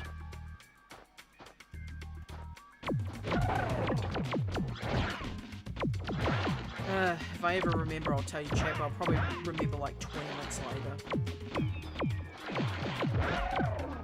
Unfortunately, it does take my brain that long to load sometimes.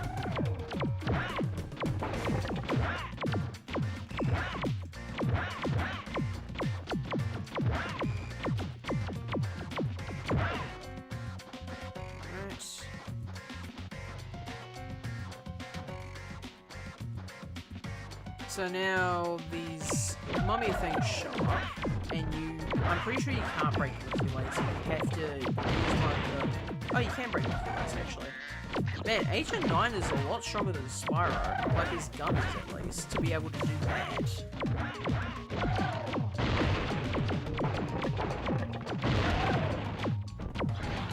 Okay, get out of here. Snakes. Speaking of rude-ass characters, you, die. Can I break this immediately? Okay, no, I can't, unfortunately. Have to put up with this garbage.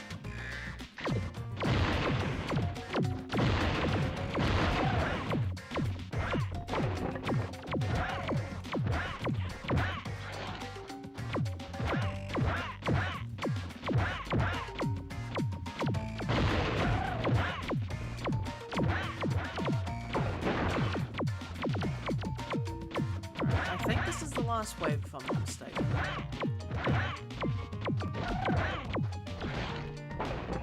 Okay, you lot are being incredibly rude right now, and I'm not here for it. Die.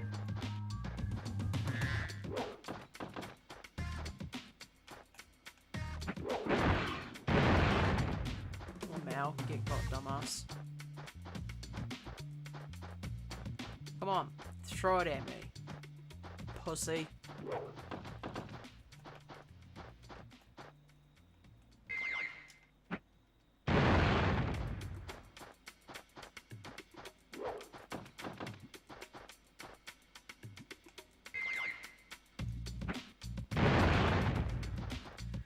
Okay, there should be one more left. Over here? Okay, it's just a mummy. Goodbye. Alright, and that's the last of it. We got Roxy. Not Foxy, just Roxy.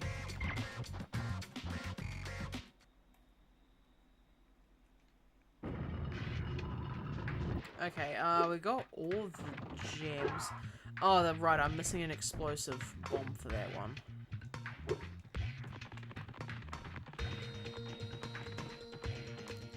Just add some sparks for a moment.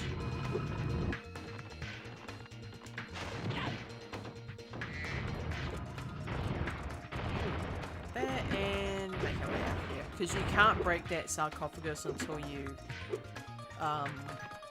made your way through the level enough to obtain these bombs.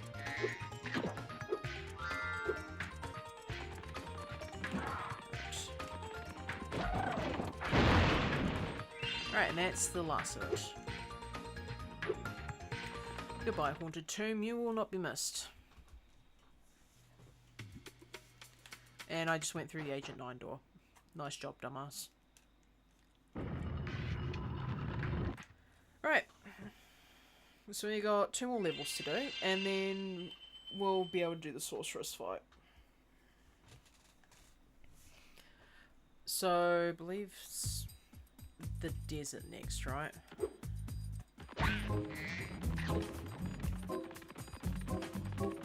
Desert Ruins. I think Desert Ruins is quite interesting. Like, it's a really interestingly designed level.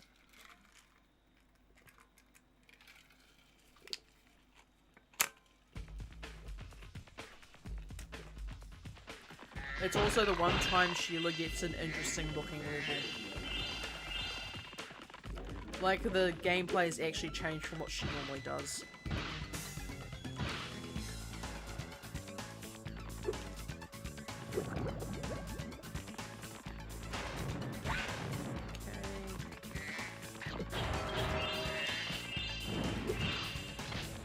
I always take a lot of damage on this level, and there's no good reason for me to do so.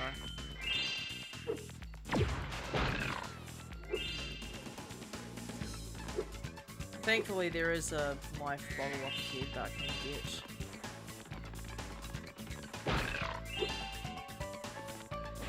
Oh, hey Foxy, I need to ask, what kind of rod are you rocking at the moment in that game?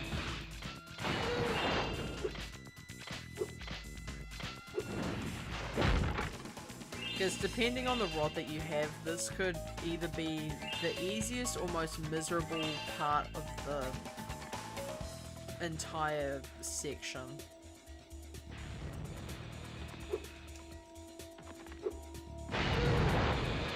Thankfully, once you destroy the fire guys, the platforms that they're burning no longer hurt you. But it's still really hard to get to them sometimes.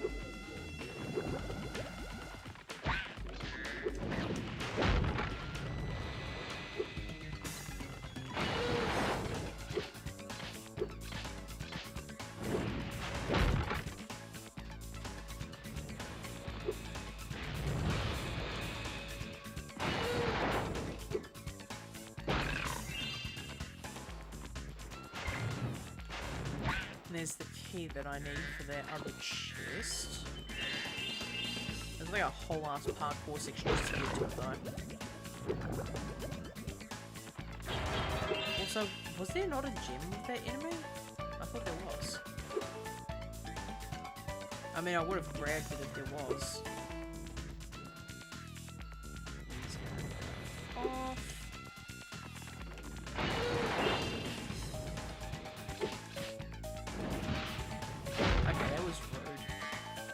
I wasn't even looking at you, but you still somehow managed to flame me. Jerk.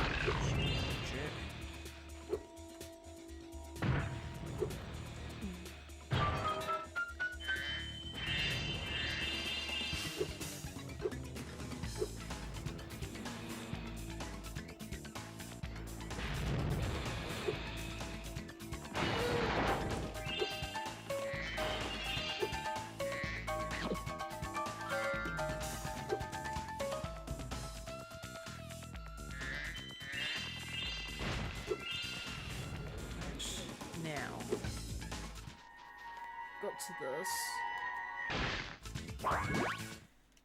And the 135x, like, I am very much almost done. I think there's 152x in this game?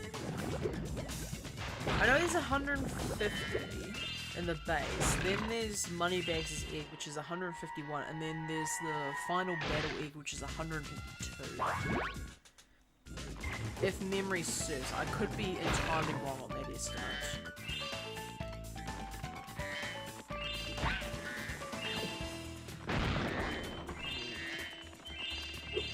Taking that key with me, thanks. And I wouldn't have made that jump. Good thing I decided to make a turn at the last moment.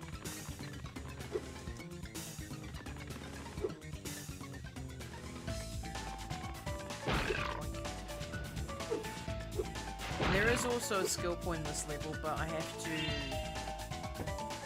get into the sub-area in order to do it. Essentially, I have to use a manta ray to destroy a whole bunch of seaweed. That's not a joke, that's literally just what the mission is. At least that one. Fucking finally. Honestly, yeah, the crab does suck a little bit, but from the sounds of it, I didn't have nearly as much trouble with it as you did.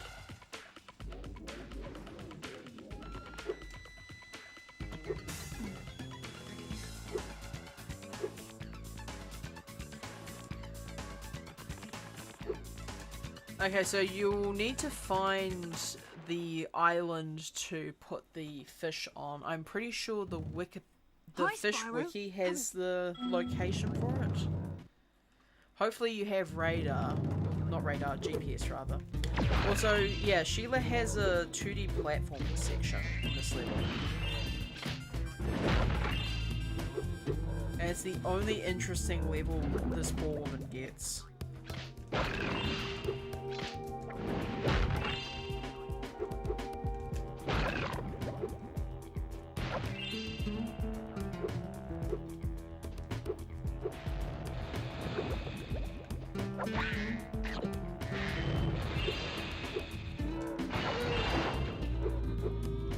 This one actually goes down one of those, which kind of sucks. Lester.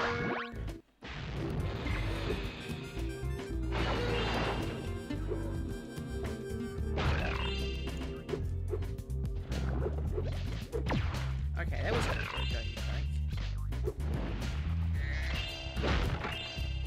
Again, a bit rude, don't you think, game?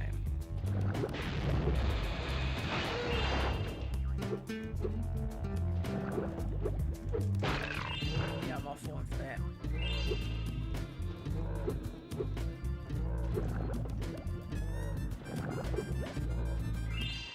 And there's Pete.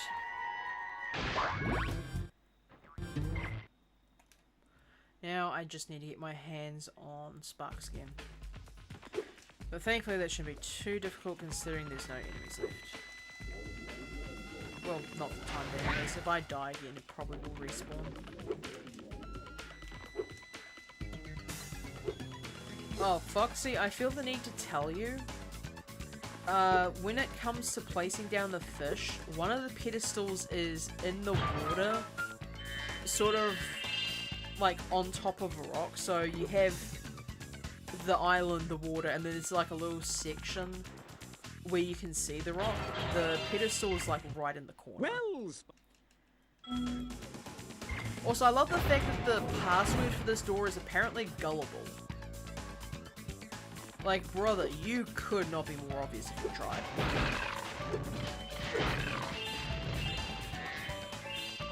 Oh, it's gonna be so satisfying to beat his ass later.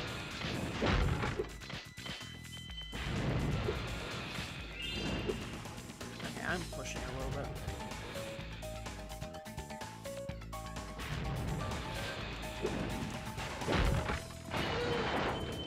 Alright. Over to those guys. Just need to time this.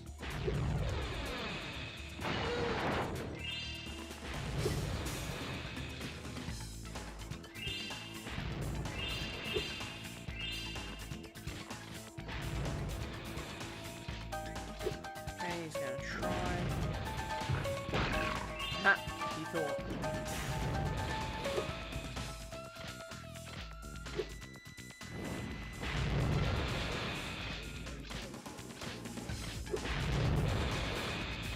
Okay, you want to cheat, do you? Jerkwad.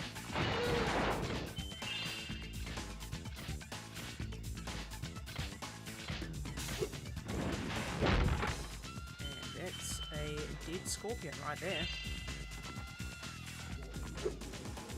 Alright, give me this bottle.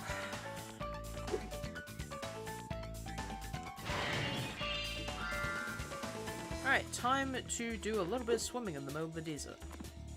Makes no damn sense to me, but here we are, I guess. And it's not even an oasis, it's just straight up an entire underwater area. I don't know what they were thinking, letting a dragon and a cheetah swim around in probably what is the only water source in this entire desert. But you know, I suppose they can't control who goes in here, huh? There. Alright. I'm pretty sure I cannot, as Spyro, break these. I have to use the manta ray. Alright, certainly try though. Yeah, I have to use the manta ray to break those. I also need the manta ray in order to destroy some block chests too. Alright, Hunter. I've been trained. Yes, I would very much like to destroy some enemies with this.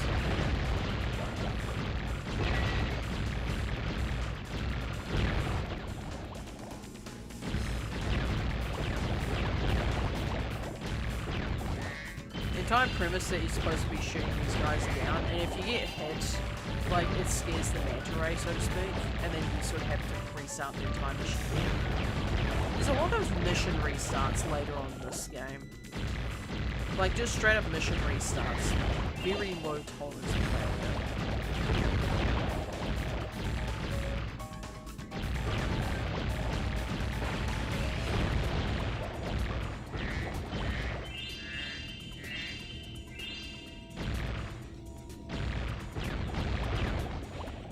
Alright, oh yeah, I have a boost as well I need to remember to use.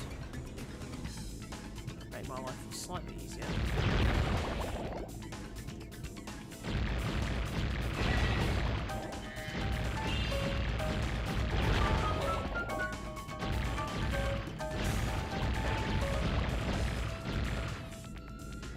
Man, you would think my aim would be slightly better than that.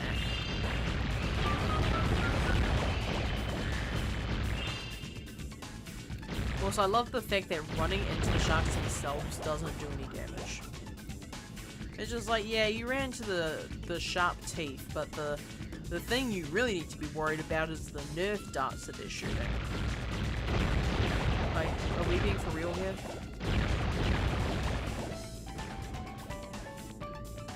Like, what is this, Roblox? I'm pretty sure a nerf gun wouldn't do that much damage.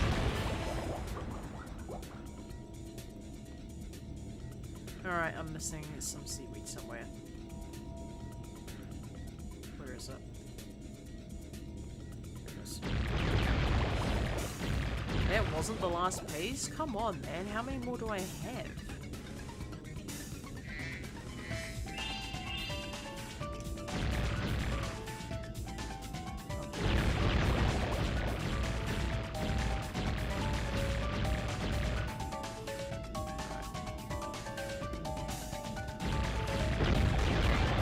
There we go, finally got it. Alright, time to finish my mission.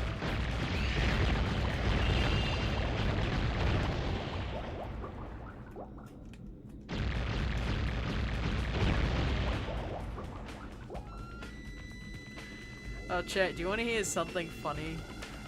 My grandmother messed up today, right?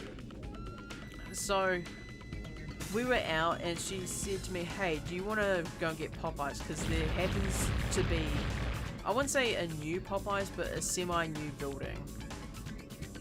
And I was just like, yeah, sure. Because KFC fucking sucks in this country. And she thought, oh, okay, I'll go and get myself a dozen pieces of chicken. Because KFC chicken's like really tiny, right? As it turns out, Popeyes chicken is essentially, at least in this country for whatever reason, is basically like quarter chicken pieces. Like a quarter of a chicken. And she was so concerned. Like, she looked at the bucket. Like, she didn't realize she was getting a bucket first of all. And then she was just like, I feel how heavy this is. So I went to go and check, and there was just entire quarter chicken pieces in that bucket. I'm just like, you bought 12 pieces of this, my god. The only thing I asked for was a sandwich. I mean, I called it a burger, but apparently they call them sandwiches. Like, I only asked for a sandwich. You asked for essentially 12 half pieces of chicken. Like, sorry, 12 quarter pieces of chicken. Am I blind? I literally don't see this vertigo place. Okay, Foxy. Oh, this is gonna piss you off so much. So, in this game, there are whirlpools, right? Some of them lead to vertigo. Some of them just drown you. So, good luck. If you have Fish Radar, you can tell which ones they are because they have like a specific fish in them, and then they show that fish as being fishable there. If you don't have the radar, good luck. Well. Also, yes, this is a parody of Lara Croft. The things the devs could get away with back in 2000, huh? Alright, that is Desert Ruins done, so now we have only got Crystal Islands left to do, and then the Sorceress boss fight. I'll try to get Super Bonus Round done if I can. Shouldn't be too difficult. I guess it just depends on how long it takes for me to kill the Sorceress.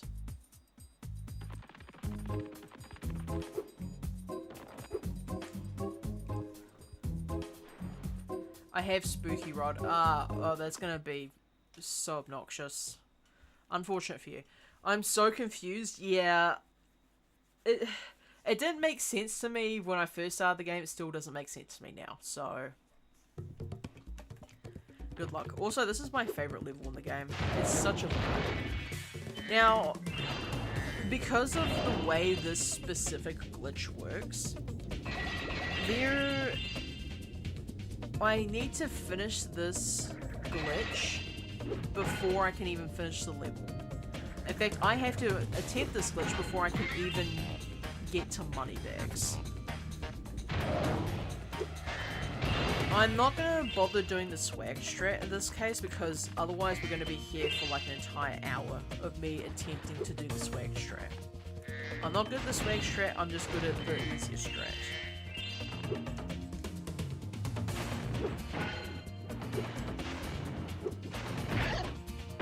So this level introduces another type of swim in air glitch.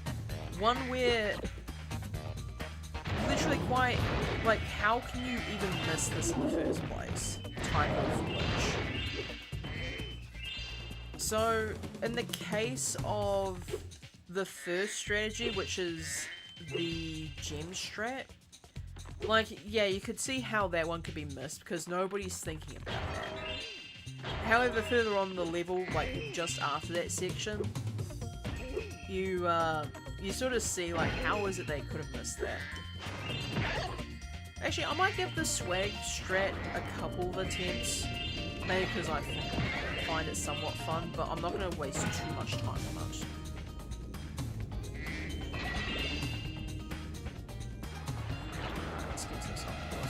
Mainly because I don't even know if this glitch will work on the PS1 anyway.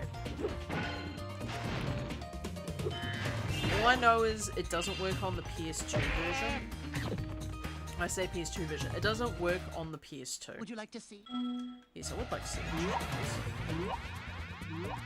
So the idea is you sort of have to jam yourself in between that gem and the water and hope that you get it. That's it. That's the entire glitch. You want to see the? Yes, I want to see it again. Oh, let's go. I got swag strat on the second try. Nice. Okay, so this is the swag strat swim in air. So you can use the gem to essentially push yourself just enough out of the water in order to be able to swim in the air. So now we are going straight to the end of the level, but we are not going to do the egg at the end of the level. What we're going to do instead is we're going to skip past this entire section here. So whenever you're on this island specifically, whenever you're standing on this island, this guy will talk to you and give you the egg. So what we're going to do is we're going to exploit that by going in through this portal here, which takes me to the slide. And now I can turn around and leave it immediately. Now if this works... Here, you can have this. I was going to use it in a trick, but my magic just keeps bouncing. So he gives you the egg. And the glitch does not work on the PS1 version of this game. Good to know. So, I'm just going to hit the reset button on that. So yeah, the PS3 version, it gives you the egg and then you have the opportunity to die, do another swim in the air glitch, and then you can do some really funny stuff with that. But as far as I can tell, this does not work, at least not on the Europe version of the game. This glitch doesn't work.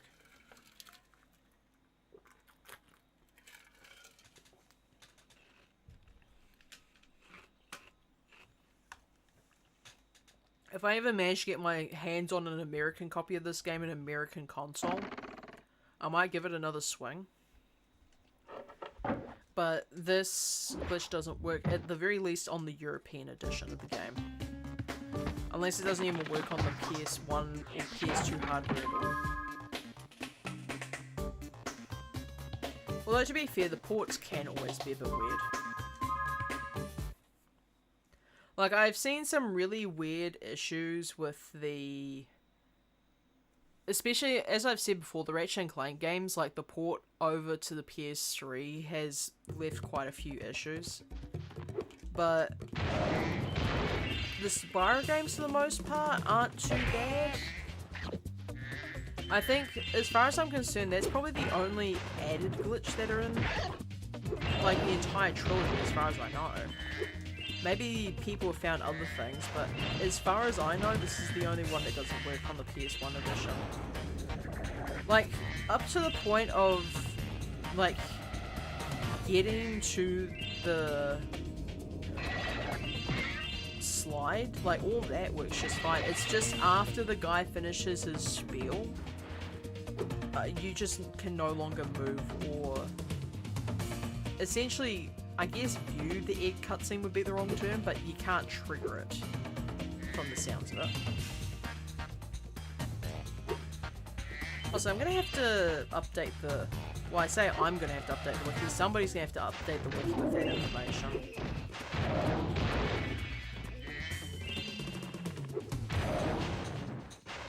All I know is that it doesn't work, at least on my copy of the game. And I know for a fact that the PS3 edition of this game is the American edition of this game. And I know this because of the code at the start. So when it starts up, it says Sony Entertainment... Or Sony Computer Entertainment Europe, which is SCEE. But the edition of the game that's used on the PS3 port is Sony Computer Entertainment America, Would you like to see a magic trick? SCEA. I don't know if that contributes at all, but if it does, then that's rather important information.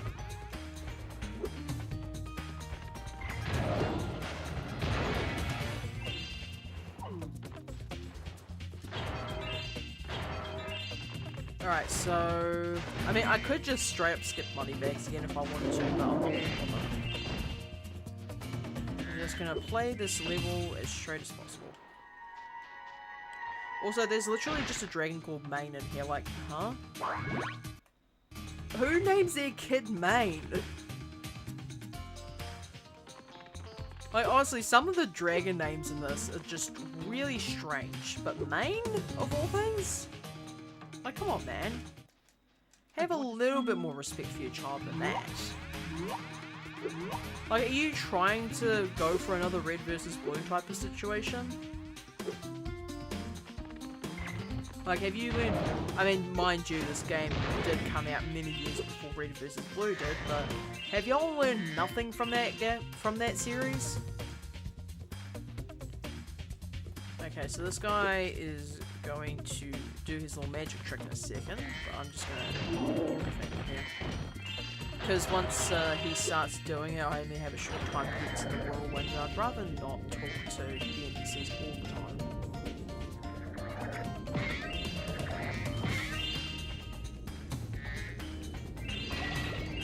Well, there's actually a fun little exploit that I can do in Super Bonus World, which might make my life slightly easier. But I'll get to that once we get there. After I finish this, that is. So for those of you who don't know what Super Bonus World or Super Bonus Round rather is, it's essentially like an additional area where you can get more gems, an additional egg. But you also have like a whole bunch of mini games to play. You've got, I believe there's a submarine mini game, there's a flight mini game, there is a racing mini game, and then there's the final boss. So there is a fun little exploit in the racing mini game that I'm going to be using, because if y'all thought the if y'all thought the speedway was some bullshit, the race in Super Bonus Round is worse somehow. You know, on skateboards. So I will not be participating in that garbage, I do not enjoy it. So we're going to be using the funny glitch route for that one. Spyro, did you know I happen to be a very talented...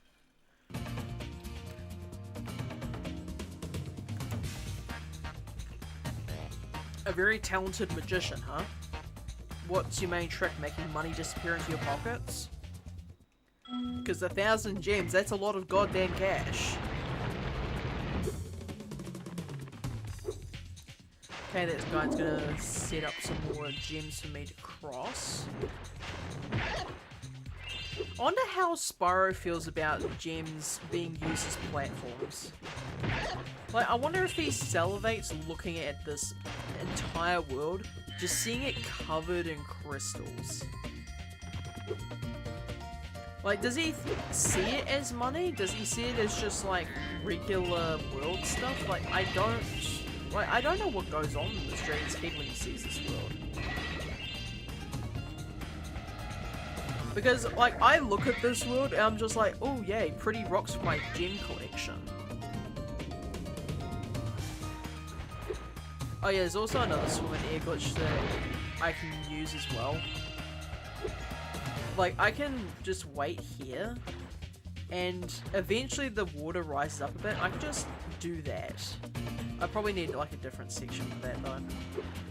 But I'll do this stuff first. Well, I suppose... Yeah, if you could just spawn these in, that'd be great. Yeah, and the second you step on this island, he just drags you towards him. And that's why that other glitch is supposed to work. But of course, because it doesn't work on this version of the game, not much I can do about that.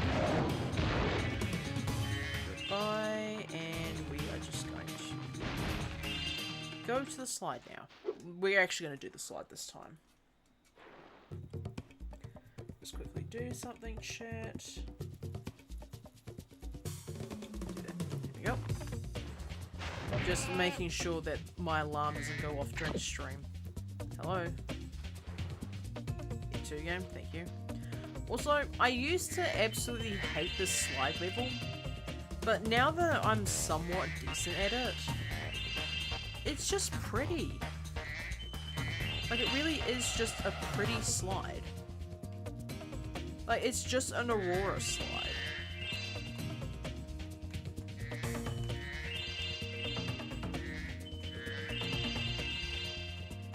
Also, sometimes the gems can be a little bit obnoxious to get here.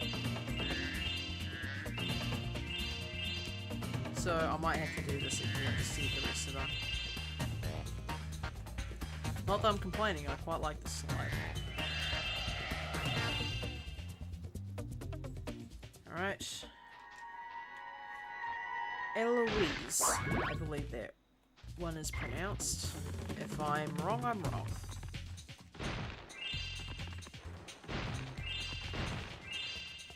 Yeah, okay, I missed some gems up there. So turn around and straight back in, because you can't just teleport to the top of the slide, unfortunately. I think they did this slide decent justice in the Reignited trilogy, but my playthrough of Reignited hasn't gone that far yet, like my replaythrough rather. So I haven't seen it recently, but I don't remember complaining about it all too much. Also, yeah, that can just happen sometimes. I'm pretty chill with it though. So after this level, we've just got the sorceress. Okay, I did this full through the first time without any issues, and now I'm sliding off. Like, come on, man. You're better than this, Cyclonic, surely.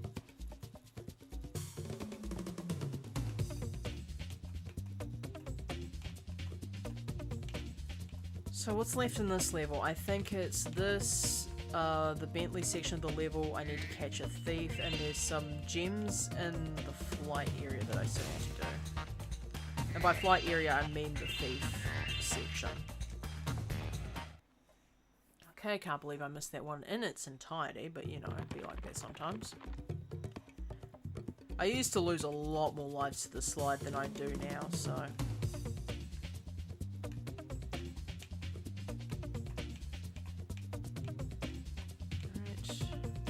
So is that, like, halfway down? I don't think I have any more left after it. Okay, come on, really? I'm better than this, surely. So, Foxy, how goes the fishing? Are you suffering as much as I am at the moment? Okay, I really overturned on that one. The problem is you can't adjust your camera with the other stick like you can in any other, like, modern game. You sort of just have to work with what you have. You can't even really adjust your camera with the game's normal means while you're on this thing either. Like, you're just forced into this camera position. It's very awkward. Have you managed to find Vertigo yet?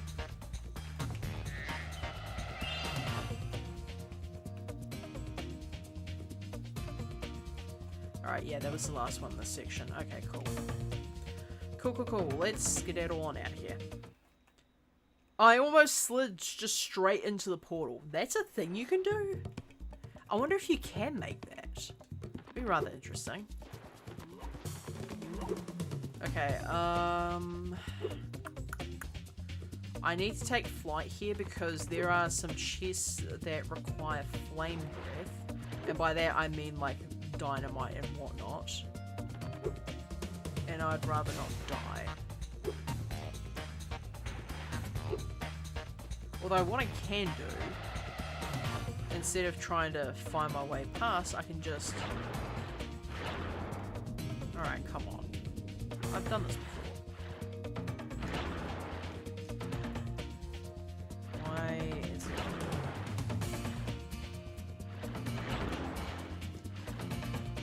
Come on, man. Surely you're not doing me like this. Surely you're not doing me that dirty, game.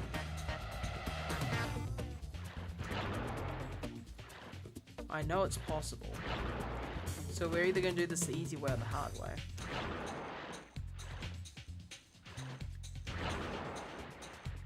Okay, no, I successfully did that and you decided, hey, I'm just going to make you walk on the ground instead. I mean, I can just go back and do the swag straight again, but I'd rather not. Really? Is it only oh my god, I think it's only properly possible in the PS3 edition. Because normally I would have absolutely gotten it by now. Wait, did they really bug out the PS3 edition to be able to do this where you can't do it in the PS1 edition? I think that's the case. Interesting. So what, did they just really walk Crystal Island somehow? If so, how did they manage that?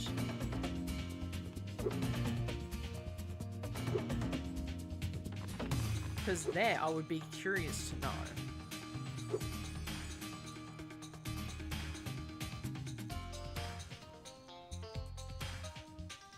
Alright, there is a thief right here. I have to find Well, I'd say I have to find a way to catch him. I know how to catch him, just have to go through enough blue stars to be within range to hit him. Provided I don't suck. Why it takes... Hang on. I love StreamerBot, don't get me wrong, but it does this thing where it cuts off the messages halfway through. It's really inconvenient. Why did it take that goddamn long just to get a fucking pufferfish? Oh, yeah, your fraud's probably not going to be very well suited to this task, that's for sure. Okay, so I need to get the rest of the gems at this level. There's an egg up there, I believe. Yeah, there's a whole bunch of these things. I need to make sure that I get up here to get the key.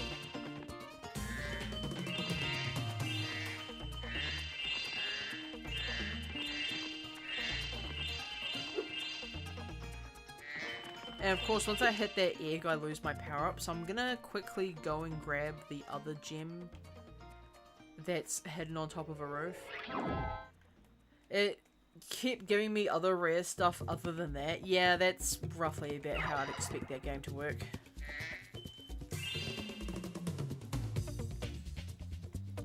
Sometimes it just does it because it thinks it's funny to annoy you.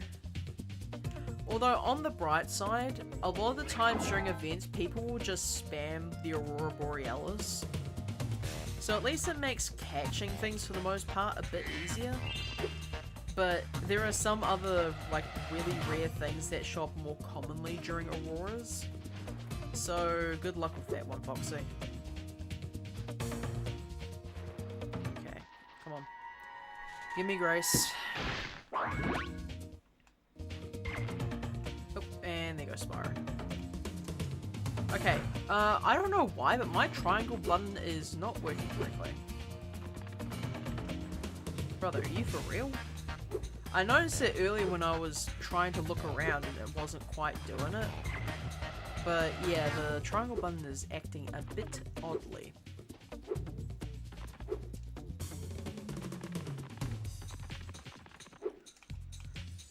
So have you got all the fish yet, Foxy? Or are you still trying to get the rubber duck as well?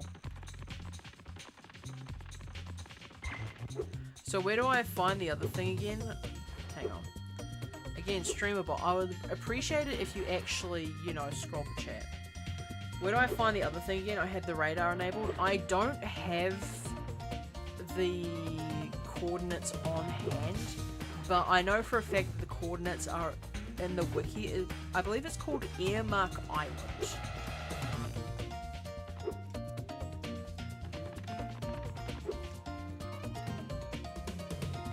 So this should be the last gems that I need from this section of the level. I've still got Bentley's area, which I know for a fact has gems. Okay, Sparks is not pinging anything, that is a good sign. So now, it is time to quite literally play whack-a-mole. I don't enjoy this mission. Good evening. Like, it... Once you get used to it, it's fairly easy, but I just don't enjoy this mission. I used to be really bad at it when I was younger.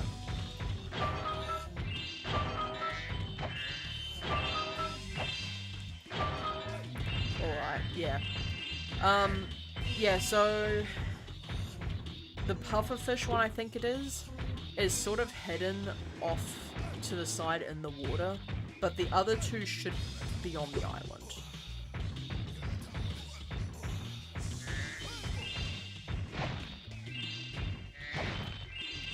And then cross your fingers and hope that there's somebody in that area, because in order to catch the fish that you need to get into the next section, there has to be multiple people in there in order for you to be able to catch the fish.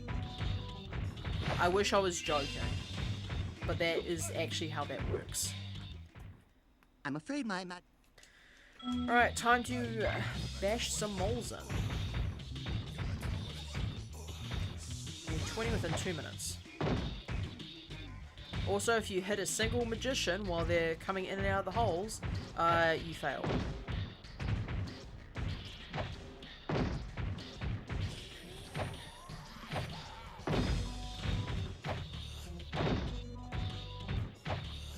Also, I love how they sort of just conk out once you hit them.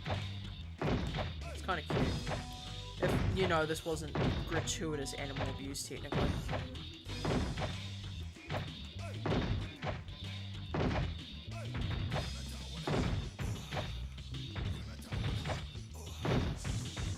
Ah, yep. There he is. Oh, I was bound to hit one of them eventually. Because sometimes the holes don't... Are you fucking serious? I am, unfortunately.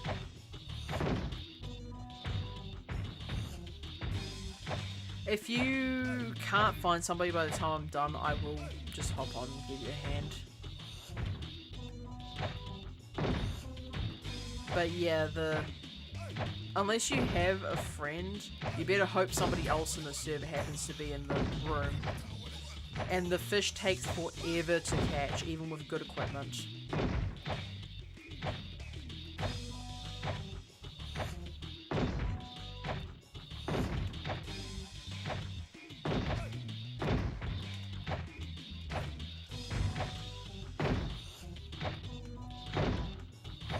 Oh my god.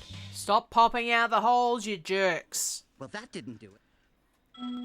Hey, how about you tell your staff to just stop and let me handle the situation myself, okay? Like, they really don't need to help. I've got this under control.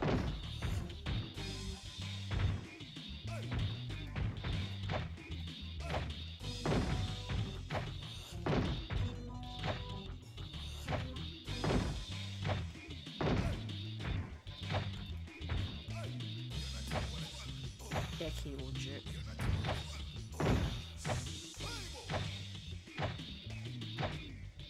Ooh, double kill.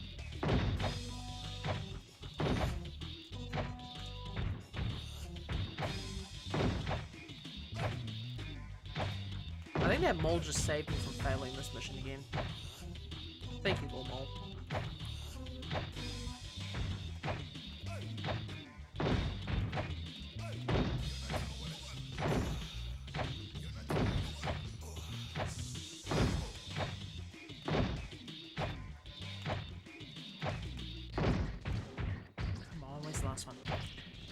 Oh, that is such a tight time. Well done. Yep. Thank you for giving me this egg. Thank you for Hank. Now get out of my hair. Right, that is the last of these eggs. So now, it is time to fight the sorceress.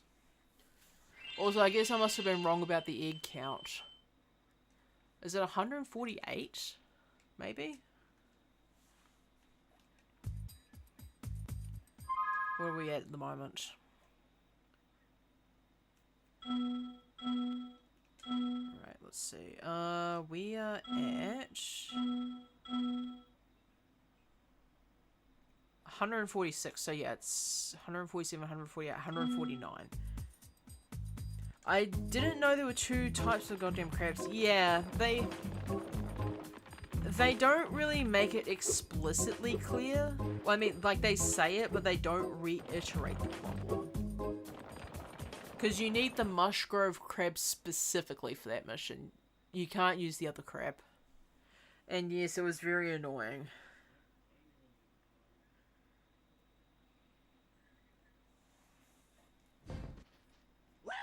Alright, three-phase boss battle, just like Spike before it. Now, I'm pretty sure stuff doesn't spawn inside and start running, so... Okay, blue, just have to let it pass, and if it's orange, I have to just keep sprinting. Because the sorceress likes to lead her shots. Alright, cannon.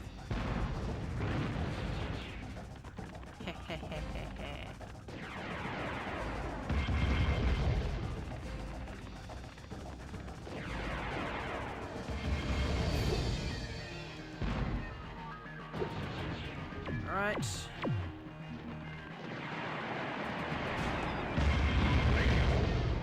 Okay, I did hit the sheep and I did get a life for Sparks, but unfortunately she did manage to hit. Okay, can you stop being rude for 5 seconds and let me heal? Alright, phase 2. Unfortunately, she does dash towards you and try to hit you when you're in most things, so...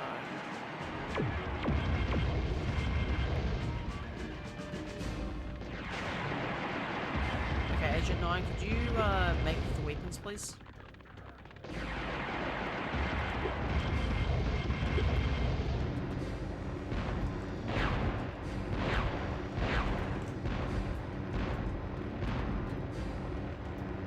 She's gonna try and shoot me. The easiest one of this lot is the spaceship, usually. Okay, missed.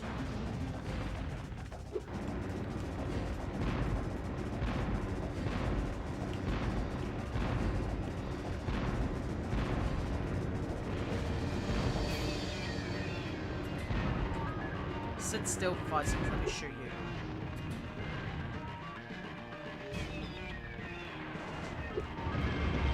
Because unlike the rest of these weapons, the UFO doesn't actually have a limited amount of shots. As long as you can stay on it, you can shoot it.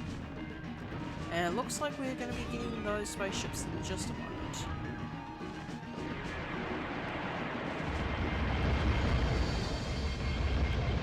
Come on, Agent 9, help me out here.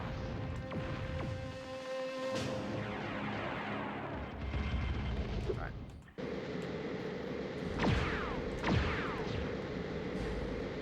Okay, so she's gonna try and fireball me, but as long as I keep out of range, I should be good. So if I get too close to her, she's gonna do a green zappy attack, and if I get far enough away, she's gonna try and fireball me.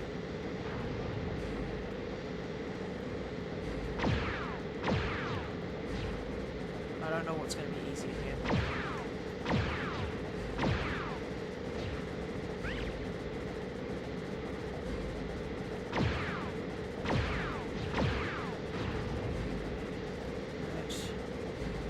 You know, for somebody who said this thing is easy, I'm not doing a very good job of making my shots.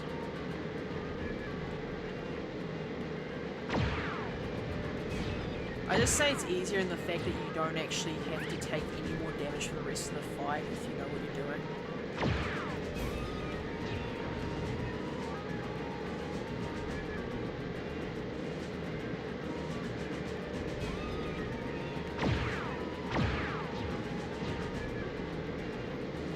Come on, stop running away. Stop being a coward when we kill you. Losing my goddamn mind? Yeah.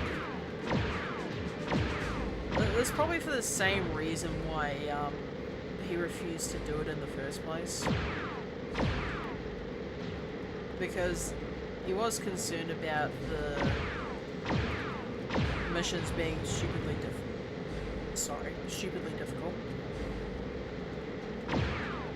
I haven't even gone the 99 Nights in the Forest one yet. Only because my teammates absolutely sucked ass at that. Like, everyone died except for me. Well, I say everyone died. Most of the people died, and the ones that didn't... Okay, stop camping, you absolute annoyance of a being. I was gonna say human. But yeah, like, all my teammates either died or left the game, and I was the last person standing. I'm just like, how can you all be so bad at this? And also, my teammates kept wasting the materials that we needed for the radar on absolute garbage for no reason whatsoever. Like, I would have understood, like, a crock pot or something like that, but I'm pretty sure at least 2 of them wasted materials on shelving. Provided there wasn't a Valentine's Day thing, which I'm, like, 95% certain it wasn't.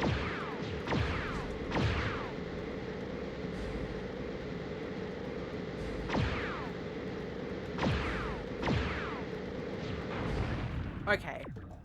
Alright, go off, I guess. You cheating piece of shit.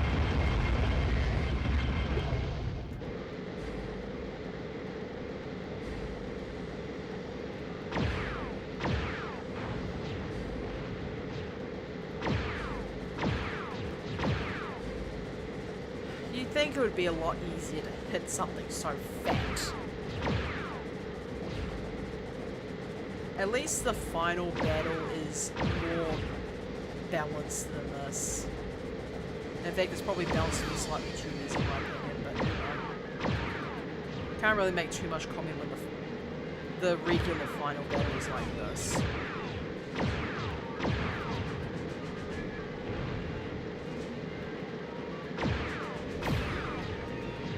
Okay, how did you manage to avoid that one?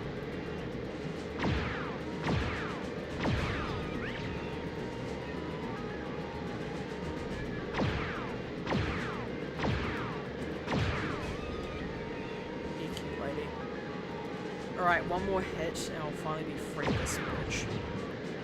Wicked bitch of the West. Okay, go to hell, lady.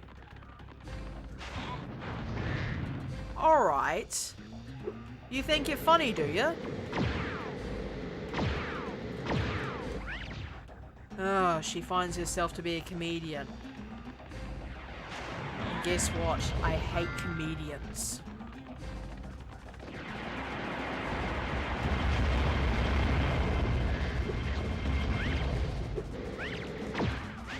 Alright, no. I shot you point blank. You should be dead. You should be on your knees bleeding out of your mouth.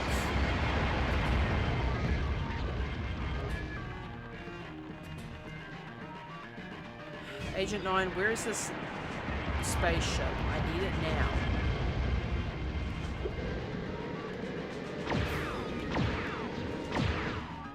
Screw you. Go to hell.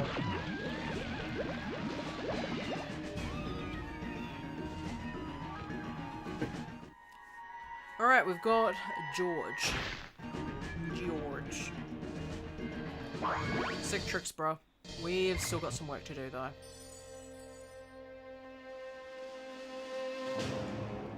But, uh-oh. The sorceress is still alive. Who would have guessed that? Certainly not me.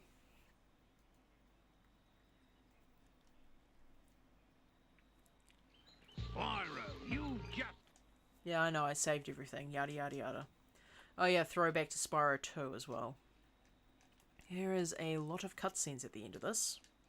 It's a funny thing, Spyro. You know what else is a funny thing? Actually being able to finish the entire game. Okay, like, I don't understand why this is a part of the series of cutscenes. Now, how many times have I told you not to... Like, canonically, Spyro's just looking for Hunter, but he's on a date, so... Kind of a jerk move on Spyro's part to try and interrupt that, but you know. And that should be credits, right? Yep. Alright, now... Time for the most therapeutic part of this game. Destroying moneybags and getting back every single gem that he ever forced you to spend. I am gonna heal up first before I do that though.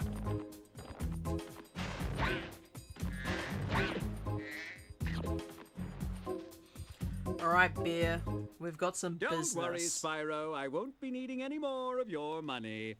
Now, don't look so surprised. I found one of the dragon eggs, and I'm going to sell it for a fortune back in Avalar. Why are you looking at me like that? I've got to be going now. Toodles. Run, moneybags. Run as fast as your little fat legs can toddle. Oh, what's that? You can't run fast enough to escape a dragon? Well, that's unfortunate for you. Maybe you shouldn't have done that.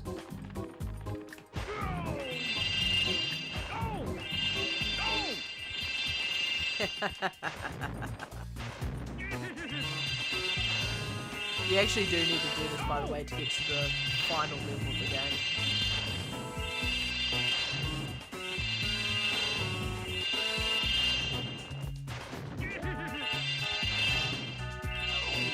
Oh, I can easily help with the 99 Nights one if you need. Yeah, I will take you up on that offer eventually. I give up. I'm retiring to Spooky Swamp to become a haiku poet. You know, the man who doesn't like haikus. Also, I'd like to say that that is L, not AI. Goodbye, Moneybags. And he just vanishes into Crystal Islands after saying he was going to Spooky Swamp. Like, that makes no sense whatsoever. Alright, super bonus round. Here we come. So this is probably going to either take me a hot minute or it's going to be one of the faster levels that I do. Hello, Zoe. This portal has... Yeah, strongest magic possible, huh? Oh, right. There is one level left I have to do before I can go to the super bonus world. I forgot that I still need to do the Sparks level. Not that I regret destroying Moneybags, that one's always fun. Just before... Alright. Time to do Bugbot Factory. And this is the one where I get a singular multi-shot power-up at the start of the map, and I have to keep it for the entire level. If I die, or if I accidentally pick up another power-up, I will not be able to receive another one. And that power-up is my best way of quickly killing this boss before it kills me first. Also, fun fact, you can just like shoot this guy and prevent him from getting to the key. And once you get to the key, he just disintegrates. Skill should quite frankly, but you know. Also, I was right about there being 151. I did forget about the sparks. Also, fun thing about this one, the spawners move. So, that's kind of obnoxious. They take a few more hits than usual.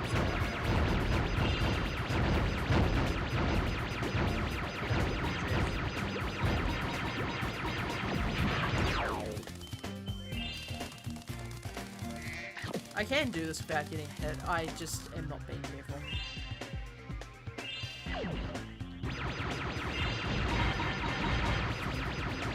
Acid spinning bug. Or at least I assume it's acid, it's coloured white.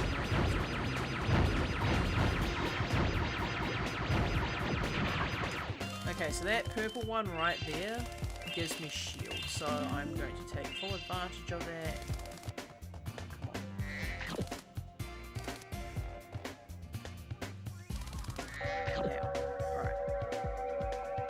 So, there's going to be a lot of instances of me having to try and get through as much of this as possible.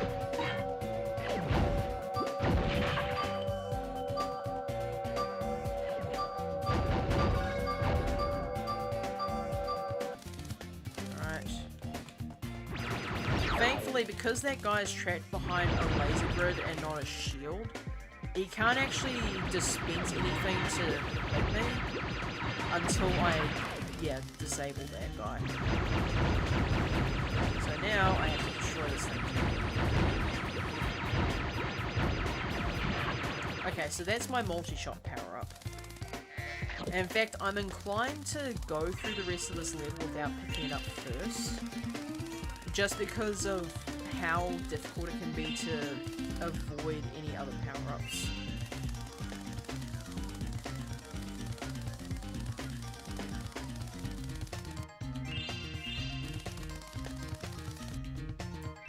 Also, I forget sometimes that the music for the Sparks levels is quite literally just the main title theme. I don't know if the Sparks levels have like an actual theme of their own that they should be playing, but all I know is that this is actually just straight up the title theme.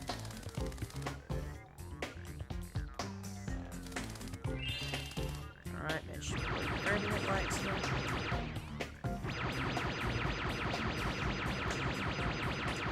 Okay, he's like trying to bait me into grab those. Okay, you want me to get it so badly? Fine. Let's see how you enjoy it. I'm not gonna shoot him with it though. Let's see how he enjoys being wrong.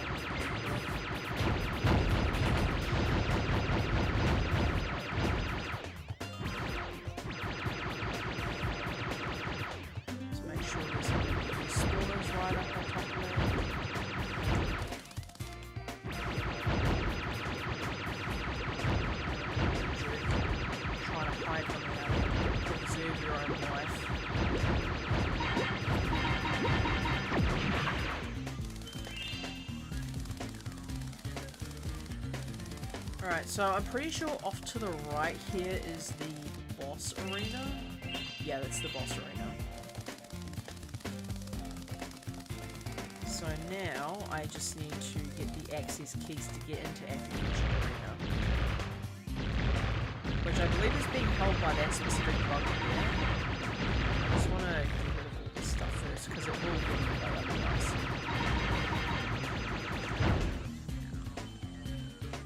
So yeah, it's kind of stuck on this side. I also need to get this thing anyway.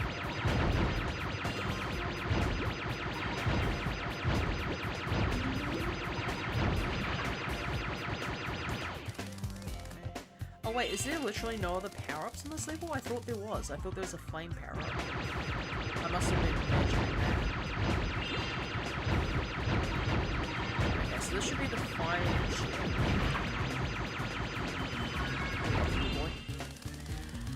Alright. Spark's final boss time. So, if you don't use the power-up for the entire level, this boss isn't necessarily trivial as such, but it is a bit easier.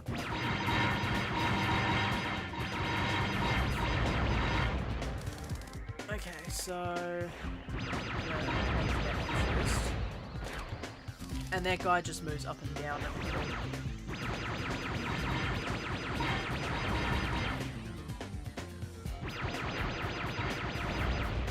Alright. And that's Annabelle, and that's the last thing that I need in order to get to Super Bonus. So yeah, this will net me the ability to teleport, which I don't need anymore because I've already beaten quite literally everything else in this game. So now the only thing left is to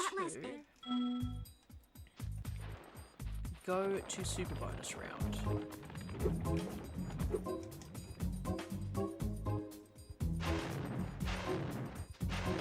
I love how there's just so many echoes here. Alright, Super Bonus round. I'm going to try to get through this one as quickly as I possibly can.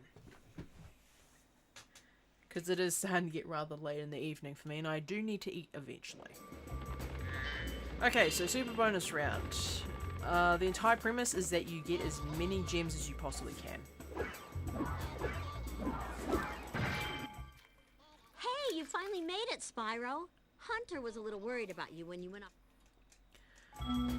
Oh yeah, by the way, Hunter accuses her of being worried about you as well. So I'm inclined to believe they both were trying to rat each other out, but they were both concerned for Spyro's safety. Hey, at least I didn't die during the sorceress fight.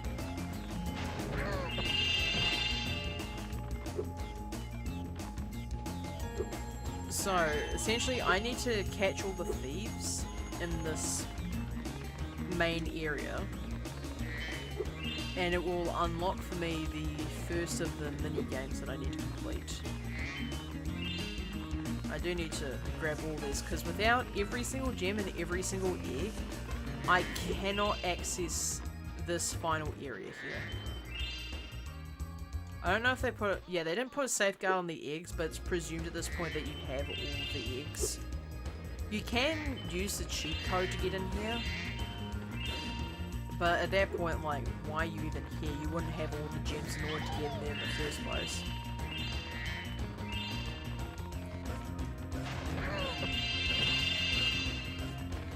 Alright. Let's just head on a circle.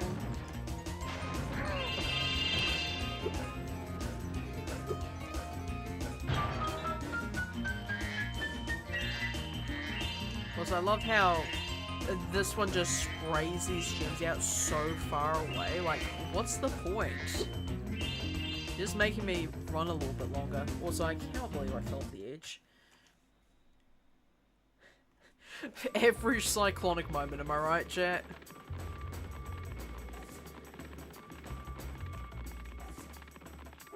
Alright, so we've got... yeah, that one there as well. Hello, little friend. I just want to have a small amount of your gems, please. Just a small amount. Or your life, one of the two. I'm not picky.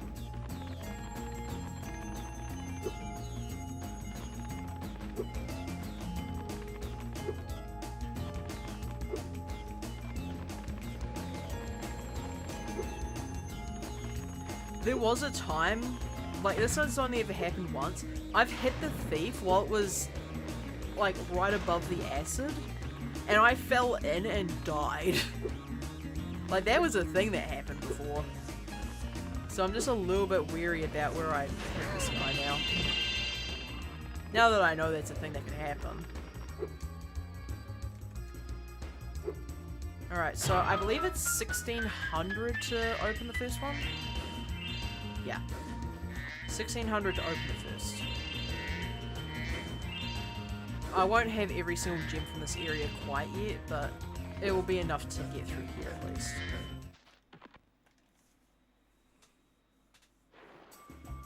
Alright, so Hunter's gonna say Bianca was worried. She was really worried when you went off to fight the sorceress. But yeah, now it's time to punt some submarines. And thankfully, unlike the last set, these ones don't fight back.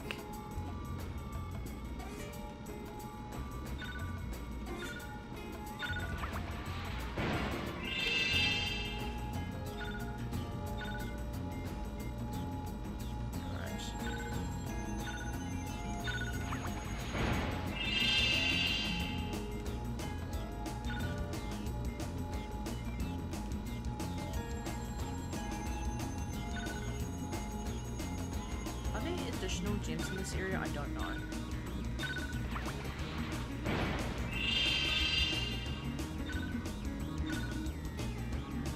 Can you make up your mind about what direction you're going in? Daft twit.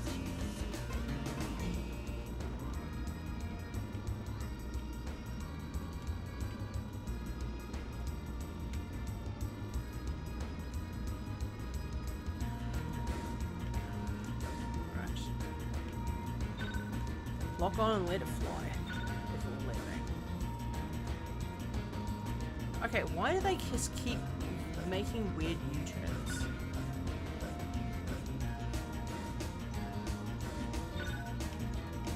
You can't escape forever. You will die eventually.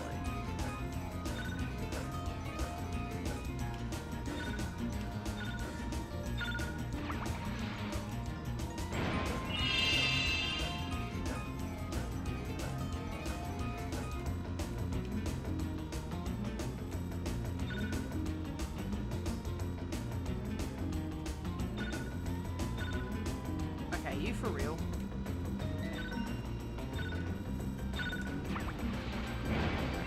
Yeah.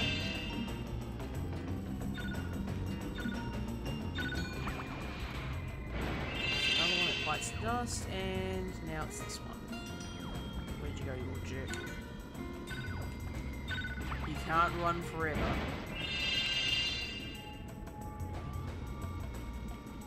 Okay, I don't believe there are any other gems in this area. I think it's just the submarines and that's it.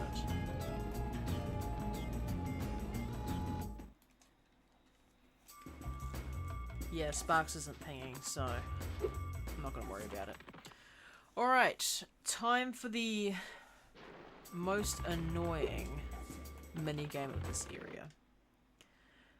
So, there are a couple of things here. The main one being that there are gems all over the place, and I would like to get them before I start this minigame. Because once I start this minigame, it's going to be really hard to pick them up, and I'd rather not do it during the time trial for this. Actually, I also need to check. I should have access to skill points now, right? That is not correct. Skill points, here we go. Oh, I missed one in Sunny Villa? Oh, I didn't do the, points in that one. I think that was the only one, though. I'll just go ahead and grab that once I'm finished with this, ridiculous mission. So, I've complained a lot in this game, especially during the racing segments in the speedways about rubber banding. It is obnoxiously prevalent here. Like, really prevalent. so I'm going to be using a fun little glitch, which I think only appears in the original game. I know for a fact it doesn't reappear in the Reignite trilogy, and I don't think it happens in the Greatest Hits edition of this game either. At least I'm pretty sure that's the case. If I'm wrong, I'm wrong. But there is a fun little exploit you can do with some of the boost stars at the start of the level. Like, it will make more sense once I actually start doing it. But I want to get all of these gems, or at least as many of them as I can, before I start this race.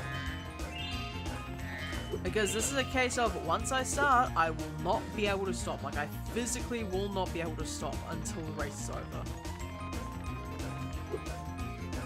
The exploit is that powerful that you cannot physically stop. Like, you can't slow down at all. Like, the only way to stop is to run yourself off the map.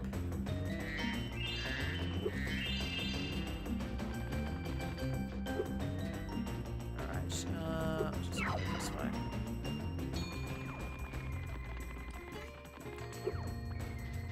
At least this way I'll be able to access the rest of the gems.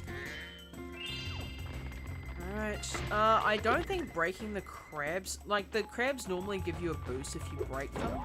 I don't think they give you a boost if you break them before the race starts. I could be wrong on that information, but I'm pretty sure it doesn't allow you to get boosts off that.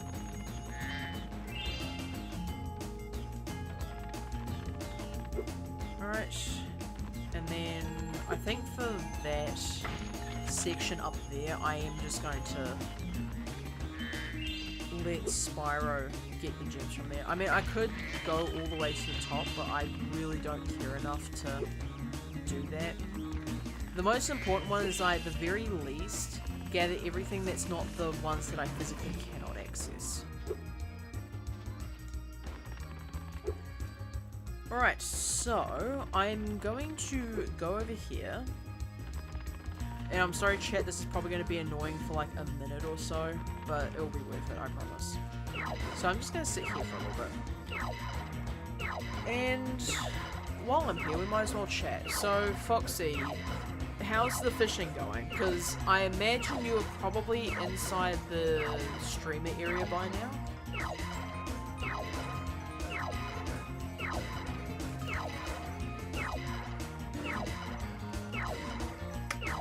I think the cloutfish has like a really low chance of spawning in too.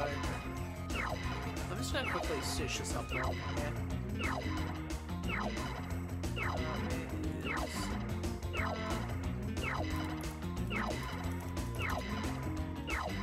Alright, official fish wiki. We're looking for cloutfish.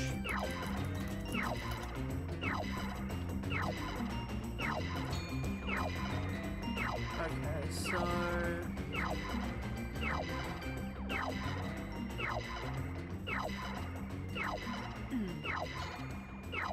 let's see, fishing rods, fish... any special fish, where is the cloutfish?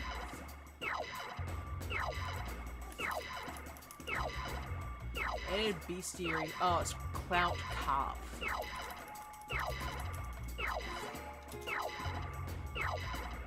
I just keep calling it cloutfish for whatever reason. It's clout carp.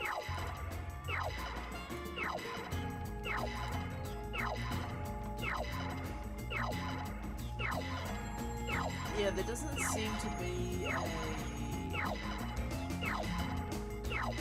there doesn't seem to be any information about it. Nobody's gone out of their way to make any wiki page about it. Give us actual information. Alright, I think this is probably enough. I'll still hit some of the blue stars on the way through. But, so what I have done is I've essentially pre-gamed a bunch of blue boosts. And as far as I know, this is the only level in which this can be done. I don't think it can be done, like, literally anywhere else. I don't think it can be done in the Lost Fleet level, and obviously the other skateboarding levels don't have these stars to work with. So what you're going to notice, chat, is the second I start this race, I'm going to start zooming. Check it. Alright, let's go, Hunter. And yeah, the only way I can really fail is if I hit too many items. Also, yeah, apparently hitting the crabs before the race starts does actually give you boosts. I didn't think it did. So yeah, I am now permanently boosted, and even then, there's still a chance that I don't win this race. That's how tough this race is. I am quite literally cheating, and there's no guarantee that I'll win this. That's how bad the rubber band this is.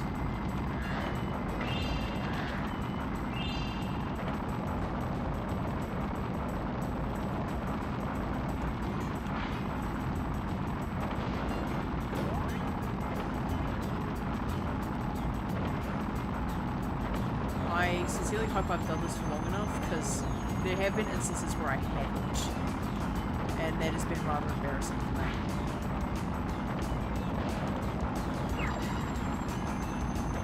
But yeah, this guy ahead of me in first place, it's literally taken me up to the 3rd lap to even catch up to him. That's how ridiculously hard this race is. You have to hope that your abilities to do tricks is good enough, otherwise you're kind of boned.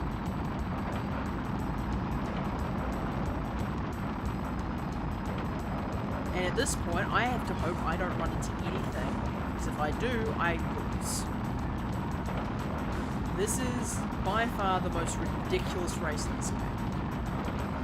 You can beat it legitimately, I just choose not to because I've done my time in this stupid race.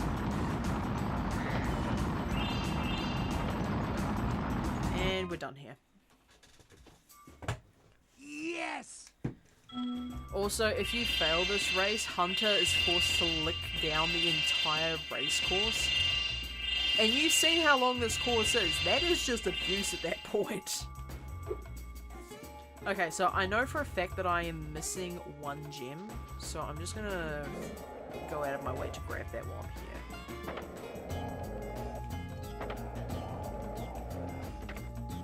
Also, whoops.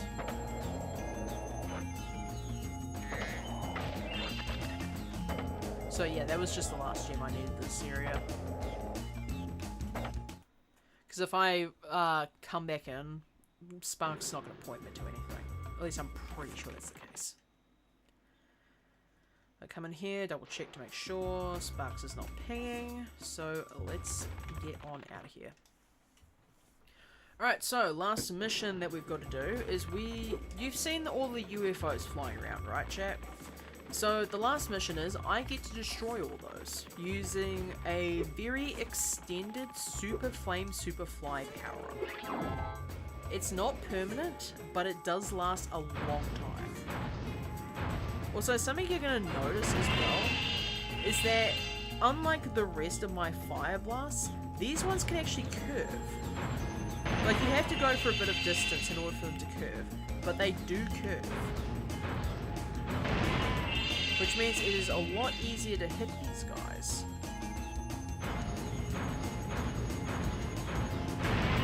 Of course, I'm not perfect, like I'm still going to miss shots, but it makes my life slightly easier.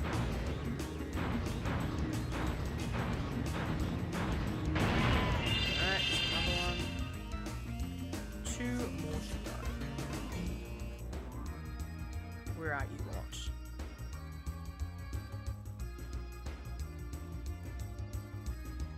Are they?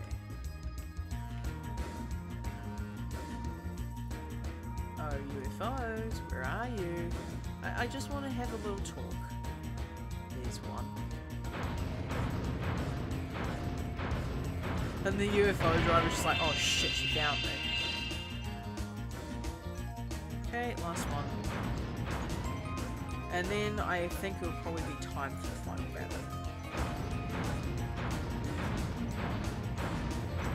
Actually, I do need to get that skill point first before I finish. Ow, my neck. You right, Foxy? I love how I said I wasn't going to use the teleport ability, but this makes my life slightly easier. Sunrise Spring, and we're going straight to Sunny Villa. I just need to complete the course record for the skate park, which will barely take me 2 minutes to do. I think that's the time limit on that anyway.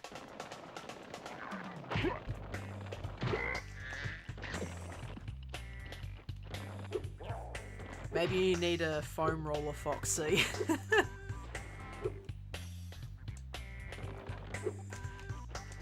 I like, to his credit, I did buy a foam roller and it is actually pretty good for my back. I just wish he wouldn't gloat so much about it. Like, that man's a little too happy to be able to influence my decisions.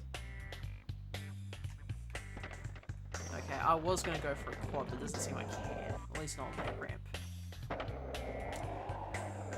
What's the easiest scoring to get here? Probably the half pipes.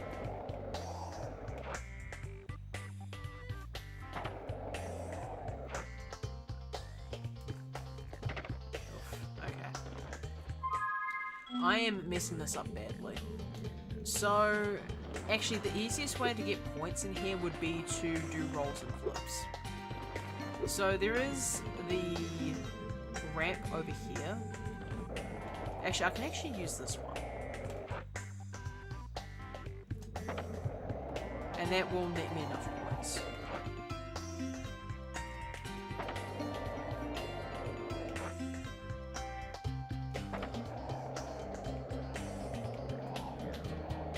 Now, all I need to do is just do all of the tricks.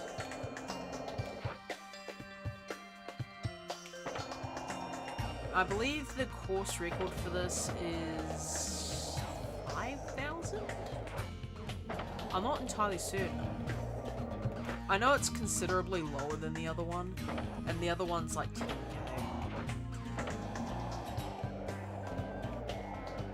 I don't think I have enough leeway to do the special moves though. Oh, I got Nasty Nork, okay. Well, that was easy. I think it was probably like 2,500 or something like that, right? Well, now get good, I guess. I did not intend to do Nasty Nork, but sometimes good things just happen by accident, you know? Alright, time for the final boss battle. That took a lot less time than I expected it to. I suppose in this case it did take the 2 minutes that I promised, huh? Because by the time I actually got there, got the skill point, then came back, it would have been about 2 minutes. Oh, Sorceress, it's time to beat your ass a second time.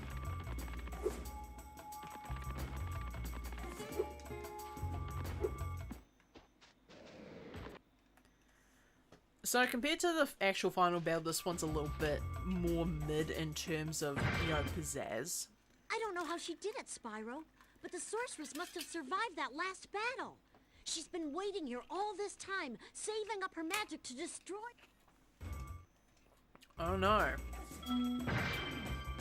Well, time to kill.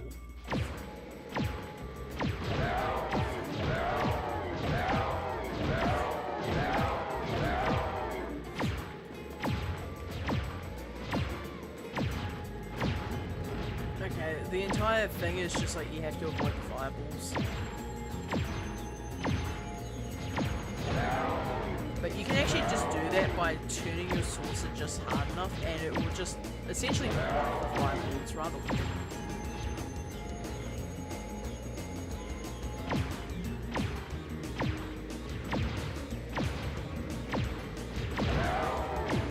Also, she sometimes flies towards you and makes your life so much easier.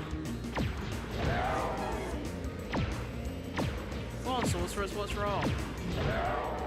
Can't do anything without your garbage little wand. Skill issue.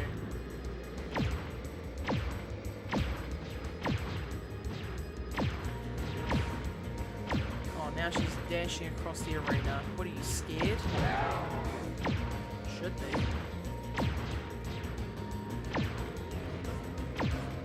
I understand why she uses a flying sorcerer, actually. Because, actually, she might not even have her stuff anymore. Now that I think about it. Like, I know for a fact she doesn't have the egg attached to the staff anymore, but, like, I would imagine she'd still have the staff. I imagine it'd still have some magic imbued in it, right? And it's just not how it works in this game.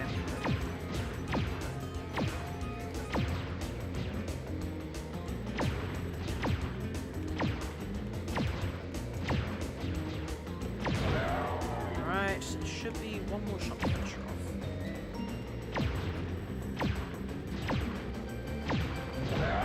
And that's game. Goodbye, sorceress, you will not be missed. And you are in the middle of that lake of molten poison. Also yin yang. It's a double. And that is the entire game. That's every single gem, egg, and skill point. So, that was almost 5 hours for just that stream. Rather impressive, I must say so myself. I didn't think I'd last that long. Alright, so I'm going to throw this up, put some music on, and yeah, that's pretty much it for the entire game. I was expecting... I'll tell you what I was expecting, chat. This console, in the past, has glitched out so badly that it's, like, corrupted the game. I am genuinely shocked that the console not only did not do anything weird, at least not extremely weird, but it made it through an entire playthrough of this game. Like, that is a shock to me. Yeah, anyway, that should probably be the end of the calibration streams. I mean, like, there still might be some weird quirks with the commands here and there, but I'll fix those the next time I stream. Should be back to modeling and animation streams from now on. I mean, provided that there isn't anything that I need to do inside of a game in order to get references. Do I have anyone to raid tonight? That's the real question. We'll sleep now. Good night. Good night, Foxy. It does not seem that I have anyone to raid tonight. Alright. I shall see y'all in the next stream.